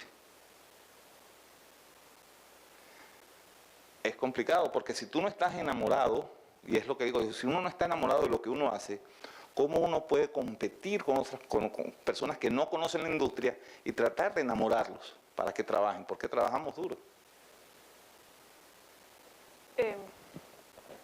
Para seguir más o menos con una pregunta acerca de lo que Juan estaba hablando, en términos de la retención, porque ya cuando hay ciertos retos con la contratación, como ustedes lo han mencionado, ahora para retener o enamorar a un trabajador, creo que, y ustedes por favor hablen de lo que ustedes ven, cosas que yo vi cuando estuve trabajando con granjeros, era el entrenamiento de los trabajadores. Realmente siempre les gustó mucho que su jefe se tomara el tiempo para entrenarlos muy bien en las actividades que ellos estaban haciendo y que hubiera un tipo de camino claro en el futuro para que el trabajador supiera, bueno, en 5 años yo me veo haciendo esto en esta granja. pero me gustaría que usted hablara un poquito más de qué es lo que ustedes ven en la situación actual en relación a la retención. ¿Alguna experiencia con algún granjero que esté haciendo las cosas bien? Y quizá otra experiencia de un granjero que está como, le está costando, pero va como encaminado a mejorar la retención de sus trabajadores. No sé si pueden ustedes compartir algo. ¿Damas primero otra vez? Sí. Bueno, varias cosas acá. Me encanta la palabra que dices de enamorar. Nunca había pensado en eso, pero tiene todo el sentido del mundo pensar en qué es lo que quiere cualquier trabajador en cualquier compañía. Estar contento donde trabaja, ¿no? El que quiere estar en una relación con el novio, el esposo, lo que sea, pues tiene uno que estar contento, tiene que estar a gusto, tiene que, ¿sí? Y para eso necesitamos establecer relaciones, ¿sí? Que es la base de establecer confianza en las personas. Pero bueno, eso era en cuanto a lo del enamoramiento que me gustó. La otra cosa es que tú observas de todo hoy en día en las diferentes lecherías. De pronto las que son pequeñas y de un momento a otro crecieron y no supieron cómo hacer este proceso de enamoramiento, llamémoslo así, o llamémoslo el proceso de inducción o de orientación cuando una persona entra. Ese es uno de los errores que se ven más común. Un rancho pequeño se agrandó y no tuvo ni idea cómo manejar este personal nuevo. O sencillamente, como dices tú, los meten tú contratado al parlor esta noche y sálvese quien pueda, ¿sí? Ese tipo de cosas ya definitivamente ya no son aceptables, digamos, ya no está bien desde ningún punto de vista, ¿sí? ¿Qué es lo que tenemos que hacer? Primero, para tener gente comprometida y demás, y evitar la rotación, que es lo que estamos hablando hoy, es primero que todo tienes que tener un plan, ¿sí? Tienes que tener un plan por escrito muy claro. Contrato a esta persona, bueno, antes de contratar a la persona, sé que le voy a hacer una entrevista, sé que voy a revisar las referencias, sé que voy a hacer todas estas cuestiones de manejo de personal. Y en el momento que recibo la persona, sé que tengo que hacerle una inducción realmente profesional y clara. Si el dueño no tiene el tiempo o el idioma o el don de gentes para hacerlos, tienen diferentes personas, consultores externos o alguien dentro del rancho que pueda darle la mano a esta persona, empezar a enamorarla y decirle, mira, es que este rancho se ganó el premio a la mejor calidad, estás trabajando en un lugar excelente, esta es nuestra historia, este es nuestro pasado, este es nuestro futuro, poder explicarle todo que se empiece a enamorar del parlor, hacerle un tour por toda la finca, explicarle, claro, tu trabajo es tus compañeros de trabajo son estos, tu supervisor es esta persona, ¿sí? Tomarse el tiempo, tener un plan, tener una persona que realice ese plan y por darles el tiempo para que, ¿sí? No es tirar la persona al ordeño, sino darle el tiempo necesario a esta persona para que le dé esta inducción. Y eso es solo la inducción, ¿no? Después viene toda la parte de capacitación, que creo que aquí nos pueden dar ejemplos mucho más interesantes de capacitación. Pero eso me parece clave. En cualquier compañía hoy en día tienen ese proceso de inducción, porque nosotros no. O sea, es súper importante tener un plan y llevarlo a cabo para que la gente se sienta bienvenida, se empiece a enamorar de las vacas, del rancho, de realmente lo que está haciendo y que sepan cuál es el impacto que ellos tienen dentro de esa lechería, ¿no es cierto? Porque ellos se paran ahí, pero bueno, ¿y yo qué hago acá? El impacto, cada cosa que haces, el trabajo que haces, cómo te llevas con tus compañeros, cómo tratas a las vacas, todo tiene un impacto en nuestra meta final y es importante que ellos lo sepan desde el principio. Yo pienso que nosotros ninguno de los tres o ninguno de nosotros tenemos la fórmula secreta para poder retener a todos los empleados. Ninguno la tenemos, no creo. Y yo pienso que vamos a hacer lo imposible, créanme que nosotros lo hacemos. Yo pienso que ustedes también lo hacen en su lechería, de hacer muchas cosas. Nosotros estamos haciendo cosas que no se imaginan y al igual que ustedes. Nosotros tenemos, mi trabajo ahorita es, mi trabajo últimamente es crear una universidad en la lechería, en Millsource, y ya empezamos con eso. ¿Y qué es? ¿De qué se trata la universidad? De darle más información, hacerle al trabajador, así como lo que está diciendo Carolina, es desde un principio que estar claro qué es lo que espera esa persona, este trabajador, desde un principio. O sea, ¿qué es lo que se espera? O sea, no solamente nosotros, porque nosotros tenemos sueños, la empresa tiene sueños y queremos llegar a estamos ordeñando ahorita nomás solamente 40,000 vacas. Queremos llegar a más, pero no solamente nomás llegar a eso, sino llegar a hacer, el lema que tenemos nosotros Milk Source es, no queremos ser los más grandes, queremos ser los mejores. Así es. Solo que le digo es esto, no tenemos la fórmula secreta, no, pero estamos creando de que desde un principio seamos claros en decirle, mira, estos son nuestros sueños. ¿Cuáles son tus sueños? ¿Qué quieres hacer? ¿Qué es lo que quieres hacer de aquí a 1 año, a 2 años, a 5 años? Hemos tratado, trabajamos bien duro, créanmelo, seguimos trabajando. Somos 700 empleados, somos como 80 supervisores en toda la lechería, estamos en 5 estados. Y sin embargo, no es fácil para nosotros. En una lechería que es una sola lechería que tiene 3,000 vacas, están ahí todos los supervisores, está todo manejándose a diario, está perfecto. Pero nosotros tenemos que tener el mismo sistema en todos los 5 estados. No es fácil y sin embargo lo estamos logrando. En este momento, vuelvo a repetir, en este momento somos los productores de leche, yo pienso que somos el segundo o tercero en Estados Unidos, mejores productores de leche. Y gracias a cada empleado. Le repito, no hay fórmula secreta. Ustedes van a hacer muchas cosas, van a hacer lo imposible, les van a pagar bien, les van a pagar 15, 20, no sé cuánto pagan en su lechería, pero lo importante es esto. Ellos, cada uno, yo empecé ordeñando, yo ordeñé 7 años antes de empezar a hacer lo que hago ahora. Cada uno de los muchachos, para mí, para Juan, tienen mucho talento, tienen un potencial que ellos no saben. Hay que descubrir ese talento. Esa persona que más reniega, esa persona que llega tarde, esa persona que ustedes piensan que no está trabajando bien, ese puede ser su siguiente supervisor. Y lo más importante también es esto, que antes, hace muchos años que yo trabajaba en varios estados, yo trabajé en Texas, trabajé en Nuevo México, trabajé en California, y por los últimos 23 años, más de 23 años estoy aquí en Wisconsin, y es esto, de que muchas veces nosotros no creemos en ellos. No creemos en ellos. Debemos de pasar la confianza a ellos que tienen el potencial de llegar a ser lo que ellos quieran ser si ellos lo desean. Y cierto, muchas veces nosotros vamos a pagarles $20 la hora y se nos van a ir por otro que paga 22.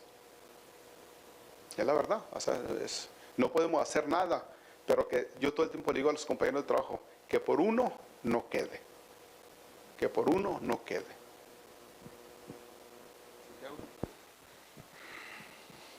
¿Cómo sigo esto? A ver, yo parto de la palabra, ¿verdad? Que es un empleado comprometido. Ayer lo decíamos en la conversación que teníamos, y es la conexión emocional que tiene esa persona, ese empleado, con la empresa, que ya no es la empresa, es su empresa. Entonces, cuando logramos nosotros, ¿verdad? O sea, la finalidad del empleado comprometido es lograr esa conexión emocional, lograr enamorarlo, no ahora de las vacas y de la industria, ahora lo tenemos que enamorar de nuestro ambiente. Y hay que comenzar, claro, a decir, estos son nuestros valores, porque si no compartimos los valores, ¿verdad? Si la persona que llega al trabajo no comparte nuestros valores, por decir algo, trabajar en equipo, pues te va a ir mal. Con el perdón de los argentinos, me voy a tomar una licencia acá. Mi familia, parte de mi familia paterna, o toda la familia paterna es argentina. Hay sitios donde yo voy y la gente es humilde. Los dueños son humildes. Rones, verdad que estuve en Uruguay, vivió en Uruguay. El argentino no es pedante, el pedante es como decir el chilango, ¿verdad? El que es de la capital, que es un creído. Entonces, si yo soy un creído y mi empresa es humilde, si soy un creído argentino, ¿viste? Si soy así, me va a ir mal. Si mi empresa, si yo tengo que trabajar con don Juan Quesada, si yo no comparto ese valor humildad, pues no va a haber esa conexión emocional. Entonces, ya vamos a identificar nuestros valores. Lo segundo, estas son las expectativas que nosotros tenemos en esta empresa. Puntualidad, trabajar limpio.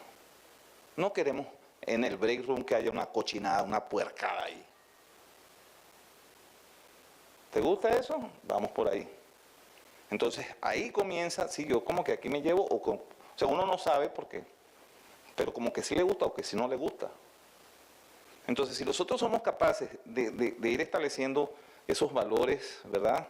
Compartir esos valores y tenemos las expectativas claras, quizás ahora le podemos plantear el objetivo general que tenemos nosotros como productores o como managers en producción. ¡Zum! Entonces ahora la gente está más clara.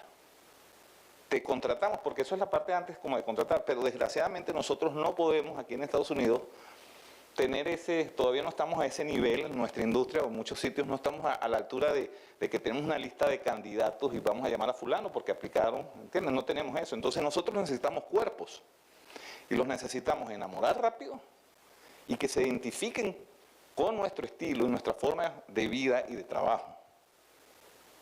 Hay que hacerlo. Por supuesto, lo que habla Caro y lo que habla don Juan, si no hay un plan bien hecho, pues la gente se va llevando portazos y aunque uno esté enamorado, es como la novia que uno va a buscar y la fiesta es a las 6 o la salida es a las 6 y son las 8 y todavía no está. Entonces uno se va cansando de esa novia. Para rematar, yo pienso que las personas, la jerarquía, ¿verdad? El dueño o el general manager, el gerente general, tiene que entender y amar a la gente, a su trabajador.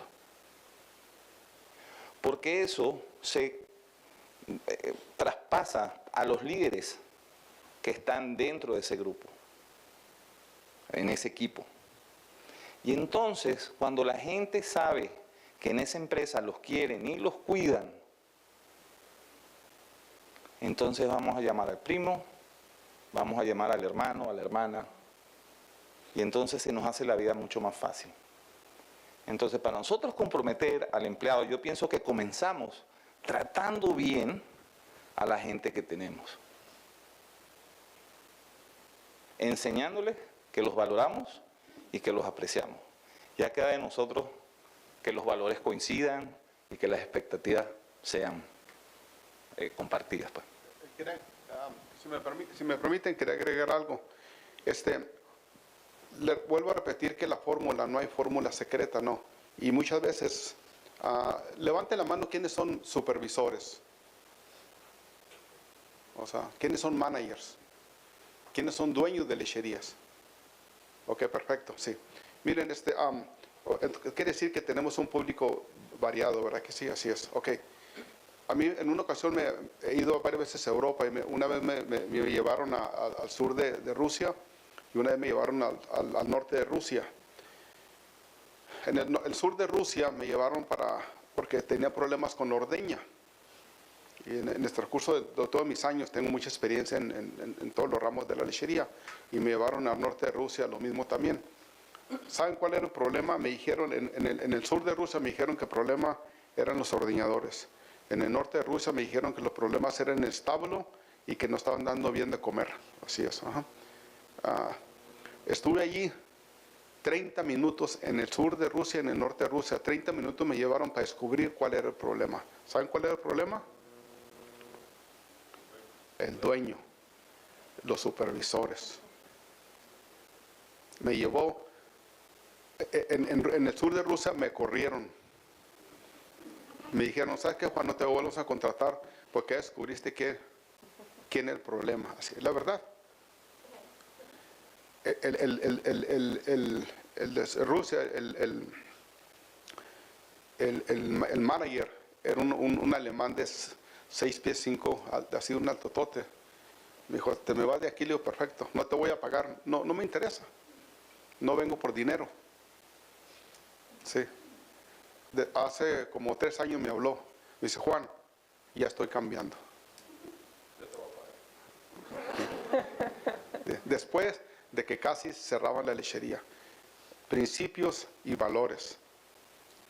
En esa lechería, yo pienso que en Millsource, en su empresa, han de tener usted los valores y los principios y el statement, o por ejemplo lo que ustedes quieran, la misión.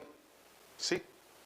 Y en esa lechería del sur de Rusia, no voy a decir esto, decía, la misión era tener contentos a los socios. No eran ni los empleados, No, eran los socios, hacer dinero, hacer dinero. Lo que le quiero decir, el mensaje para ustedes es esto. La retención de los empleados es de muchas maneras, no hay fórmula, pero empieza desde ustedes. Bueno, ya para rematar, aquí estamos hablando de principios, de valores, de la misión, de todo esto. Esto, en otras palabras, se llama como es la cultura que hay dentro del rancho. Y en otras palabras, la cultura es como la personalidad que tiene ese rancho.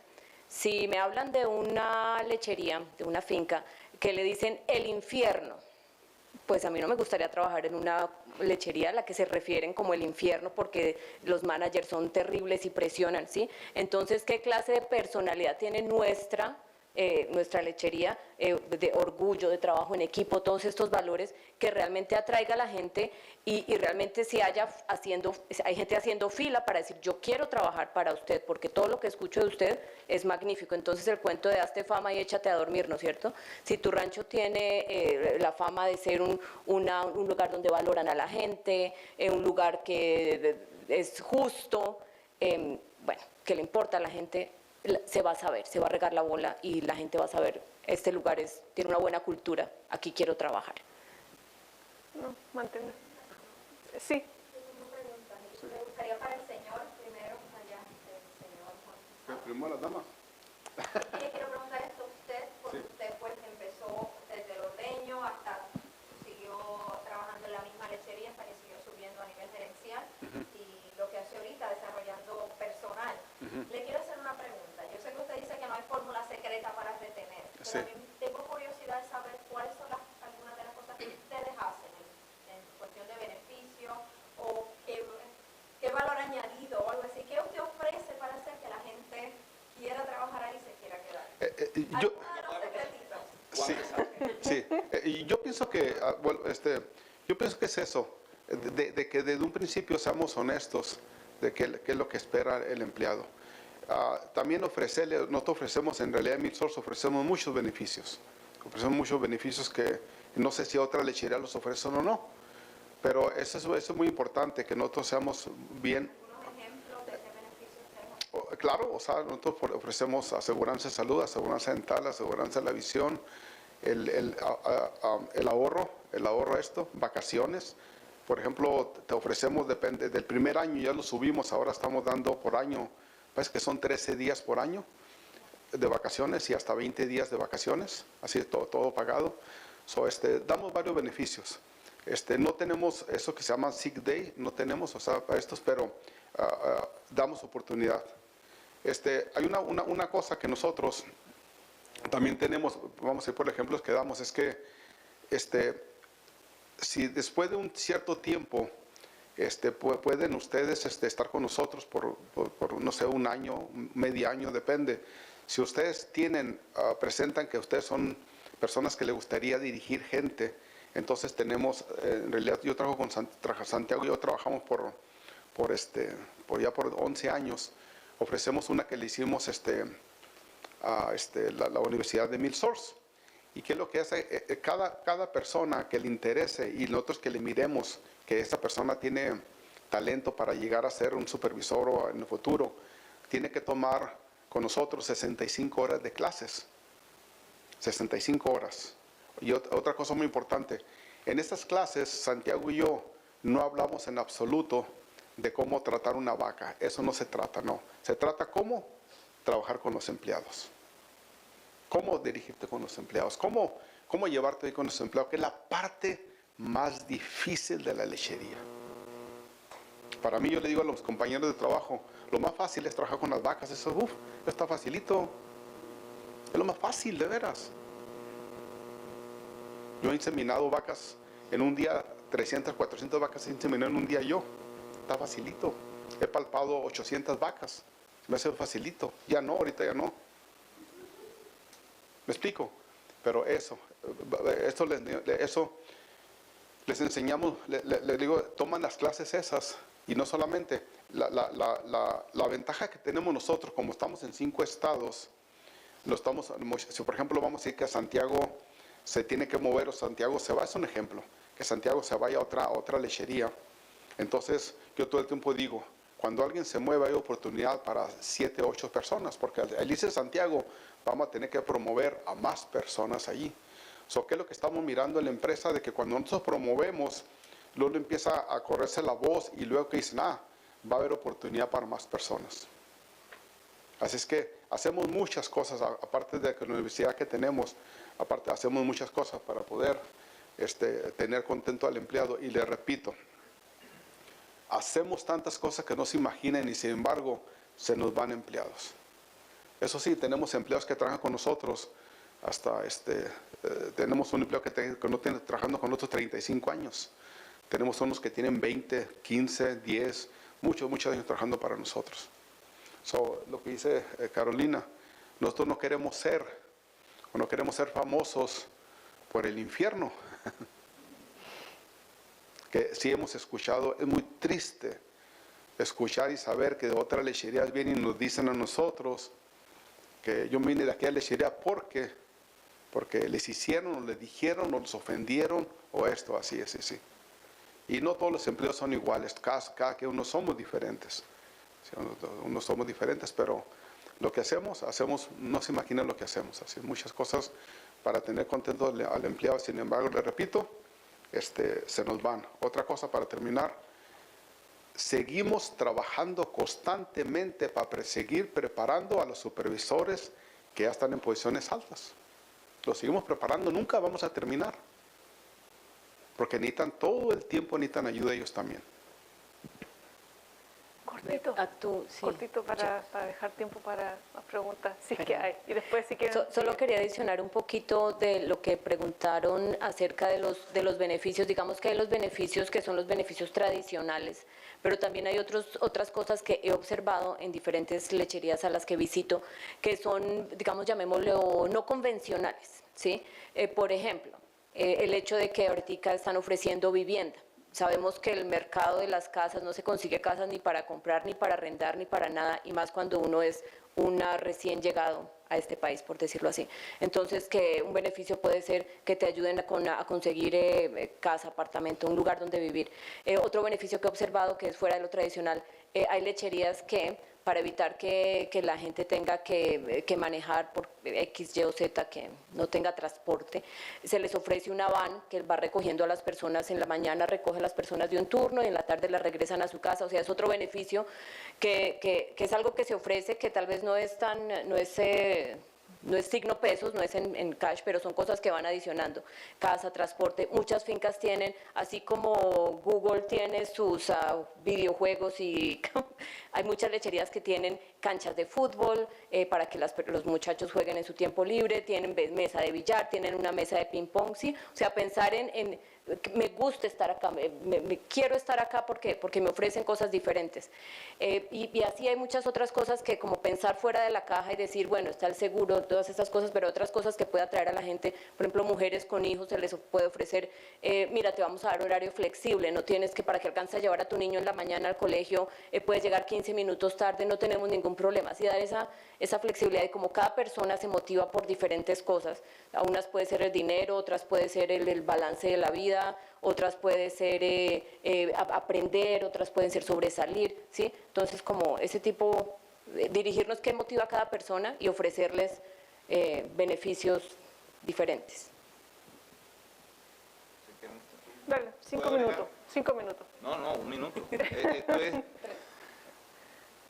el éxito que hemos tenido la oportunidad de ver cuando uno visita productores como Milsource, es que uno ve que la cabeza de la compañía, llámese dueño o gerente general o socios, no solo lo dicen que quieren el bienestar del empleado, sino que lo hacen, toman acción.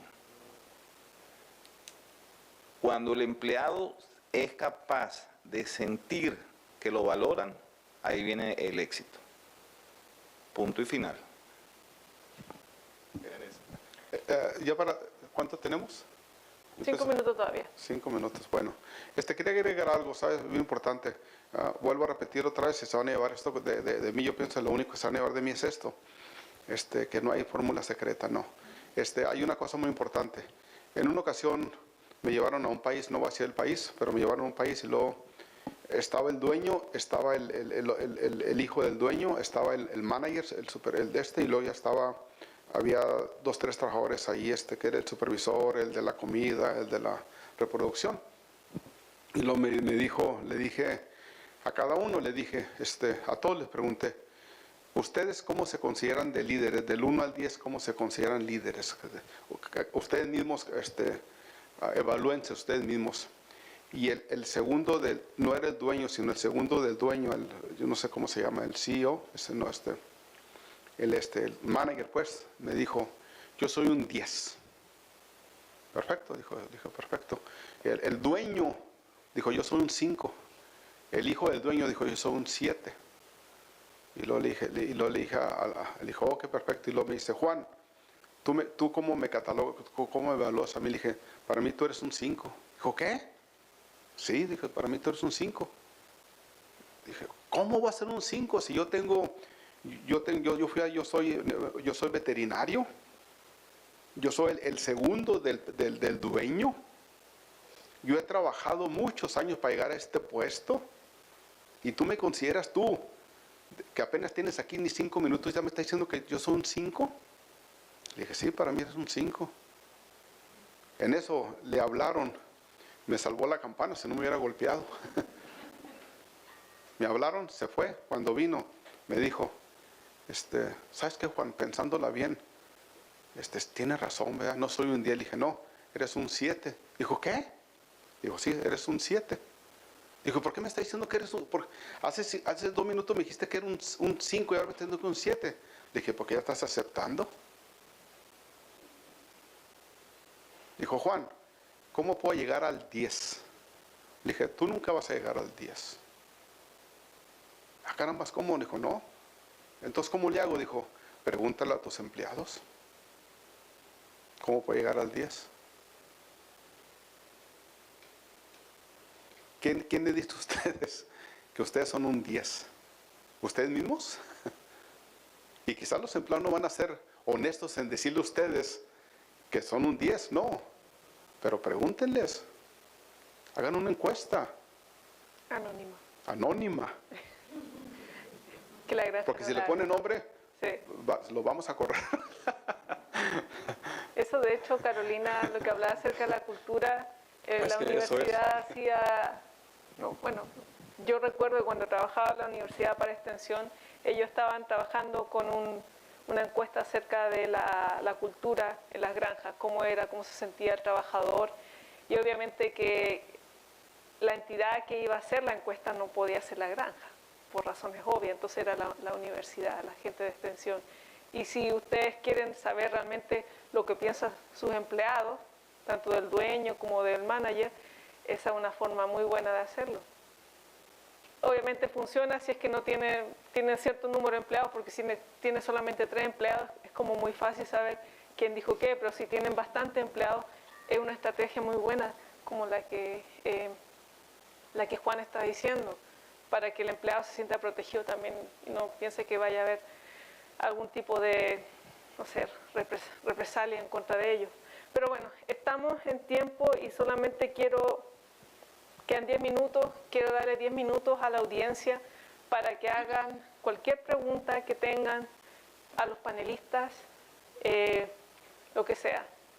Ellos están aquí para responder sus preguntas, algo que ellos no hayan mencionado, algo que ustedes quieran que ellos repitan, lo que sea. Yo sé que tienen preguntas, sí. Ahí está, caballero. Usted, cuando mueve el talento, sí, es muy importante reconocer el talento de las personas. Tú conoces un caso de una persona que vino hace unos 20 años acá como ayudante de un ordenador. Sí. Y él tenía mucho talento.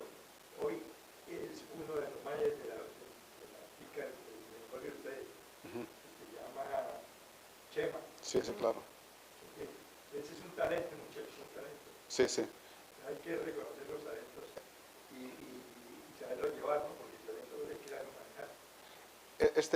Yo me acuerdo muy bien de bueno, Chema, sí, o sea, yo me acuerdo muy bien de él, o sea, por esta razón. muchas veces cuando alguien va a pedir trabajo, nosotros como supervisores decimos, no hay trabajo. Así hicimos, no hay trabajo. Esa es la respuesta que damos. Lo que he hecho con Shema, no solamente con Shema, he contratado a muchos empleados en la empresa. He tenido el tiempo de 1 minuto, 2 minutos, 3 minutos, se lleva nomás para saber y hablar con esa persona. Sí. Si ustedes no tienen ese don, espero que yo lo tenga, no sé si lo tengo, pero si usted no tiene eso, entonces dejen a alguien más, pero no le digan a esa persona, dile que no hay trabajo. No, llévense 1 minuto y que manden a esa persona indicada, que esa persona que sabe, atiéndelo. Y lo que hice con Shema ese día, me acuerdo muy bien, es que le dije a Shema, me tomó 1 minuto, le dije, Shema, sabes que no tengo trabajo, y en realidad no tenía trabajo, pero te voy a mandar a la otra lechería. Ya tiene con otros 18 años, es un supervisor muy grande de la empresa, muy joven. Pero eso es eso. Llévense 1 minuto extra en hablar con esa persona. Y esa persona, yo digo que esa persona, créame lo que puede ser, su siguiente manager, su siguiente supervisor en tu lechería. Quisiera agregar una cosita, aparte de reconocer ese talento, es muy importante a quién se promueve y por qué se promueve. No el que tiene más tiempo en el parlor, no el que tiene más años en la compañía. Y eso es una de las cosas que incluso lo dicen en algún artículo los dueños de Millsource. ¿A quién debemos promover? Entonces una de las cosas que ellos se fijan, o sea, son varios detalles, pero no solo el talento, que es súper importante, sino Shema ha ido subiendo porque es una compañía que no se fija en la antigüedad del trabajador, sino en la visión que pudiese tener como líder. Rápido, antes, Millsource, Jim, Jan y Tad son los dueños de la empresa de Millsource. Y pusieron un artículo, ustedes lo pueden encontrar si quieren buscar en Millsource. Hay muchas cosas en Millsource. Hay un artículo que pusieron y Millsource tiene la fórmula secreta del éxito. De veras, ahí está escrita por los 3 dueños. Y sin embargo, muchas personas la leen y no siguen esos consejos. Ahí están escritos ahí. Así es. Sí. Diga. Tengo una pregunta, a lo mejor un poquito complicada, ¿no? Se habla mucho de Millsource como una de las empresas con mayor cultura laboral o cuidado de sus trabajadores. Me gustaría saber qué rotación de personal tienen ustedes. Sí, sí, tenemos muy poco. Es muy poco, yo pienso que es el 6%. Ese es el número que tenemos ahorita en este momento, así es. Y te voy a mentir, le mentiría si dijera nunca se nos van empleados. No, se nos van empleados. Y la razón, son muchas razones. Familia, trabajo, mejor paga. Son muchas razones, pero sí tenemos, es muy poco, así es. Así es. Agregar solo una estadística. Lo que hablamos ayer, te agradezco el hecho de que hayan venido, menos mal que no los corrí con lo que hablamos ayer. Se les agradece. Ayer hablábamos de cada 2 personas que se van voluntariamente de la empresa, una es culpa directa del supervisor.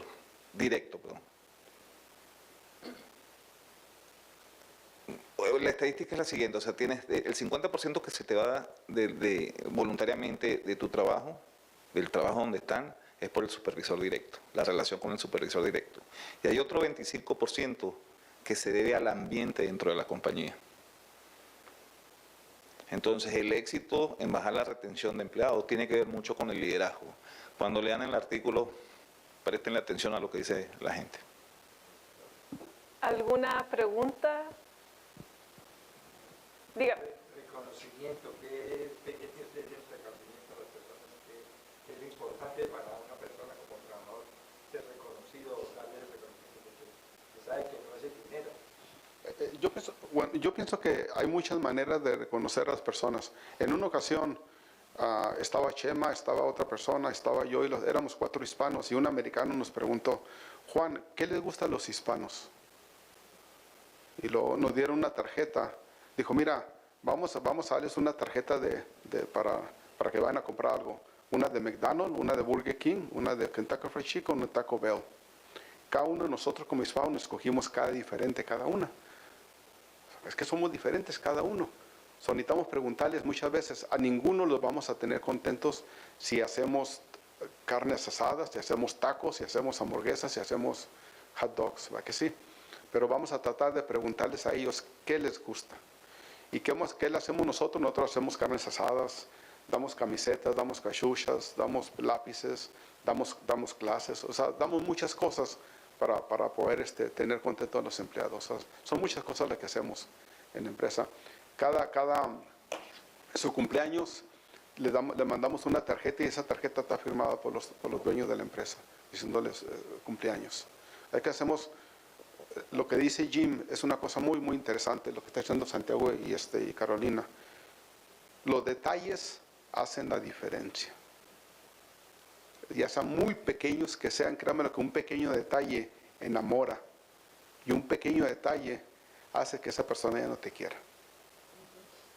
Así es, son los pequeños detalles lo que hacen la diferencia. Y dice uno, no es importante. No, quizá para ti no es importante, pero para mí es súper importantísimo. Me gustó una cosa que dijiste, que cuando preguntan, bueno, pero ¿y qué les gusta a ellos? A los hispanos, ¿qué les gusta? O si nos quieren encasillar a todos, ponernos estereotipos. No, es que todos los argentinos son odiosos o estereotipos totalmente pero digamos, no estamos metidos en la misma caja, ¿sí? Todos somos diferentes y cómo se sabe bueno, y otra cosa, preguntando, escuchando. A mucha gente no le gusta que les hagan reconocimientos públicos, ¿sí? Tú tienes que aprender a conocer que a este empleado, hay empleados que les gusta sacar pecho y decir, mire, gracias a Juanito que nos hizo esto, y hay otros que saben que se van a sentir ofendidos si se los dicen en público, pero sabes que esa persona, si tú la coges a un ladito y le dices, muchas gracias por así, pero es aprender a conocer a cada uno de los trabajadores, a cada una de las personas, establecer esas relaciones, escucharlos, que los motiva, ¿sí? Pero, y en general, el reconocimiento es como más grande, pero como valorarlos por lo que son, como son, no metidos entre una cajita de hondureños, salvadoreños, colombianos o lo que sea, sino como el individuo, Oscar, Juan, ¿sí? Cada persona es un individuo independiente, con gustos y... Mira, pero tenemos una pregunta. Yo tengo una pregunta claro. para lo que Carolina ahora. ¿Cómo se puede minimizar muchas veces el enfrentamiento, llamémoslo racial, entre los mismos hispanos? Pues, muchas veces hay más de un país y están acosando al que es de otro país o de otros países. Sí, pues yo creo que... Eso lo hemos visto. Yo llevo 20 años en este país y yo lo he visto consecutivamente. Entonces, ¿cómo se puede minimizar ese problema? ¿Cómo se puede hacer que haya un acercamiento sin que haya barreras fronterizas, llamémoslo así? Sí, pues yo creo que uno puede comenzar por poner uno mismo el ejemplo, ¿no es cierto? Yo pongo el ejemplo y sé que no veo ninguna diferencia entre nacionalidades. ¿Sí? Uno, pongo el ejemplo. Dos, si se necesita tener una conversación difícil de decir, aquí no importa de dónde eres, basamos nuestras relaciones en respeto, ¿sí? No necesitamos ser los mejores amigos, pero necesitamos respetarnos. Hay conversaciones que se tienen que tener. Y así como hay muchos ranchos que tienen políticas de acoso sexual, también hay otro tipo que es de acoso según tu nacionalidad. Si yo en mi finca sé que definitivamente no tolero ningún tipo de acoso, por si te gustan los niños o las niñas, o si te gustan, o eres de aquí o eres de allá, lo tengo claro desde el principio y se habla, y si tenemos problemas de acoso, pues tal vez no haces buena, no cabes en nuestra cultura, porque en nuestra cultura no nos gusta ese tipo de cosas. Pero hay que hablarlo, no ese... Desde el principio. Y que los empleados sepan que una vez, si pasa en el lugar de trabajo, decirles, déjenos saber de una, para sí. poder atenderlo y hablarlo de una. Sí. Y eso es parte del enamoramiento y los valores que tenemos. Desde el primer día que la persona entra, tiene que saber, mira, aquí necesitamos, todos nos necesitamos. Y aquí somos una mezcla. Hay jóvenes, hay viejos, hay mujeres, hay hombres. ¿Entiendes? Entonces eso hay que La persona que, el plan que estamos hablando, diseñando, el que da la bienvenida, el que trabaja esa semana de orientación, ese periodo de onboarding, como lo puedan ustedes entender, tiene que tener esa sensibilidad y capacidad de dejar muy claro la expectativa. Como dice Elsie, desde el principio. Pero, exacto, expectativas así. Pero aparte de eso, los errores que he visto yo es que, bueno, pero es que fulano es hermano de sutano. Entonces, ahí es donde yo digo, la decisión es muy fácil porque está quebrando los valores de la empresa y está creando los valores, quebrándolos, está tirando a un lado, ¿verdad? Los valores del equipo y de la empresa. Se tiene que ir. Un minuto. No tolerancia. Para que termine. Conclusión final. Sí, para que den su conclusión final, que ya estamos terminando, a no ser que haya una pregunta y usted diga. Sí, me preguntó desde ayer, yo creo que lo saben, ¿no? Pero bueno, ¿cómo hacer? Yo estoy muy enamorado de mi proyecto, yo estoy muy enamorado de mi negocio, de mi empresa, haciendo mención a lo que Santiago decía del enamoramiento.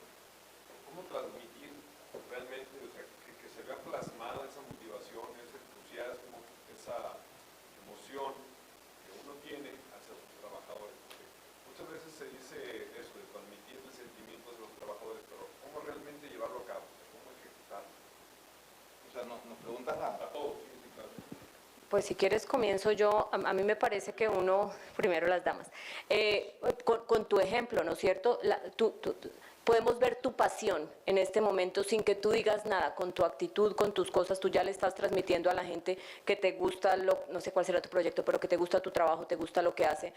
Obviamente comunicación constante, haciéndole saber a ellos que lo que te gusta, tu pasión, por qué te gusta, ¿sí? Eso es contagioso, esa buena actitud, esa motivación es contagiosa. O sea, no te quedes con todos esos sentimientos, déjaselo saber, reuniones frecuentes, pero sí me parece que la única forma es con tu ejemplo, que se te nota, y con comunicación consistente. Una pregunta, ¿qué tan grande, cuál es el número de empleados que ustedes tienen? Cerca de 40 personas. Yo haría, sobre todo, o sea, si no los he hecho no importa, ¿no? Pero yo comenzaría haciendo con cada empleado nuevo, agradeciéndole de corazón, porque se te puede notar que te apasiona. Agradecerle de corazón a esta persona que está entrando a trabajar a la empresa, el esfuerzo que va a poner. Y que le tienes que decir, te necesito, el equipo te necesita. Entonces ahí, wow, el patrón me necesita. Ya es algo como que es poco común. Si de verdad lo sientes, hazlo. Si no, son palabras huecas. Y es mucho, tremendo hipócrita y tremendo... Entonces tienes que sentirlo. Al tener 40 personas lo puedes hacer con el primer empleado. Yo antes de la primera contratación me gustaría reunir quizás los departamentos y decirles, ¿sabes qué? Mira, he estado pensando, he estado internalizando A, B o C y mira, yo quiero transmitir mi pasión y queremos hacer esto. De manera que ya tengas en esa reunión, nada más vas a hablar de eso, no hables de números, no hables de dónde estamos, dónde vamos, sino qué es lo que tú quieres hacer ya, que piensas que te puede hacer a todo ese ambiente de felicidad. Y ya que pase el micrófono por acá voy a decir una palabra más, es acerca de obviamente ser genuino y también uno tiene que mostrar su lado vulnerable, ¿sí? No es que porque soy el jefe, sí, tengo una actitud de que todos somos humanos, puedes compartir, mire, yo he cometido errores, sí, pero mostrar ese lado humano de las personas me parece que eso hace que la gente tenga mayor conexión con sus supervisores o los dueños o sus líderes. Y hay una cantidad de libros acerca de la vulnerabilidad. Pregunta y después Juan para que... Ese rápido. Sí, por ejemplo, yo le digo a muchos compañeros que seamos persistentes, o sea, que seamos consistentes. En una ocasión me llevaron a una granja en Europa y descubrí el problema, era la inconsistencia. Necesitamos ser consistentes. ¿En qué manera? En esta manera. Por ejemplo, vamos a tu situación o lo que tú estás diciendo. Si tú vas a decir buenos días, dilo de lunes a domingo. De lunes a domingo. No solamente digas de lunes a viernes, oh, buenos días. El sábado no estoy de humor para decirle buenos días. Ser consistente. Ya, diga. Sí. Yo una última pregunta. Como mujeres, sabemos que las culturas, ¿verdad? Hispanas son más, el patriarcado, ¿verdad? Es muy dominante.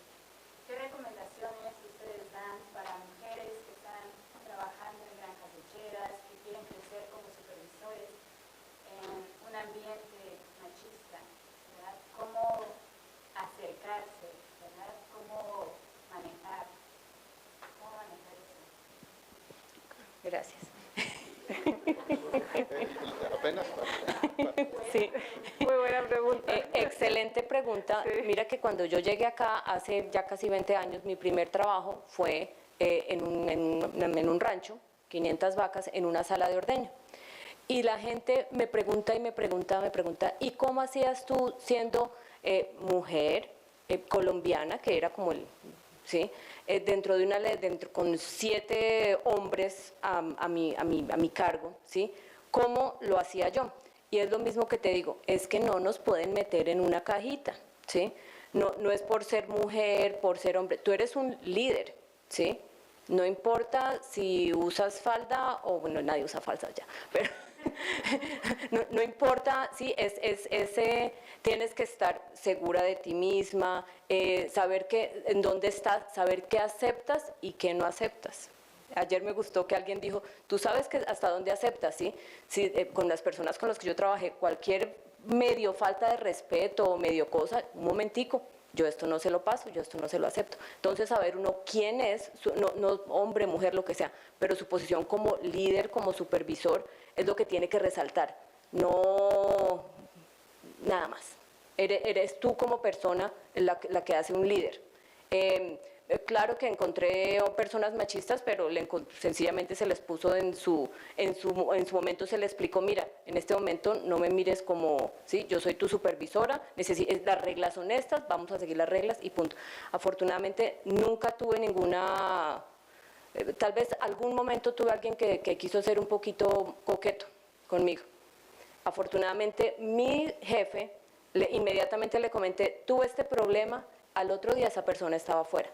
Tuve apoyo de mi jefe diciendo, esto no lo aceptamos. Pero lo que yo te digo, confianza, saber uno quién es, saber cuál es su rol, y que lleve uno pelo largo, corto, de donde sea, eso no tiene que ver, es la persona. Abajo el machismo. Muchas gracias por la... Es un tema muy sensible y complicado. Afortunadamente estamos en un país que se ha progresado mucho, se ha avanzado mucho. Lo primero que yo haría, no siendo mujer, pero yo me imagino que cuando me entrevistan o le preguntaría a ese dueño, a ese gerente general, cómo ve él el tratamiento hacia la mujer o si alguien se pone simplemente por eso. Los grandes líderes que tenemos en las empresas hoy día, yo tengo mucha suerte con la gente que trabajo, están muy conscientes, ¿okay? de la importancia y la igualdad que debe haber entre las personas del equipo. Entonces comienza otra vez con liderazgo. Si tenemos un dueño que es machista, ya está dando ese mal ejemplo. Entonces, por tu seguridad, no solo física, a nivel emocional, yo te diría, te tienes que ir de ese trabajo, no vale la pena. ¿Ok? Afortunadamente, ya te digo, las cosas han cambiado, sigue habiendo un patriarcado, sigue habiendo, o sea, yo lo he visto, cuando uno va a Texas, uno ve mujeres que no prosperan dentro de la empresa como deberían, porque los mismos dueños me comentan a mí, es que en cualquier momento se preña o se pare. Y yo les digo, bueno, quizás yo no debo venir más acá porque estoy totalmente en contra de lo que tú dices. Me parece que es troglodita ese comentario. Entonces yo quizás tú no te lo han dicho, claro, pero yo lo he sufrido. O sea, me lo han dicho gente que digo, yo no puedo venir más acá. Cuando tú cambies, ¿verdad? Si logra pasar, se hace, si no. Pero lo más importante es tu seguridad. Desde el principio, por favor.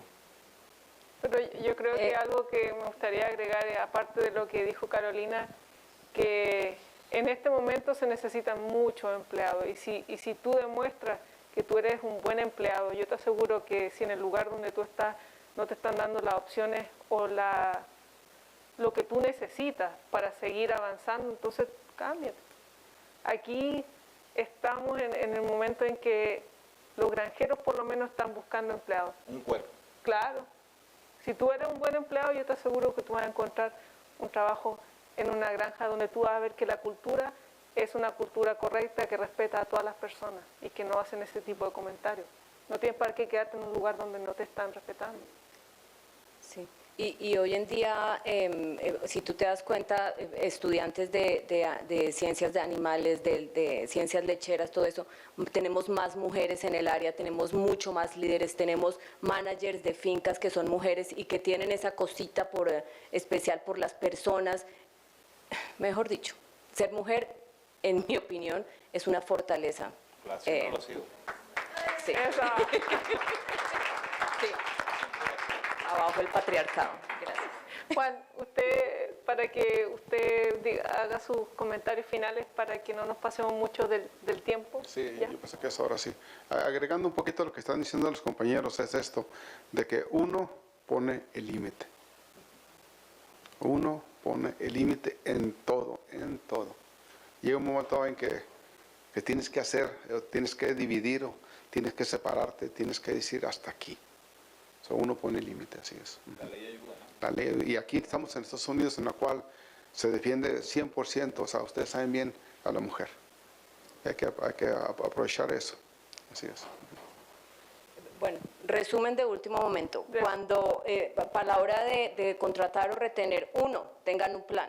2, tengan la persona indicada, persona indicada. 3, tengan disciplina y consistencia. Así como ustedes están pidiendo consistencia en un ordeño, consistencia a la hora de orientar, hacerle la inducción a una persona. Y ya no sé cuál era la cuarta, pero un plan, una persona y el tiempo. Gracias, muchas gracias por... si tienen cualquier tipo de comentario, solamente porque estamos pasaditos un poco de la hora, vengan acá y hablen. Ellos van a estar acá para que ustedes se acerquen y le hagan las preguntas que ustedes necesiten.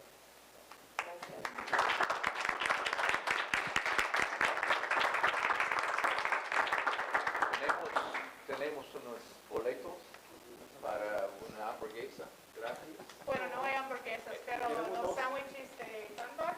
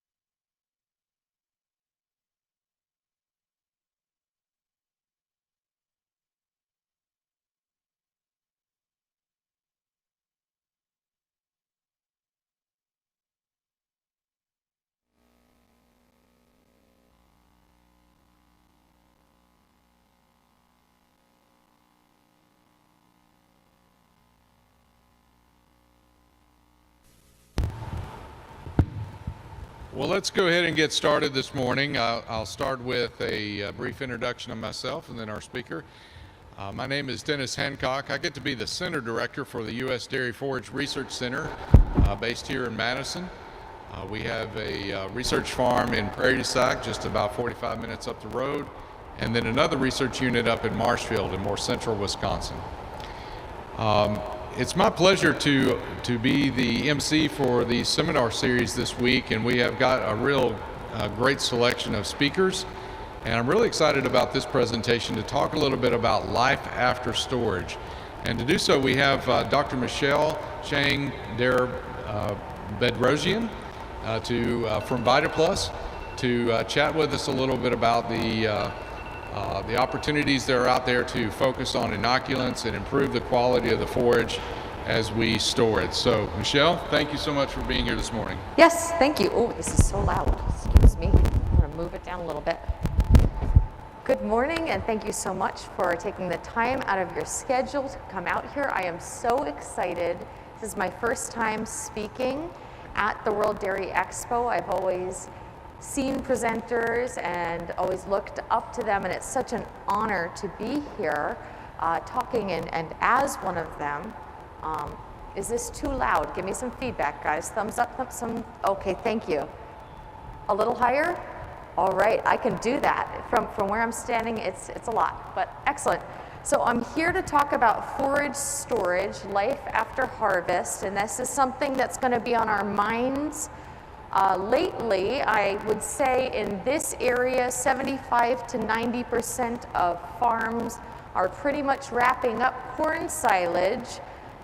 Some places have even started high moisture corn. And so it's an exciting time of the year, but we do need to be thinking forward about what happens once the dust is settled, once the tire tracks have dried in the field. Thank God it's not as bad as it was 2 years ago, because those tire tracks were deep in 2019. I see you laughing. You know what I'm talking about. It was rough. You know, and once our silos are covered, the tires have been thrown, what is going on under the silage plastic? A lot of people think it is a stagnant process. Okay, we cover it, nothing happens. And that's what we used to think, right? That's what we would assume happened. You cover it and nothing happens. You've put pause on our nutrient breakdown there, and we're learning now that is no longer the case. And so that's what I'm here to talk about today. And I'll try to stop turning my head, because I realize that you can't hear me when I do that. So we're going to talk about how to get it right, how to make the most out of what you have, how to, if you will, if you'll allow me to make a mom joke, how to milk our forage for all that it's worth. No mercy chuckles. Okay, thanks. So we're going to start with the right harvest conditions, and hopefully we've already done that. Use the best inoculant possible, and I am not here today to go into depth about inoculants. I am not even going to talk about them. We've already packed until you've achieved the right density. We've covered perfectly. The last step, good storage, is key. A lot of people neglect this. A lot of people think, oh, it's in there, I can walk away and do literal nothing. That is not the case, and I'm here today to talk with you about why forage storage is so important. Now today, we're going to be starting with what happens during storage.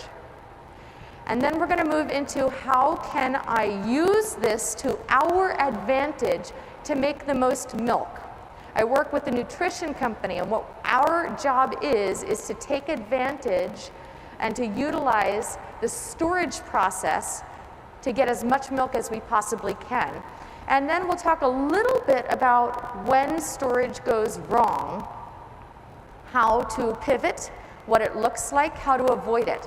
So in order to talk about forage storage, and I practiced saying that in front of a mirror so that I wouldn't stumble over it, I want to talk a little bit about the phases of ensiling, what is happening during the ensiling process.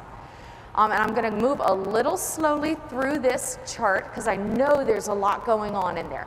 So let's start with, there's 4 phases of ensiling, and I've outlined those here at the bottom. It starts with the aerobic phase, which is so named because there is air present. And so during this phase, the crop is still respiring. It's utilizing sugars and proteins. And this is really important for us to understand because these sugars should be fueling fermentation. These proteins should go into our cows to make our diets less expensive. But the longer this aerobic phase goes on, the less sugars we have for a robust fermentation, the less protein we have to up our feed value or our feed quality and to make our diets less expensive. And so the reason why as well is aerobic bacteria during this aerobic phase, aerobic meaning oxygen is present again, they are also using up these sugars and these proteins. They're trying to stay alive, much like ourselves. Bacteria are people too. They require sugar and protein to make energy. The issue is we want to maintain this in our crop. And so we want to make this phase, this aerobic phase, as short as possible. And the way to do that is to get it into the silo and get oxygen out as quickly as possible. And if you guys have questions, please, just interrupt me. That's all right. I have young children. I am very used to being interrupted. And so what this aerobic phase looks like is, for example, we're filling our silo and we haven't yet covered it. Or we have wagons of corn silage, but the farm is a few miles away, and so we have quite a distance to travel with the full wagons. We see a lot of that in, say, Florida, where they'll harvest it and then they'll ensile it maybe a couple hours away. And so that aerobic phase is prolonged, and that means less sugars for fermentation again and less protein, and that's a problem. So once we get oxygen out, then this upfront fermentation can begin over here, and that begins once the silo is covered and oxygen is gone. And so that means, another way to shorten that aerobic phase is to get a great packing density. Squish all that oxygen out, and we can get a robust fermentation started with all these sugars that we've preserved. And then it goes into storage. And historically, I've presented this slide and said during storage, everything is stagnant. And I'm here today to tell you that is no longer our understanding as scientists. As scientists, we can hopefully be able to say, you know what, I thought one thing, but actually I'm learning that something else is true. And then of course we have feed out, and this happens once oxygen is reintroduced into the silo mass, and the acids get consumed and the pH goes up. And another word for feed out is spoilage. You may not know that your silage is spoiling, but I guarantee you it is. The question is, how quickly is that process happening? So one thing that we're got to remember here is silage may look stagnant, but under the surface a whole lot is going on. And I want to talk about what exactly is going on, but I'll start with what is not going on. This is some work that I did years ago, now we're going on 11 years ago, looking at two types of corn. We have BMR and what I'll call normal or conventional corn. And they were harvested in the exact same field, planted side by side. There were buddies harvested at two different dry matters, 32 and 42%. And so the first thing we notice, okay, BMR has a fiber digestibility, which I'm showing you here on the vertical axis, that is higher than conventional. Well, that's really not surprising. We knew this. The next thing that I want to talk about is the impact of dry matter at harvest. Look at the digestibility of BMR. Boy, it sure takes a hit on digestibility when it is harvested drier, doesn't it? And then the last thing, this is time of storage. I went from 0 to 360 days, and what we see is that over time, yes, there's a little bit of solubilization of the hemicellulose with that initial fermentation, but we see over time, fiber digestibility pretty much stays the same. Okay, good to know. So what does change then? This is that same trial, and I averaged those two hybrids. So this is the average of BMR and conventional. The reason why I was able to average it statistically is because both hybrids behaved the same. So I'm showing the high dry matter in blue, the low dry matter in red, and what we see is that storage time lactic acid went up and pH went down, especially in that high dry matter silage. And that's because the changes in pH do reflect changes in lactic acid. The other thing and the main subject that I wanted to talk about today that changes is starch digestibility. And this is kind of a topic that we've been talking about the last 5-6 years for those of us who have been coming to these talks for so long. We are talking more about how starch digestibility changes during storage. And this is some work by Luis Ferreretto, who is now with the University of Wisconsin. And he did some work looking at 3 different hybrids of corn. We have BMR shown here with the blue, conventional with the red, and floury with the green. And if you're colorblind, I am so sorry, this probably doesn't make much sense to you. And we're looking at changes in vitro starch digestibility over ensiling time. Now the big difference between these 3 hybrids and the concept that I'm addressing is prolamine proteins, availability of starch. And we're going to talk about this quite a bit today. But these 3 hybrids vary in how much prolamine proteins there are.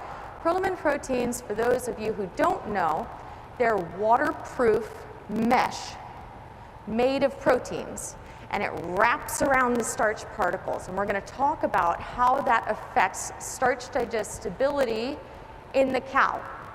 You know, we are lucky enough to have kind of 2 fronts of microbial populations that I, as a microbiologist, I'm lucky that I talk about them. We have the first one in the silo and the second one in the cow.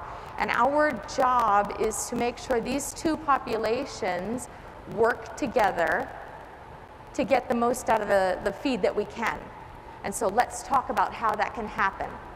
What we see is in the silo, these microorganisms degrade those prolamine proteins. It is proteases, that's a protein, that's an enzyme that dissolves protein, that are made by these lactic acid bacteria during storage. And so that means over time, starch digestibility goes up because this prolamine protein matrix gets dissolved by the enzymes. Does that make sense? Nod some heads or shake some heads. I need a little feedback here, guys. Okay, I see some heads nodding.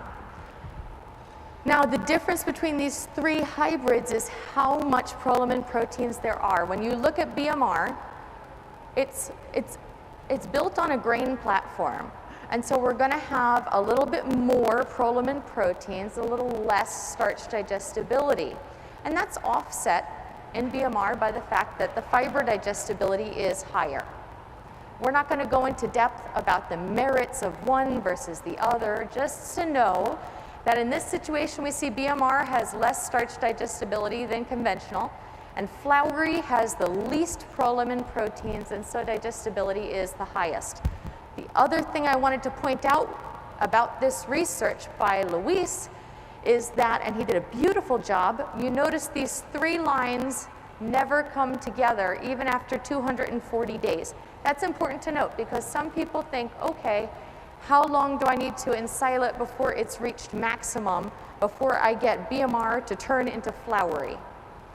That's a complicated question, but we do need to be thinking about carryover inventory to manage this increase in starch digestibility. So this is some work looking at the effect of days of ensiling on starch digestion in corn silage. So let's look at this first year. We have starch digestibility here. That's a percentage of starch that I'm representing it as. What we see is that over time, not a new concept, we just talked about this, starch digestibility goes up. But let's talk about when we, as nutritionists, switch the cows from 1 year's silage to the other, what happens when you do so abruptly to milk production? That's right, it tanks. What we're doing is we're taking corn silage that's highly digestible because it's been stored the whole year, switching cows onto less digestible corn silage. This is what it looks like in the cow's rumen. They're used to a whole lot of available starch. We've had time to adapt that rumen microbial population to high levels of starch. It is a finely tuned machine because we've done it right. And then we switch everything up. And now the cows go down in milk production. How do we avoid that is by having carryover inventory. And this is a talk that I think, and I hope by the end of this talk, we will be having more of. How do we have this carryover inventory, and why is it, in my opinion, one of the most important things? What we want to be doing is having this change. Yes, it's still a change, but it sure is a lot less than if we switched abruptly. Now, there's been some work to look at, okay, how can we artificially do this? You know, and that work looked at different artificial proteases that are, you know, just powdered onto the corn silage. Is it effective to do this artificially? And this research has shown, yes, it is. The issue is cost.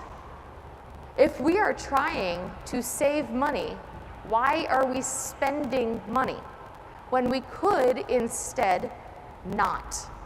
All of my friends and family know I am about as frugal as you can get, and if we can use a little bit of planning in advance to save a lot of money, then we don't have to be buying these things.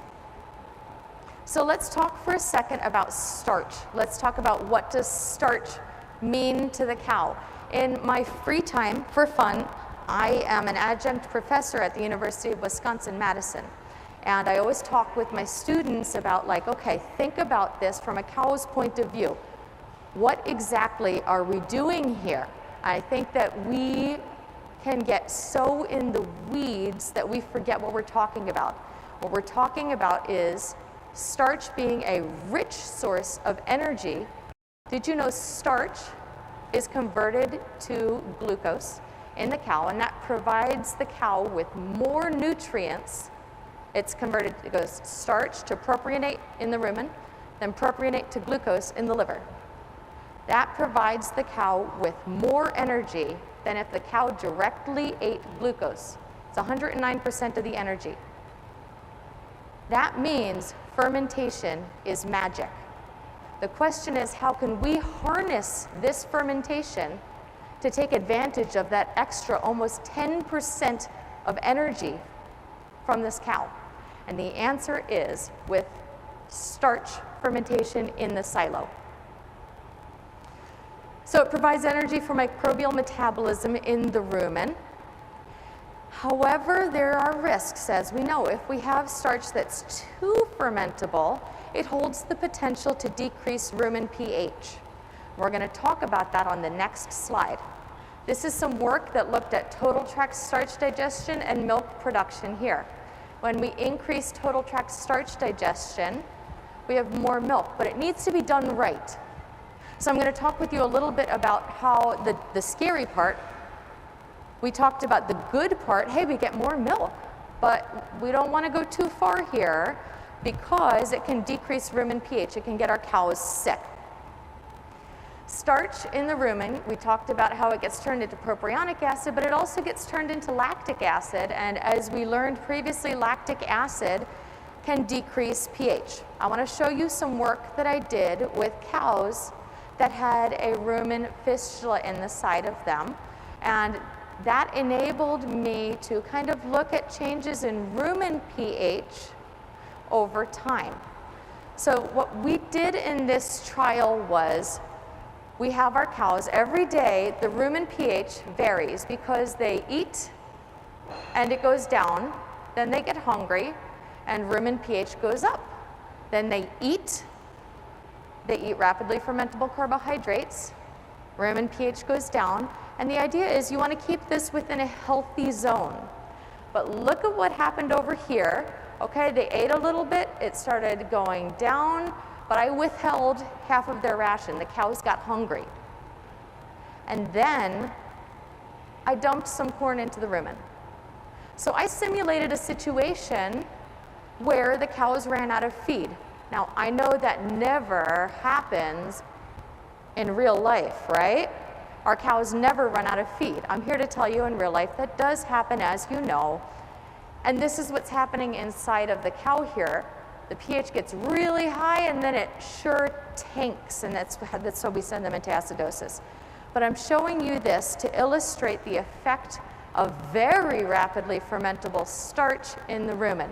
So we want to keep it within a reasonable amount. The other downside of having extremely rapidly fermentable starch in the rumen is it shifts the pathways of what we call biohydrogenation. And this has to do with the way that fats are digested in the cow's rumen. And so what happens when you have a very low pH is you get a bad rumen pathway here that makes this bad this bad compound. And it's called trans 10-cis-12 CLA, conjugated linoleic acid. And so what this does is it decreases milk fat. This is why when we have animals that eat too much starch, too much fat, or too degradable of starch, we get milk fat depression. And it's because of this, because rumen pH tanks. So we need to keep this in mind when we're feeding cows. Let's talk a little bit about starch digestion in the ruminant. Are you guys with me so far? Do you have any questions? I'm going to take a second, count to 7 in my head to give you guys a chance to ask questions.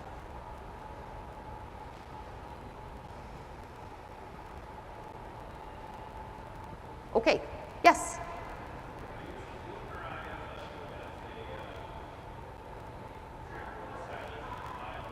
Can you yell really loudly?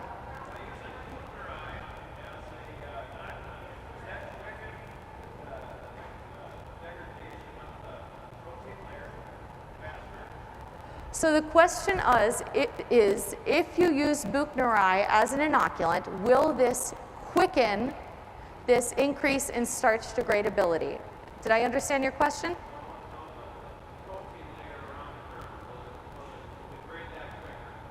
The protein layer within the kernel, will it degrade it quicker, right?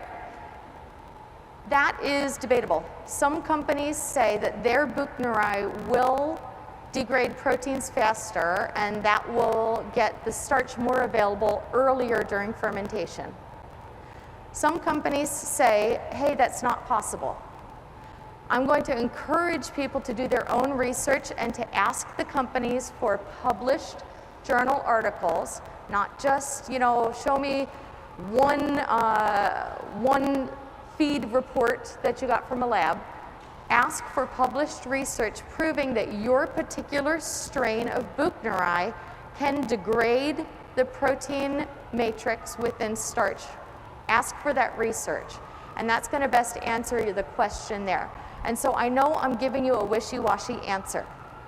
And the reason why is because I've not yet seen a lot of compelling research about those particular strains of Buchneri. I'm not saying that they don't. That is not what I'm saying. I'm saying I need to see the research in order to believe it, and I've not yet seen that research. And I'm addressing the whole crowd when I say, if you have that research, please get it to me, because that would be really cool.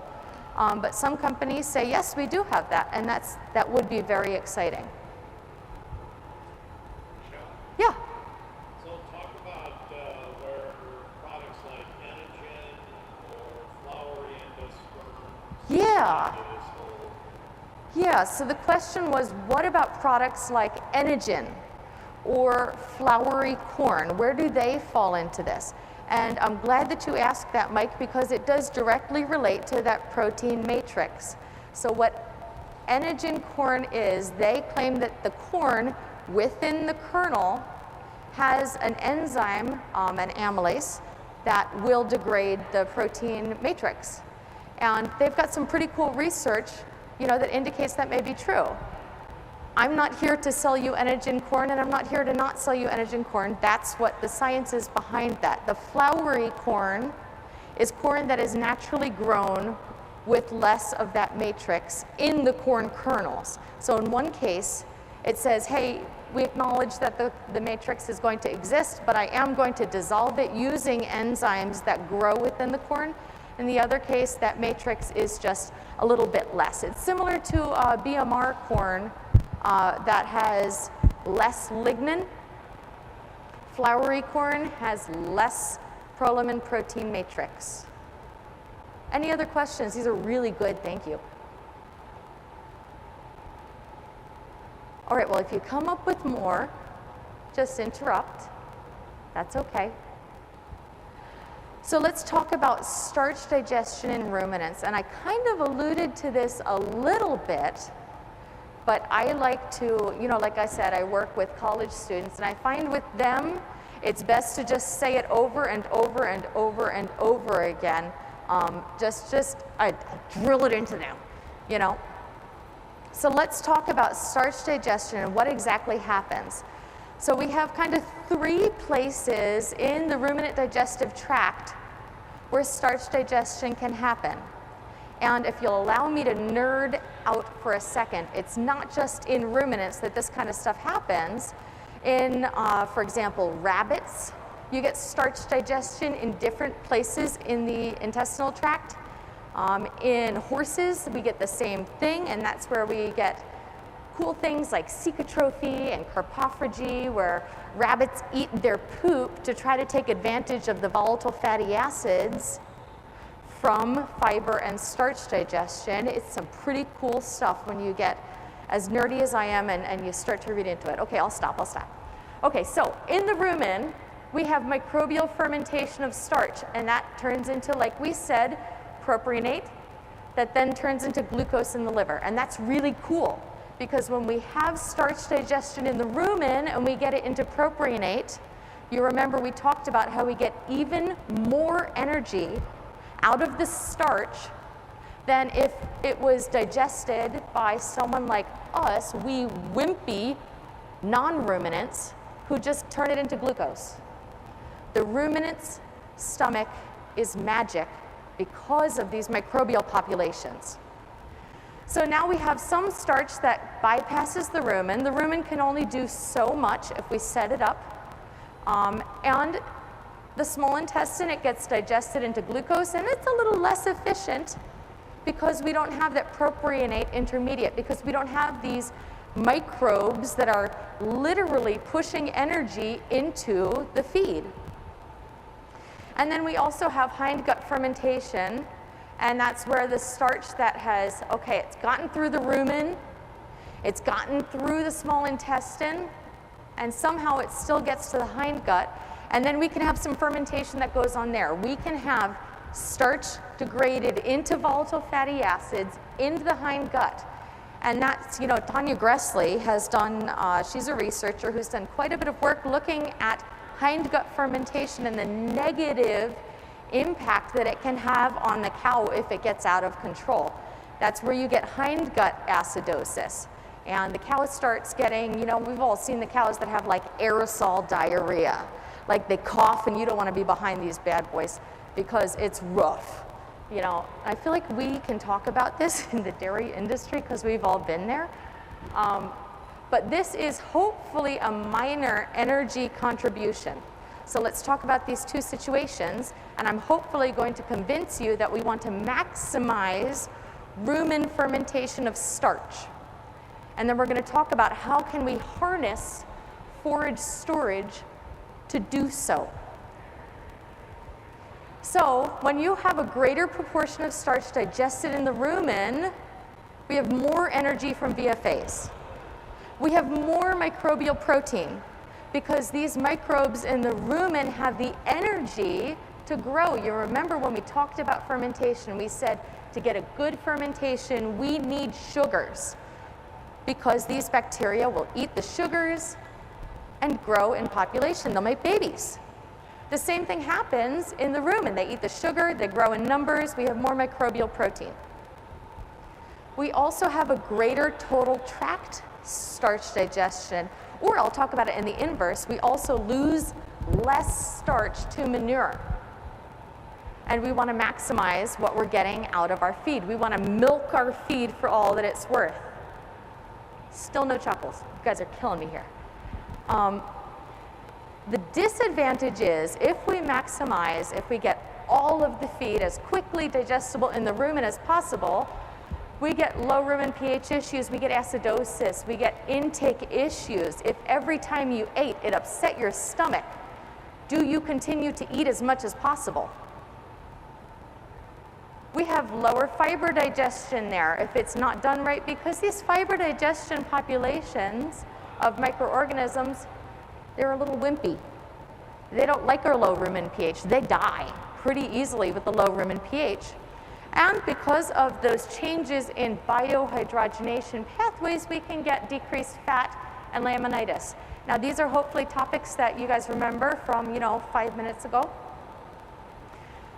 If we have more starch digested in the small intestine, or if we have less starch in the rumen,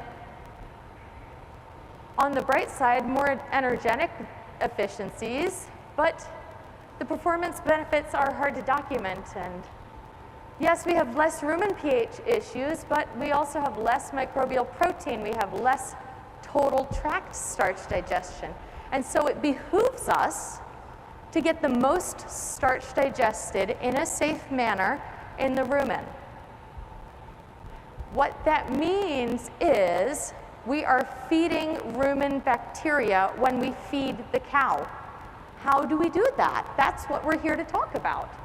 So the starch needs to be easily accessible by bacteria in the rumen. And there's two main factors that limit the access to starch. The first one is the pericarp, and that is this hard kernel coating. And then the second one is that protein starch matrix that we talked about. Now, we know starch needs to be accessible by bacteria in the rumen. We know that starch is embedded in a prolamin protein matrix that hinders the access to the starch. And we know, because wonderful questions, we know that this is also reflective of both maturity, and it varies with hybrid. As the plant sits in the field, waiting for us to harvest it, those prolamin protein matrix, it gets more and more tighter around the starch. And this is, as we know, it's related to starch digestibility. They say starch D decreases 0.86 percentage units for each unit increase in prolamin protein content. And this is what it looks like. Here's what they look like. You see these blobs, that's starch, and this is that prolamin protein matrix. And you'll have to excuse my hands shaking a little bit because I get a little nervous and excited. Now, this is some images of what it looks like over time. So this is the before and after that everyone loves to see, the before and after forage storage. What is actually happening when we're saying this is stagnant? This is what's happening a lot. So it starts out prior to ensiling tight. After 240 days, it's really broken apart. And we're going to talk about how to make the most of this and why it's so important. What we see is a strong correlation between soluble protein and starch digestibility. And I like to talk about this because, Dairyland is right over there. I know Rock River is here too. Cumberland Valley's around. What we can do is we can look at soluble protein as an indicator of starch digestibility rather than paying for starch digestibility. Little rule of thumb there. And so here's some general benchmarks, and you guys have the handout from this, kind of like a, little cheat sheet, if you will. Where are we looking for starch digestibility to land? Now you have it in your pockets, but let's talk about, now we're going to get a little bit nerdy, and if I start to lose you, say, hey, Michelle, slow down. But I want to talk about starch digestion rates. How quickly does this starch disappear in the rumen? We want to maximize starch digestion in the rumen, not in the intestine. Here's how to do it. Starch surface area is altered in two ways. The first way is mechanical reduction. Who here processes their corn silage? Nod your head if you process your corn silage. Okay, I see some people that do, and the reason why you do this is for the mechanical reduction, to break open your corn kernels, to disrupt that pericarp, and to expose the starch to rumen bacteria. And that's important, and I spend so much of my career talking with producers about how important this is, and going to farms, and we have the kernel cup, and then we have the app, the Kernel Snap app. They'll look at this, and we also have rules of thumbs, and then the laboratories have corn silage processing scores. I'm not belittling that, but I am saying what that does is it breaks it up. So we have 8,000, 4,000, 2,000. What we're doing, look at the surface area of these particles. Certainly that's important. We tell people to break every kernel into 4, right? If each kernel is only cracked, that's not good enough. Break it into 4. That's what nutritionists talk about. The conversation that we need to be having, the more important conversation is during fermentation we get particle decay. Look at what that means. Instead of breaking it, you're chipping it. Chip one off here, chip one off here, chip one off here, chip one off here. And it results in much smaller particles. This is why when we have corn silage that is fermented for a while, you rub it on your hand and you get like a chalky feel on your hand. You're feeling these tiny particles, some of them that you just can't even look at, even with your glasses off, and see, because we have particle decay. And so what I am telling you is the length of storage, forage storage, mathematically, using physics and biochemistry is more important than processing. We must be having these conversations about how can we harness the strength of the bacteria in the rumen and the strength of the bacteria in the silo to get the best quality forages and the most milk that we can. And here's how, with a little bit of planning. This is what particle decay looks like. It looks like we had big particles, and now look at the surface area on this particle after 240 days. I am here today to try to get you to have this conversation, either with your producers, with your friends. I know I can't think of anything more fun on a Friday night than sitting around with a beer and talking about particle decay of starch and the effects that it would have on cows and milk production. I tell you, So what I'm trying to tell you is there is a minimum amount of time that we should be storing our feeds before we're feeding them to cows. And that minimum amount of time is, for corn silage, I'm saying 3 months. For alfalfa silage, we don't have corn kernels. You can get away with 3 weeks. When you look at starch content of alfalfa silage, it's about 1, 2, 3%. So the question that we need to be talking about, and if you need help figuring out how to talk about this, come to me. I have my cards on me, and you have my contact information on those. Where will you put your new feed to ensure that there's 3 to 4 months of carryover?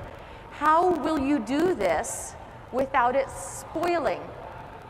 That's a big deal here, because look at this first one, this first scenario. Okay, so here's our bunker. We've got 1, 2, 3 walls on our bunker. Here's how we feed it, one way, one way, one way. Then this is our 3 to 4 months of carryover. Not a bad idea. The issue is we have surface area 1, 2, 3 here. Something to think about. Another way, let's assume, and then the next year you feed it like this. Another way, let's assume we have 2 open ends. You feed it this way one year, this way the next year. I see other places where what they do is they have 2 side-by-sides, this way one year, this way the next year. I see other places where they have hey, this is going to be my ag bag of storage because I've kind of run out of space here. I know forage storage is really important, but I only have so much concrete, and so I'm going to have an ag bag of storage, and I'm going to, oh, excuse me, hope it doesn't look like that. I'm going to feed this, and this will be my carryover. There are merits and drawbacks of each one of these situations, and there's so many different variables that go into the success of this, whether it's the number of cows that you have. Are you able to keep up with the feed? Do you have the pad space for this? So on and so forth. Yeah.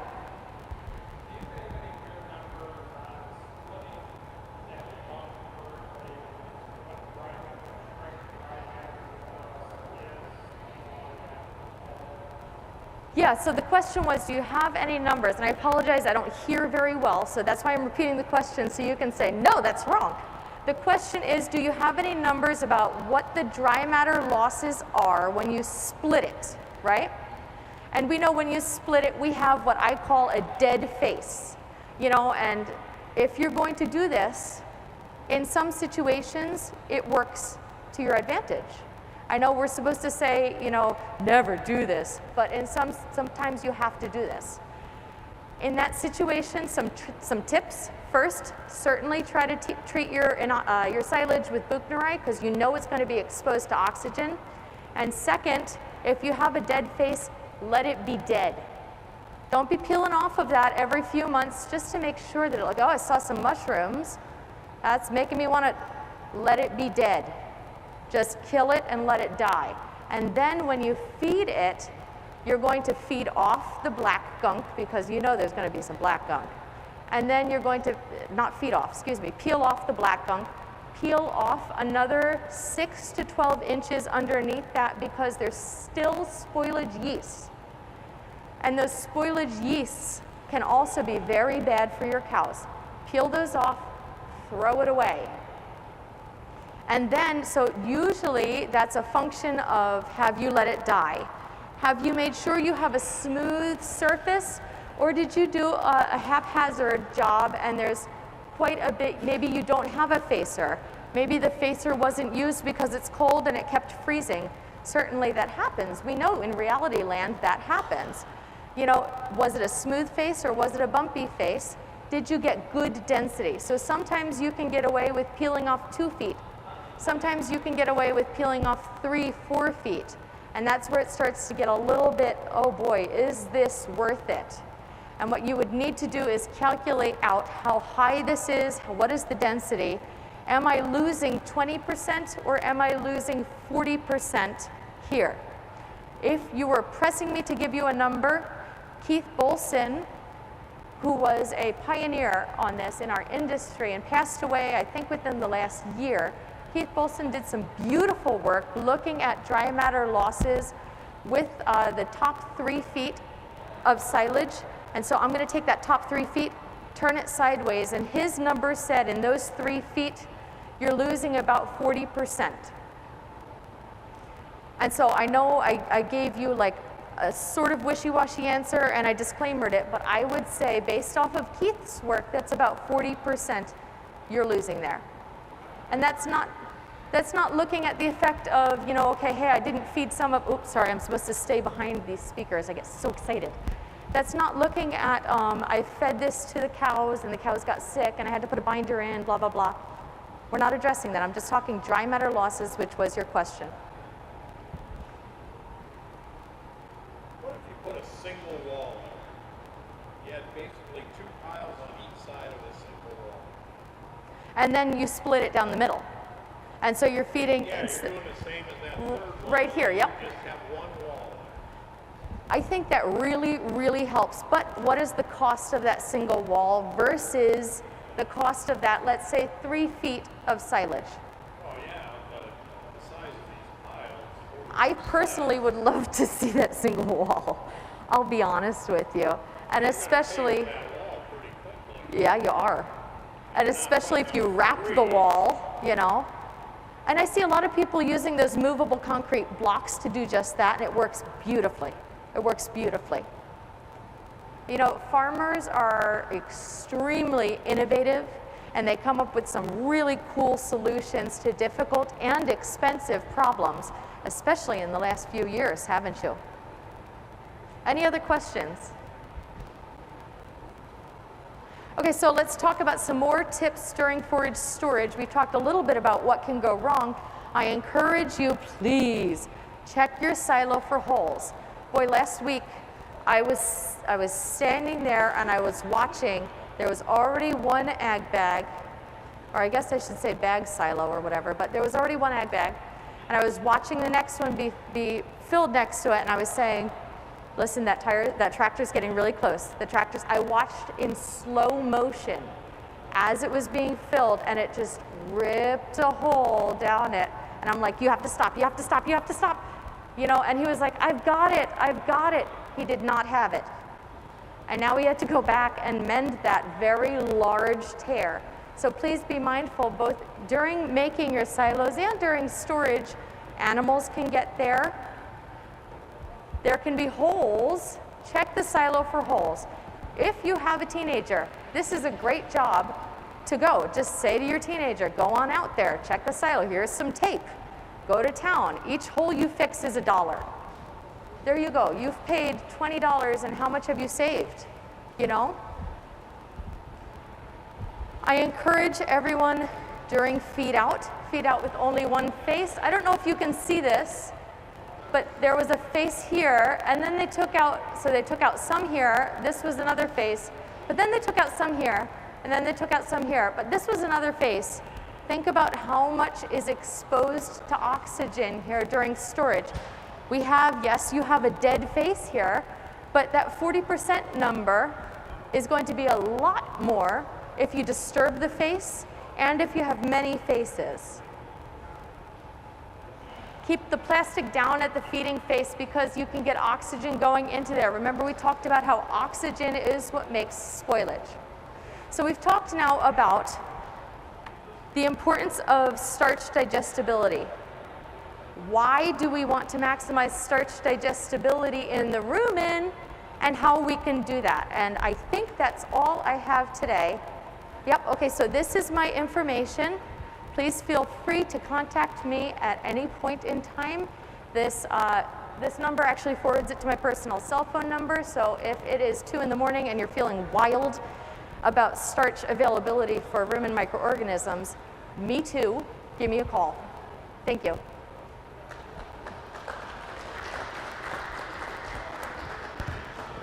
Thank you so much, Michelle. That was a very good talk, a very good summary of starch digestion and the factors that go into that and considerations. Any additional questions from the audience? We've got time for a question or two. Mike? Can you just address alfalfa timelines? What is and isn't going on there? Yeah, with alfalfa, it's a totally different beast. With alfalfa, like I said, I like to see 3 weeks of fermentation. What I have found, and I can't give you a scientific explanation why, when you feed alfalfa green, it's beautiful. When you feed fully fermented alfalfa, it's beautiful. But during that 3 weeks, it's just really funky. It does not feed well at all. So I like to see a 3-week fermentation. And then during storage of alfalfa, we see changes in volatile fatty acids slowly, but otherwise the fiber stays the same in alfalfa. That one is one where once you put it in, you can just pretty much assume a lot is just going to stay the way it is there. So you're going to see a little bit of a hit in fiber digestibility. I would bank on about 5 points in fiber digestibility decreasing with alfalfa, but after that initial 5 points of a decrease, it's just going to stay where it is over time. At least that's what I've seen in my research and experience. Yes?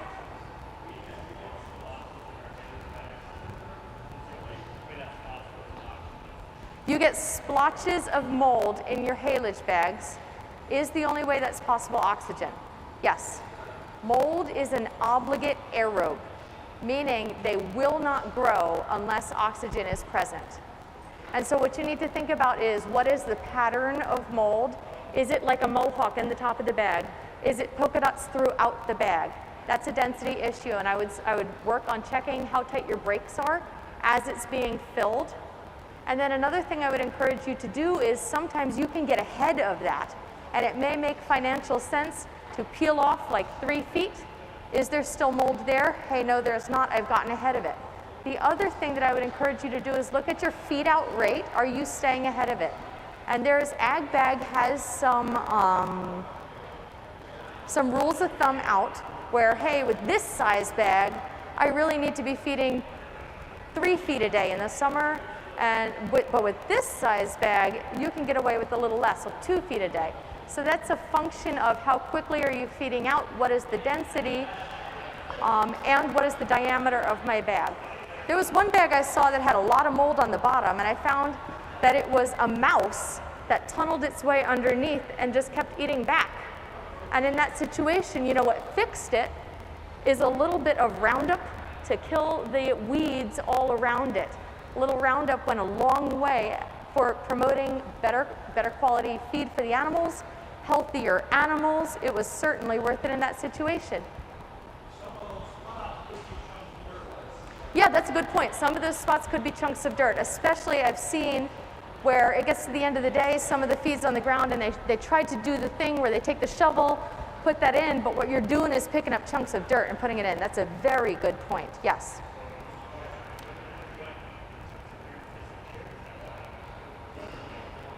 So in that situation, the chunks of dirt would have enterobacteria, such as like Clostridia or Salmonella or stuff like that, that would grow there, and it can just kind of literally dirty the feed. And then you have polka dots of dirt in the feed. You know, so you have to look at, you would be able to look at your ash content in there and see if it's really high ash content. That's an indicator of a lot of soil contamination or chunks of dirt there. That's a really good point. Thank you, Kendall. I think we're going to have to cut off questions on the record anyway. Michelle will be around for questions afterwards if you'd like to visit with her. If you did not get a copy of the handout, we do have the copies of the handout on the table over there. You can also pick up a couple of different cards. This green card, the little business card that's got the green alfalfa growing on it there, that actually has a link on the backside to the website that eventually where these YouTube videos will be posted. And then if you pick up the other business card, that has all of our webinar series from the Dairy Forage Research Center. So if you are interested in checking those out, we do those twice a month on the first and third Wednesday of every month at 3 p.m. Central Time. So with that, thanks again, Michelle, and look forward to having you back about 1:30. Thank you. Thanks, Dennis. Thanks for having me, guys.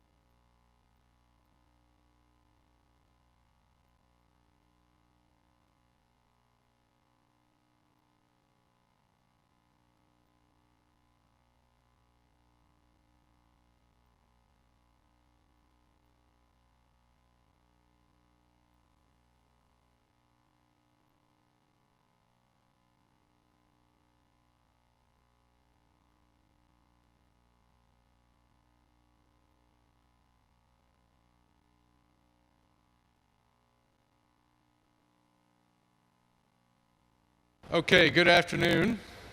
My name is Dennis Hancock. I get to be the Center Director at the U.S. Dairy Forage Research Center, just down the road here in Madison is our primary base. We also have a research farm in Prairie du Sac and a location up in Marshfield, more in central Wisconsin there.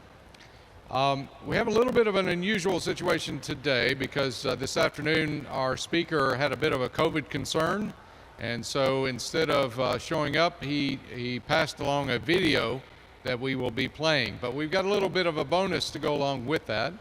As it happens, we have our friends at Dairyland Labs have actually been doing some work alongside with Matt Digman and looking at some of these handheld NIR devices. And at the end of today's presentation, we have Kyle Taysom, who's from the Dairyland Lab. He's going to share some of his experiences with it, kind of complement some of what Matt's been going to talk about in the video, and then hopefully answer any questions that you might have about the presentation today. So we're going to start with that video. I do apologize for the fact that we're having to do this by video, but I think in the interest of everyone's safety, I think it's a good strategy here. So let's get going here. I'm going to, hopefully the sound is still working well. Good afternoon, and thank you for attending this talk. I would like to talk today about how handheld NIRS instruments measure up. My name is Matthew Digman. I'm an assistant professor and agricultural engineer at the University of Wisconsin, and my co-authors are Jerry and Debbie Cherney at Cornell University. So it's common now in these types of presentations to present the end at the beginning, and hopefully over the next 20 to 30 minutes I can build the case that handheld NIRS instruments have their place in forage analysis, but it's important to remember the context of that place. And what we've found so far is that the sample preparation has more to do with the utility of these devices to predict forage quality than the devices themselves. So the analogy that I would like to present here is that we have different instruments that we use in my field, engineering, to measure things. In the lower right, we have a tape measure, and we use this for measuring, and this particular one probably for measuring large distances, possibly for surveying or laying out a large building.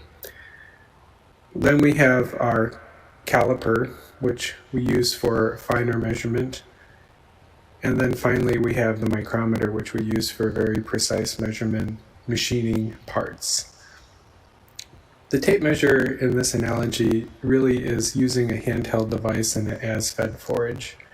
In as-fed forages, we have a lot of moisture, we have a large particle size, we have a lot of heterogeneity in the material itself, and we would expect to get we would expect all of those things to weigh in on our precision of our measurement and our accuracy.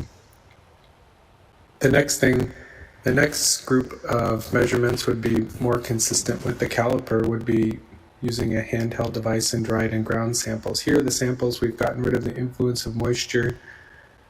We've ground the sample to homogenize it and get rid of that heterogeneity, and we can get a lot better prediction. And here we could expect to predict forage quality traits as well as that initial forage moisture content that we probably are predicting in the field.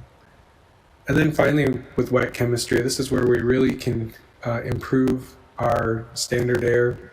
We can get a very precise and accurate measurement, and this is really why wet chemistry remains to be the gold standard.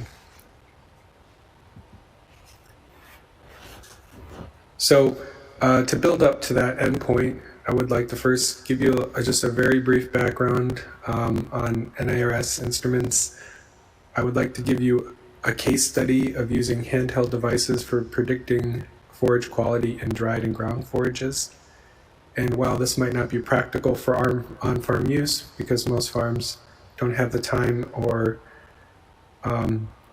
facilities to dry and grind samples, it does give us an indication of how these instruments compare or how these instruments measure up to instruments that are commonly used in forage quality prediction at the laboratory. Then finally, a very recent publication by our team has looked at the in-field performance of a couple of handheld NIRS devices. Finally, I would like to just give you some of my thoughts of how you might consider how these devices might work for you on your farm. So the background, and this is the abridged version of the background for NIRS, but I think it's important to start here. Just think about what we are doing. We are looking at light, electromagnetic energy, in the near infrared. So in the IR bands of light, we know we can use those types of light sources to heat things, right? We know especially organic molecules absorb quite a bit of IR light. And you will be able to witness this at your local Quick Trip when you're looking at the heat lamps above your lunch or your hot dogs, although most of those are on the heated rollers. But you know, you've certainly encountered using infrared light to keep food warm. And food and forages, both organic substances, absorb energy highly in that area. Well, there is such thing as infrared spectroscopy, but near-infrared spectroscopy gives us some absorption of the light, but is not near total absorption. In this area of the spectrum, we're getting some light absorbed and some light reflected back. And this is really important in measurement. We don't want all of our signal to be absorbed by the sample. We want some of it to return to our device, which we are taking the measurement. And that's where near-infrared spectroscopy really has its advantages. And further, the types of molecules that are abundant in the organic material can be gleaned from this light that is not absorbed, this reflected light.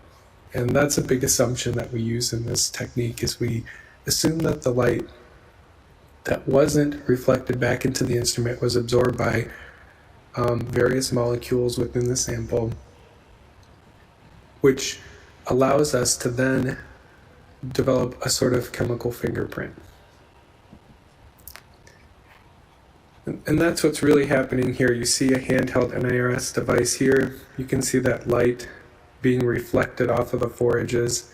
And if you can, it's probably a little bit fuzzy on the screen here today, but you can see a resulting spectrum. So the spectrum is really just this light that is reflected across each wavelength of light. So if we go back to our original image here, we can see that at 400 nanometers wavelength, we're in a visible area of the spectrum. And as we go higher past 700 nanometers, we get closer and closer to infrared. Well, a very common way to linearize the output of these devices is to take the log of 1 over the reflectance. And what this does is it gives us something called absorbance. So the spectrum that you see here plotted in blue is actually the light that was absorbed. So we've already taken the light that was reflected, we took 1 over that, and then we linearized that by taking the log. And what we can see here from this graph that was produced by John Schenk is that there are certain areas within the spectrum that we would expect different absorption patterns based on the chemical bonds within the sample. And of interest are things that are bonded to hydrogen, will vibrate well in this area, and hydrogen linked to carbon, nitrogen, and oxygen. So one can see how this technique could be used to measure things like water and things like carbohydrates. You'll see we'll predict things that don't use these types of bonds, but might influence molecules with these types of bonds too. And there's quite a bit of efficacy of this technique for measuring things that are even inorganic. Well, there's a plethora of instruments out there that can be used to capture these spectrum And on the left-hand side, and I found this picture on the web and I really enjoy that this computer here seems to date the instrument. This gives us an idea of how long these instruments have been around. So this is a NIRS Systems, probably 5,000 instrument, which is still a workhorse in the forage industry today. And these instruments date back to the late 1990s and are only recently being discontinued by the company that now owns NIRS Systems, FOSS. But the technology is tried and true, and you'll see from the data that we still use them as a benchmark for collection of these data, these spectrum. The next group of instruments came around heavy in the early 2000s. About 2007, John Deere and Zeiss came out with the first commercial on-harvester application of NIRS using something called the Harvest Lab, and there's several newer iterations than the one pictured here. And then we have handheld devices that have been developed in the time since then. And there are even benchtop devices that have sought to replace the venerable NIRS Systems 5000 and 6500 out there as well that use diode array. And then more recently, I would say in the last 5 years, we've seen instruments based on MEMS technology, and these are micro electromechanical systems. And what these devices, and the exciting part about these devices, is we've really been able to miniaturize the spectrometer even onto a single chip itself by using advanced manufacturing techniques that are used for making MEMS devices like you would find in your GPS and other types of technology like that. And they actually, there's quite a bit of information out there on the web. And the question that we have as researchers as well, what are the limitations of these MEMS devices? Do they perform as well as the diode array and the filter-based instruments of the past? And I would say that I've now been around long enough to see one of these transitions. When I was a grad student, we were making this diode array transition, and there were a lot of concerns about that type of instrument and how it would compare to the filter-based instruments and the limitations of the technology. And I would say that I'm hearing the same kind of concerns being expressed now about the new MEMS technology. The next thing we need to think about, regardless of the construction of the instrument, is the type of detector that it uses.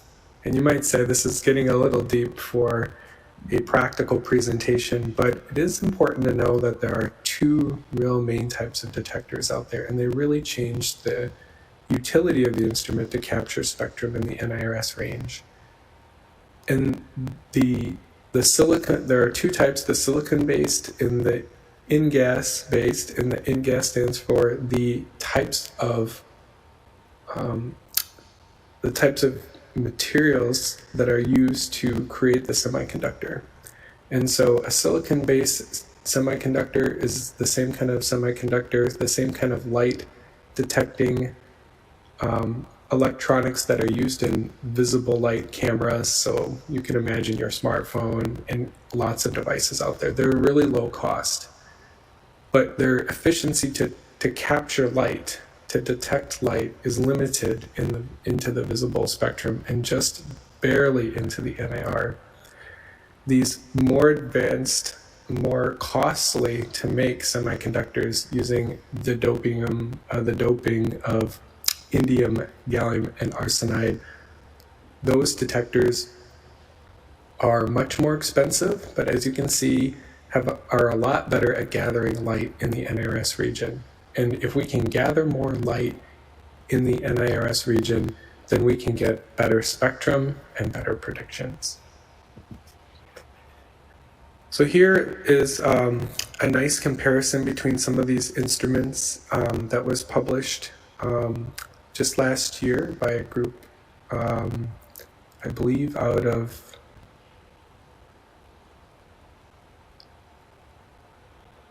North Carolina. I can't remember now. I'm sorry. I don't mean to. The authorship credit is listed here. I'm sorry, I don't remember where the group is exactly from, but it was published in Crop Science. And here they compare again, our log 1 over reflectance or absorbance spectrum for the FOSS instrument. So that's the kind of tried and true instrument that's in orange here in the middle. And two low-cost devices. One is an NIRS instrument based on digital light processing, which is a MEMS device, and the other is an NIRS device called the microphaser, again, another compact device. But you can see here what we were just talking about, the wavelength range that is more limited in the smaller instruments, and that has a lot to do with the instrument design and the detector itself. But we can also see the differences in instrument response, so how much light were we able to get back in the instrument. And in fact, I would expect that the smaller miniaturized instruments would have a harder time imaging the sample, but in this case you see that the microphaser actually had more light that was captured by the instrument than the FOSS instrument. I would expect the FOSS instrument to be the benchmark here.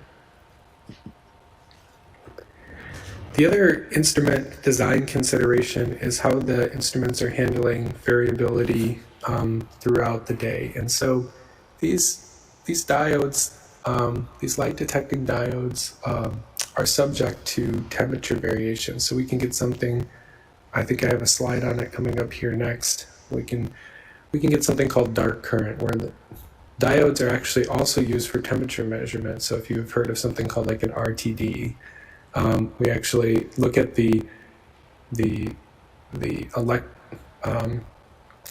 electronic signal developed by temperature variation in these diodes to measure temperature. So they can measure both temperature and light. Now, to compensate for that, instruments include something called referencing. And so you can imagine as your temperature varies, you may be generating more current in the diode based on temperature over time, so if the temperature rises or lowers, and that could influence what you think, what you are perceiving as light, rather than as light reflected from the sample. So let's say you measure a sample and it's cold outside, you'll get one reading, and if it's warmer, or if the sample itself also, temperature matters, but the instrument temperature we're talking about here, the instrument temperature changes, you'll get a change in that. So the way that instrument manufacturers compensate for that is something called referencing. And depending on how the instrument is designed, that the referencing might be built into the instrument, like is shown here at the Harvest Lab in this polyspec, or it might be an external reference that you apply to the instrument.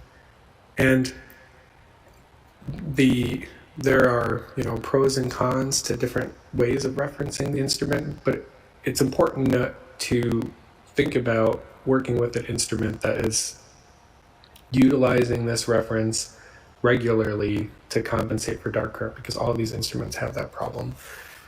Some more expensive instruments in the laboratory and advanced instruments actually try to cool the diode array to maintain the temperature internally.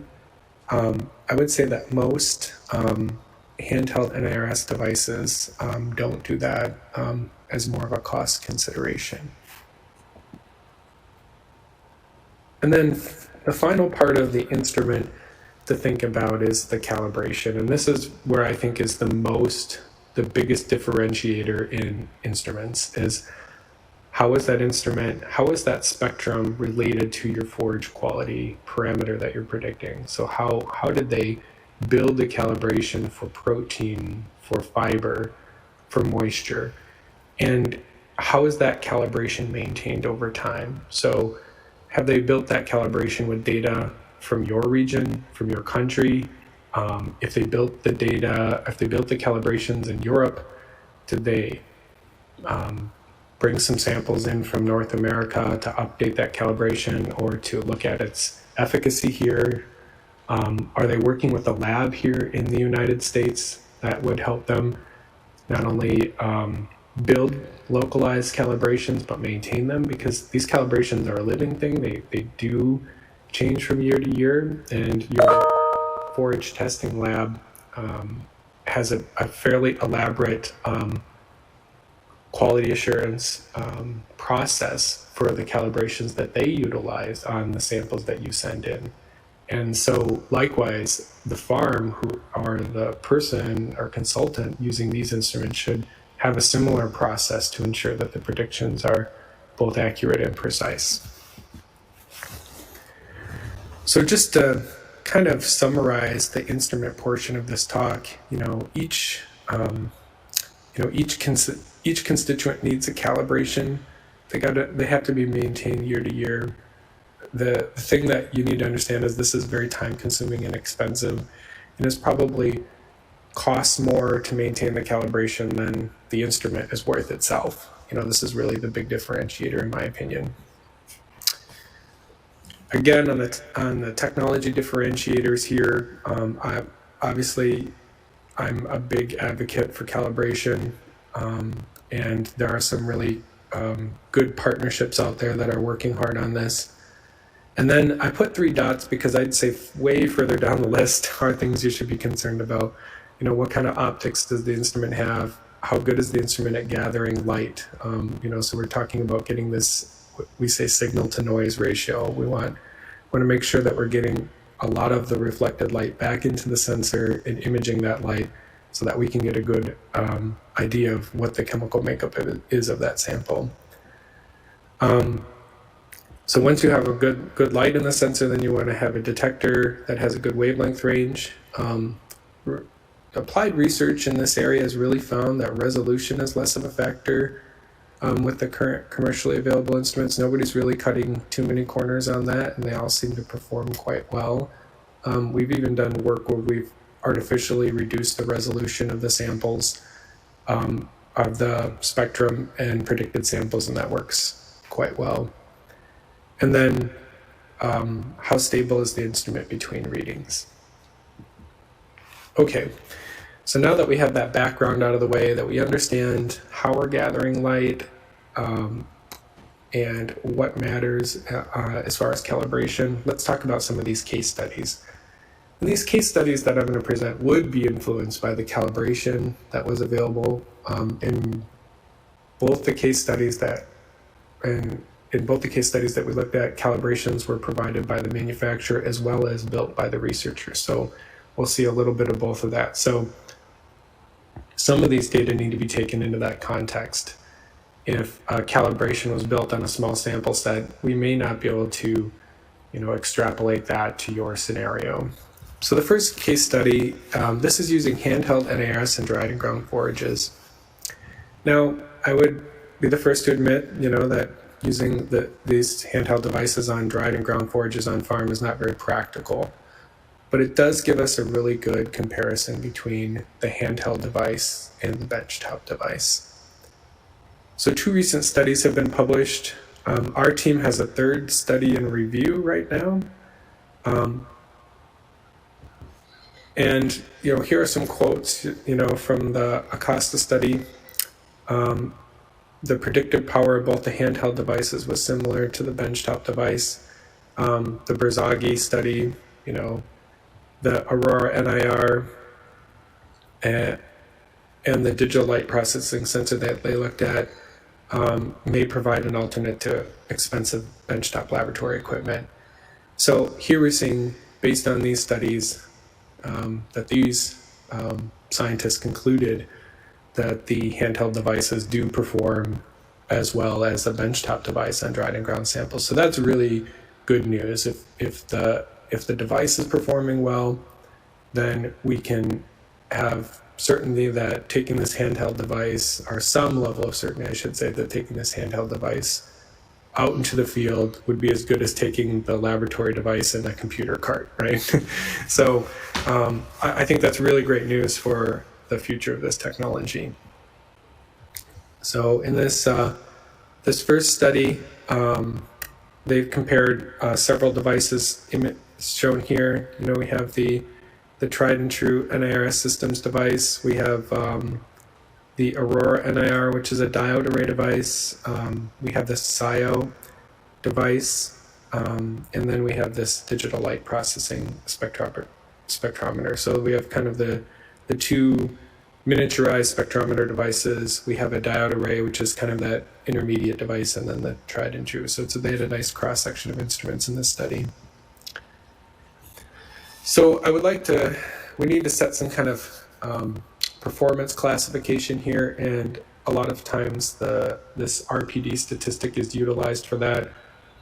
Really, the RPD can be calculated just from the R squared when plotting the predicted versus actual sample results. But the RPD is nice. It gives you a little bit more resolution in that area, especially when the R squared gets closer to 1. So it's commonly used. Here, Phil Williams, a giant in the NIRS industry, provides a classification, a set of classifications for forages based on the RPD. And I think these classifications are as good as any, especially since Phil was the one who proposed this statistic in the first place. And thinking about the R squared and the RPD, what we're really looking at is, what is the performance of this instrument given the variation of the samples that are being presented to it? So we're putting the prediction error or the precision of this instrument in context of the standard deviation of it. And I could provide the equation here, but if you're really into that, you could just Google it. It's pretty straightforward. So based on these criteria, we'll go back to our first slide, and I would say that tape measure really puts you in an RPD of about 3 to 3.4. And our caliper, I would say, is 3.5 to 4. And then our micrometer would be an RPD greater than 4. And if we go back to the previous slide, we see the tape measure is kind of our quality control. Our caliper gets us into process control. And then above that, we're in this excellent, where we really can rely on these results almost as if they were laboratory results. So one thing that this study by Brzagi looked at was the impact of wavelength range on the RPD when predicting forage quality. And here we can see that all these data were collected with the FOSS instrument, so there's no instrument variability in the data listed here. But here what we can really see is that wavelength range between 1100 nanometers and 2500 nanometers works really well for predicting forage quality. Now you might notice here that over in the red here, the NDFD, all of them are red. And this, NDFD is a more difficult parameter to predict for sure. I wouldn't take this as we can't predict NDFD with NIRS. Just with these 461 alfalfa samples, we weren't able to get over the threshold that we set for the RPD. So I colored here all of the samples green if the RPD was greater than that 3.5, and yellow if they were between that 3 and 3.5, and red if they were below that. Sorry, I should have mentioned that at the beginning. Now, what happens if we compare benchtop instruments with handheld instruments? So this is the benchtop instrument with the wavelength range restricted to be the same as the first handheld instrument here, so from 950 to 1650 nanometers. And here we see that the RPD statistic would tell us that the instruments perform very similarly. We have even some cases where one does better than the other, so I would say that we're within kind of the noise of our experimental design here. And then we do see that the handheld device that had the more limited wavelength range, so one that probably utilizes a silicon detector, really did not perform well for predicting forage quality. And the conclusion that Brzagi had in this paper was that wavelength range is really not appropriate for forage quality. Now, that doesn't mean that those devices wouldn't be useful in forages. It means that their utility might be limited to predicting things like moisture, which in my opinion is probably one of the most important things that we can manage on the farm. So looking at another study, this is that other study that's out of the Acosta paper in crop science. Here we saw very similar results. We're seeing that the handheld and the benchtop devices moving similarly with one another. It's a smaller set of data, calibration set, or the 210 samples were split between calibration and validation. We see, we did really well in crude protein and in vitro true digestibility, but we didn't do as well in some of the fiber parameters, specifically the NDF parameter, and the ADF we had a differentiator where we just passed the threshold between the two instruments. So there are some limitations to these studies, and the study that we are in the process of getting peer reviewed, I didn't feel comfortable presenting that today since it's in review, and the reviewers might find some things that we need to fix. So I'm pretty confident in our results. I would say that our results support these two papers. We did look at a different instrument than these two papers, another MEMS-based instrument. But there are limitations to both these papers and the one that we just submitted. The calibration sample space, so we go out and gathering hundreds of samples and running them through wet chemistry and comparing instruments is time consuming and very costly. These papers and our paper haven't considered calibration transfer, so we got this to work on one instrument, but how well does that translate to other instruments of the same manufacturer? We do know that there is an influence of instrument to instrument variability even on the instruments, even on the original FOSS instruments and on the diode array instruments for certain. I would expect these instruments to have that same type of calibration transfer issue. And, can we use the same techniques to mitigate that? I would suspect we can, as we do on the other instruments. And then, of course, the glaring limitation of these studies and our study, so I'm grouping us in there, that we perform these on dried and ground samples. So how does this perform on undried and unground samples? So that's our next case study. What is the in-field performance of these handheld devices in undried and unground samples? And this is a more limited study to a few instruments, but it starts to give us a picture of the challenge that we're going to have with getting these devices to work well. And, again, I like to be upfront with what I think the conclusions are. I think that we're going to be able to do it. We're just not there quite yet with the calibration models that are available. So here are the devices that this study looked at. This study was performed by our group. We looked at the Aurora NIR. We looked at the NIR4 and the SAO device, and we also looked at a conductive type device, the HST, just for moisture. So if you're wondering how these moisture probes, we kind of compared, those are kind of the state of technology right now for forage moisture. It's, aside from the gravimetric methods of, the Coster tester or microwave or air fryer.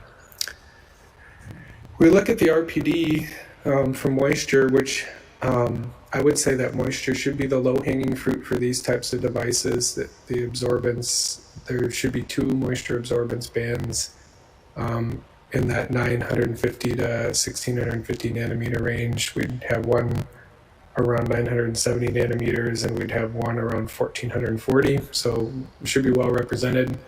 The SAO device would only capture one of those bands, so that could explain lack of efficacy there, but if you look at our chart here, the SAO device didn't do that poorly relative to the other devices. So all of them wouldn't meet our standard that we've set up for RPD. The RPDs were quite low for all of these instruments using the calibrations provided. The Aurora device had provided calibrations for forage quality as well.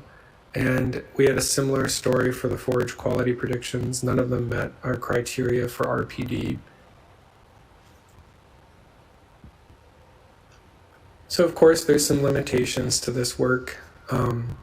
We only had one handheld NIRS device that we could evaluate for constituent prediction. We didn't, in this paper, look at the raw spectrum and developing our own calibrations. We were mainly evaluating the instruments as they were provided from the manufacturer. There could be some potential to improve these results. There could be some bias correction. There could be, the instrument provider could collect some local samples and help localize the calibration and use those local samples and reference data to improve their calibration. They could work with a local lab to improve the calibrations. So, you know, we see that there is going to be a challenge, and I think the challenge is more related to sample preparation than the instruments themselves. So that's why at the beginning of this presentation I presented this slide. You know, I think handheld NIRS devices will work well in moisture and as-fed forages and have good potential for predicting forage quality. But we need to do more research on that before we're comfortable with utilizing these instruments for any type of quality control, TMR rebalancing process. In dry to ground samples, the handheld NIRS devices are as good as the benchtop devices that we've seen that time after time in the literature. They seem to do quite well. And, you know, we would see that sending in a sample into the lab and getting an NIRS prediction, I would actually put that in between these two because the quality control and the quality assurance processes at these laboratories is really impressive. When you talk to folks at Rock River Labs or Dairyland Labs about their quality control processes, you know, they have a lot of automation and time invested in making sure that the predictions that they give you for your forage samples are reliable. And I'm really grateful and impressed with the work that they're doing. And then, of course, you can always go back to wet chemistry if you've got the money. I would say us researchers are even struggling with that. I think if you have a lot of samples, it makes sense to send them to the lab and have them run them through their NRS models that they've maintained and controlled. And if you have any questions, you should run a small subset through wet chemistry. So is on-farm NIRS right for you?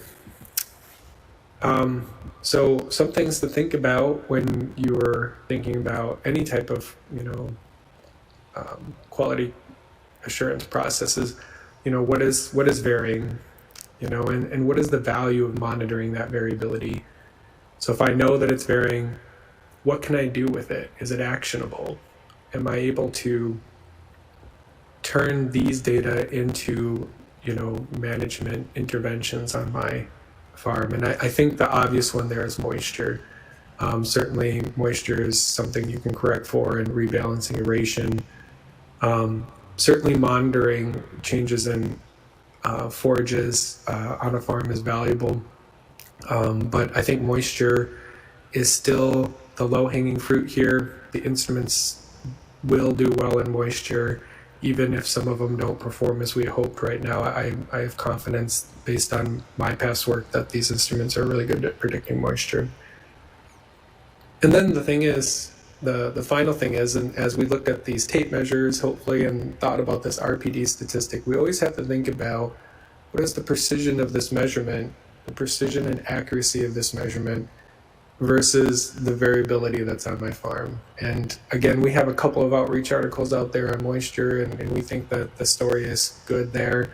But you know, as you look at things like protein and fiber and digestibility, those types of things, you know, you'll have to make that decision for yourself. You know, what can you do about it? What is the response?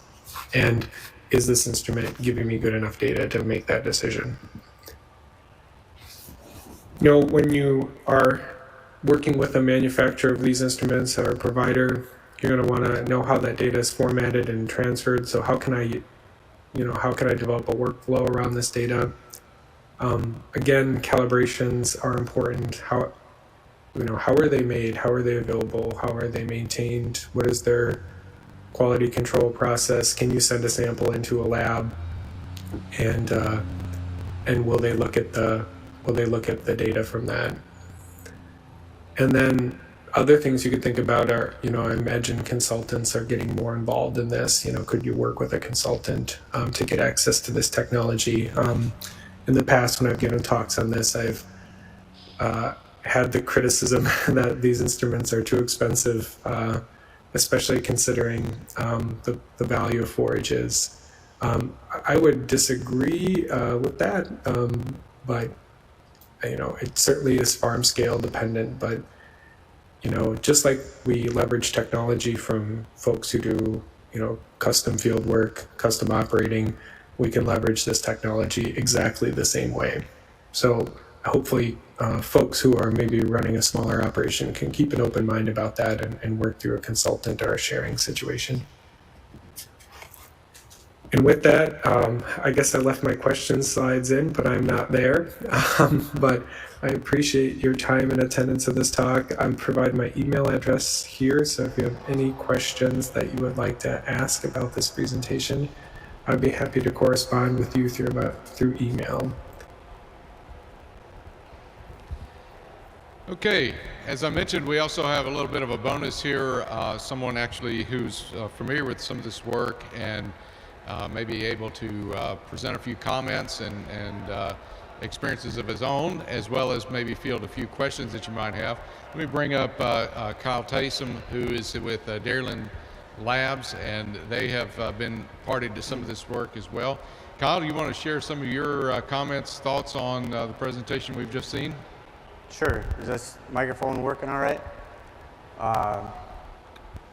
So like you said, I have quite a bit of experience in this area. 15 years ago, I was at the University of Italy with Paolo Berzaghi, who's mentioned a lot in this presentation, with a team that built what eventually became the Dynamica Generale instruments, the Polyspec, the Aurora. I'd say probably 50% of the instruments you've seen make it to market came out of that group. Also been on the team with John Deere and Harvest Lab over the last 10 years, and the team, of course, at Dairyland Labs doing all of our internal calibration work. Said a few points from Matt's presentation that I'd re-emphasize, and maybe one that I'll add. First is the main limitation we're giving up on accuracy by doing these on-farm is we're not drying and grinding samples. In our labs, we have over $500,000 of equipment dedicated just to drying samples. We spend more than $1 million in labor every year just drying and grinding samples. If we didn't have to do that to achieve the accuracy needed for formulating diets, we wouldn't do it. So when we go to on-farm, we're just giving up that ability. As Matt said, the next limitation you run into on accuracy is going to be determined by the wavelength range on any of the instruments. There's been instruments that came to market with 2 wavelengths, 200 wavelengths, or 2,000. And that's going to set the upper limit on how accurate those instruments can be. After we deal with not drying and grinding, after we deal with the spectral range, then it's really up to the calibration team to develop models that can fulfill the potential of the instrument.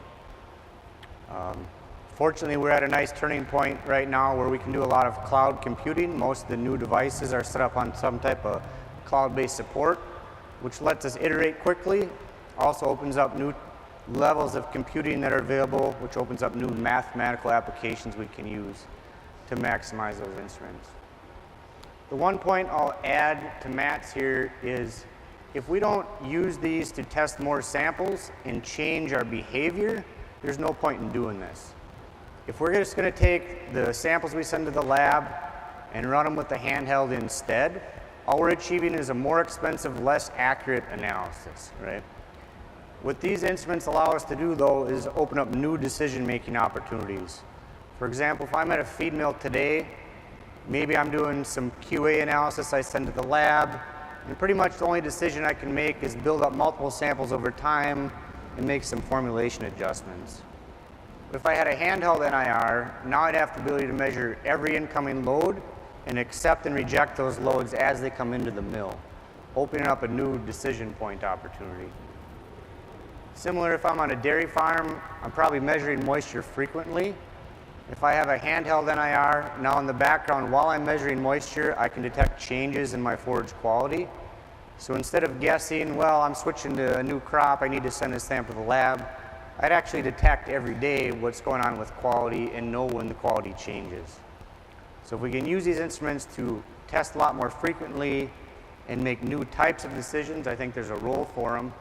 If all we're doing is substituting work we're doing at the lab today, I think that's miscast, probably. I'd be available for any questions, clarifications people want to walk through. Yeah, Kyle, I think that's a great summary, and I think the combination here of these presentation and your follow-up has been really good and informative. The management aspects, I think, really are the key, right, as to what is this actionable plan that you're going to put into place after getting this data. And, you know, the moisture being one of the more prominent ones, but we heard yesterday about the potential ability to predict leaf loss, and perhaps eventually there might be an opportunity to you know, in the field, be able to make tweaks to the machine, or maybe we delay a little time before we do baling to minimize leaf loss or something like that. Questions from the audience about the role these handhelds might play and maybe the future of them?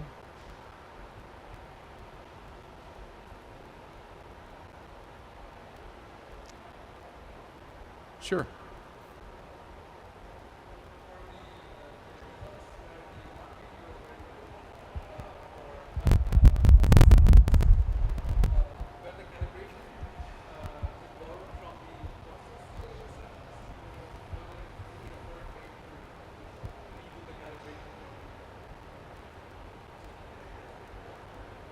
If I understand the question, it was kind of around with the low RPD values presented in some of those studies, maybe where did the calibrations fall short, or what was the root cause of that?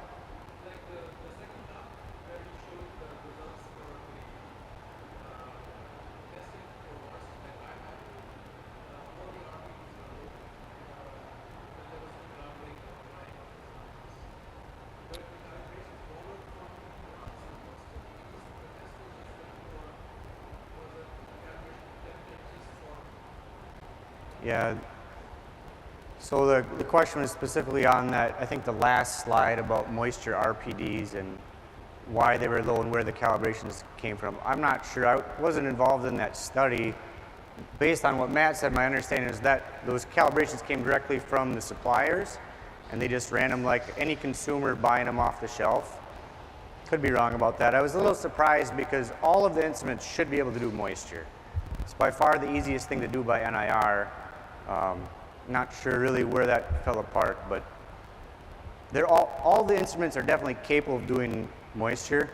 Whether the calibration teams build the models to let the instrument achieve that, you know, I guess is an open question. Yeah, that would definitely be a good one to follow up with Dr. Digman on, and that may be something that'll be borne out in a paper in the future on that too. Other questions? Well, I appreciate especially Kyle coming up on kind of short notice. We had this issue developed this morning, so we recruited Kyle to come in and talk. Let's give Kyle at least a hand, and we'll relay that appreciation to Dr. Digman as well. Thank you all for joining us. We'll have one more seminar session tomorrow morning at 10 a.m. Look forward to having you back here if you're still able to be here. And thank you, and I hope you have a great rest of your day here at Expo.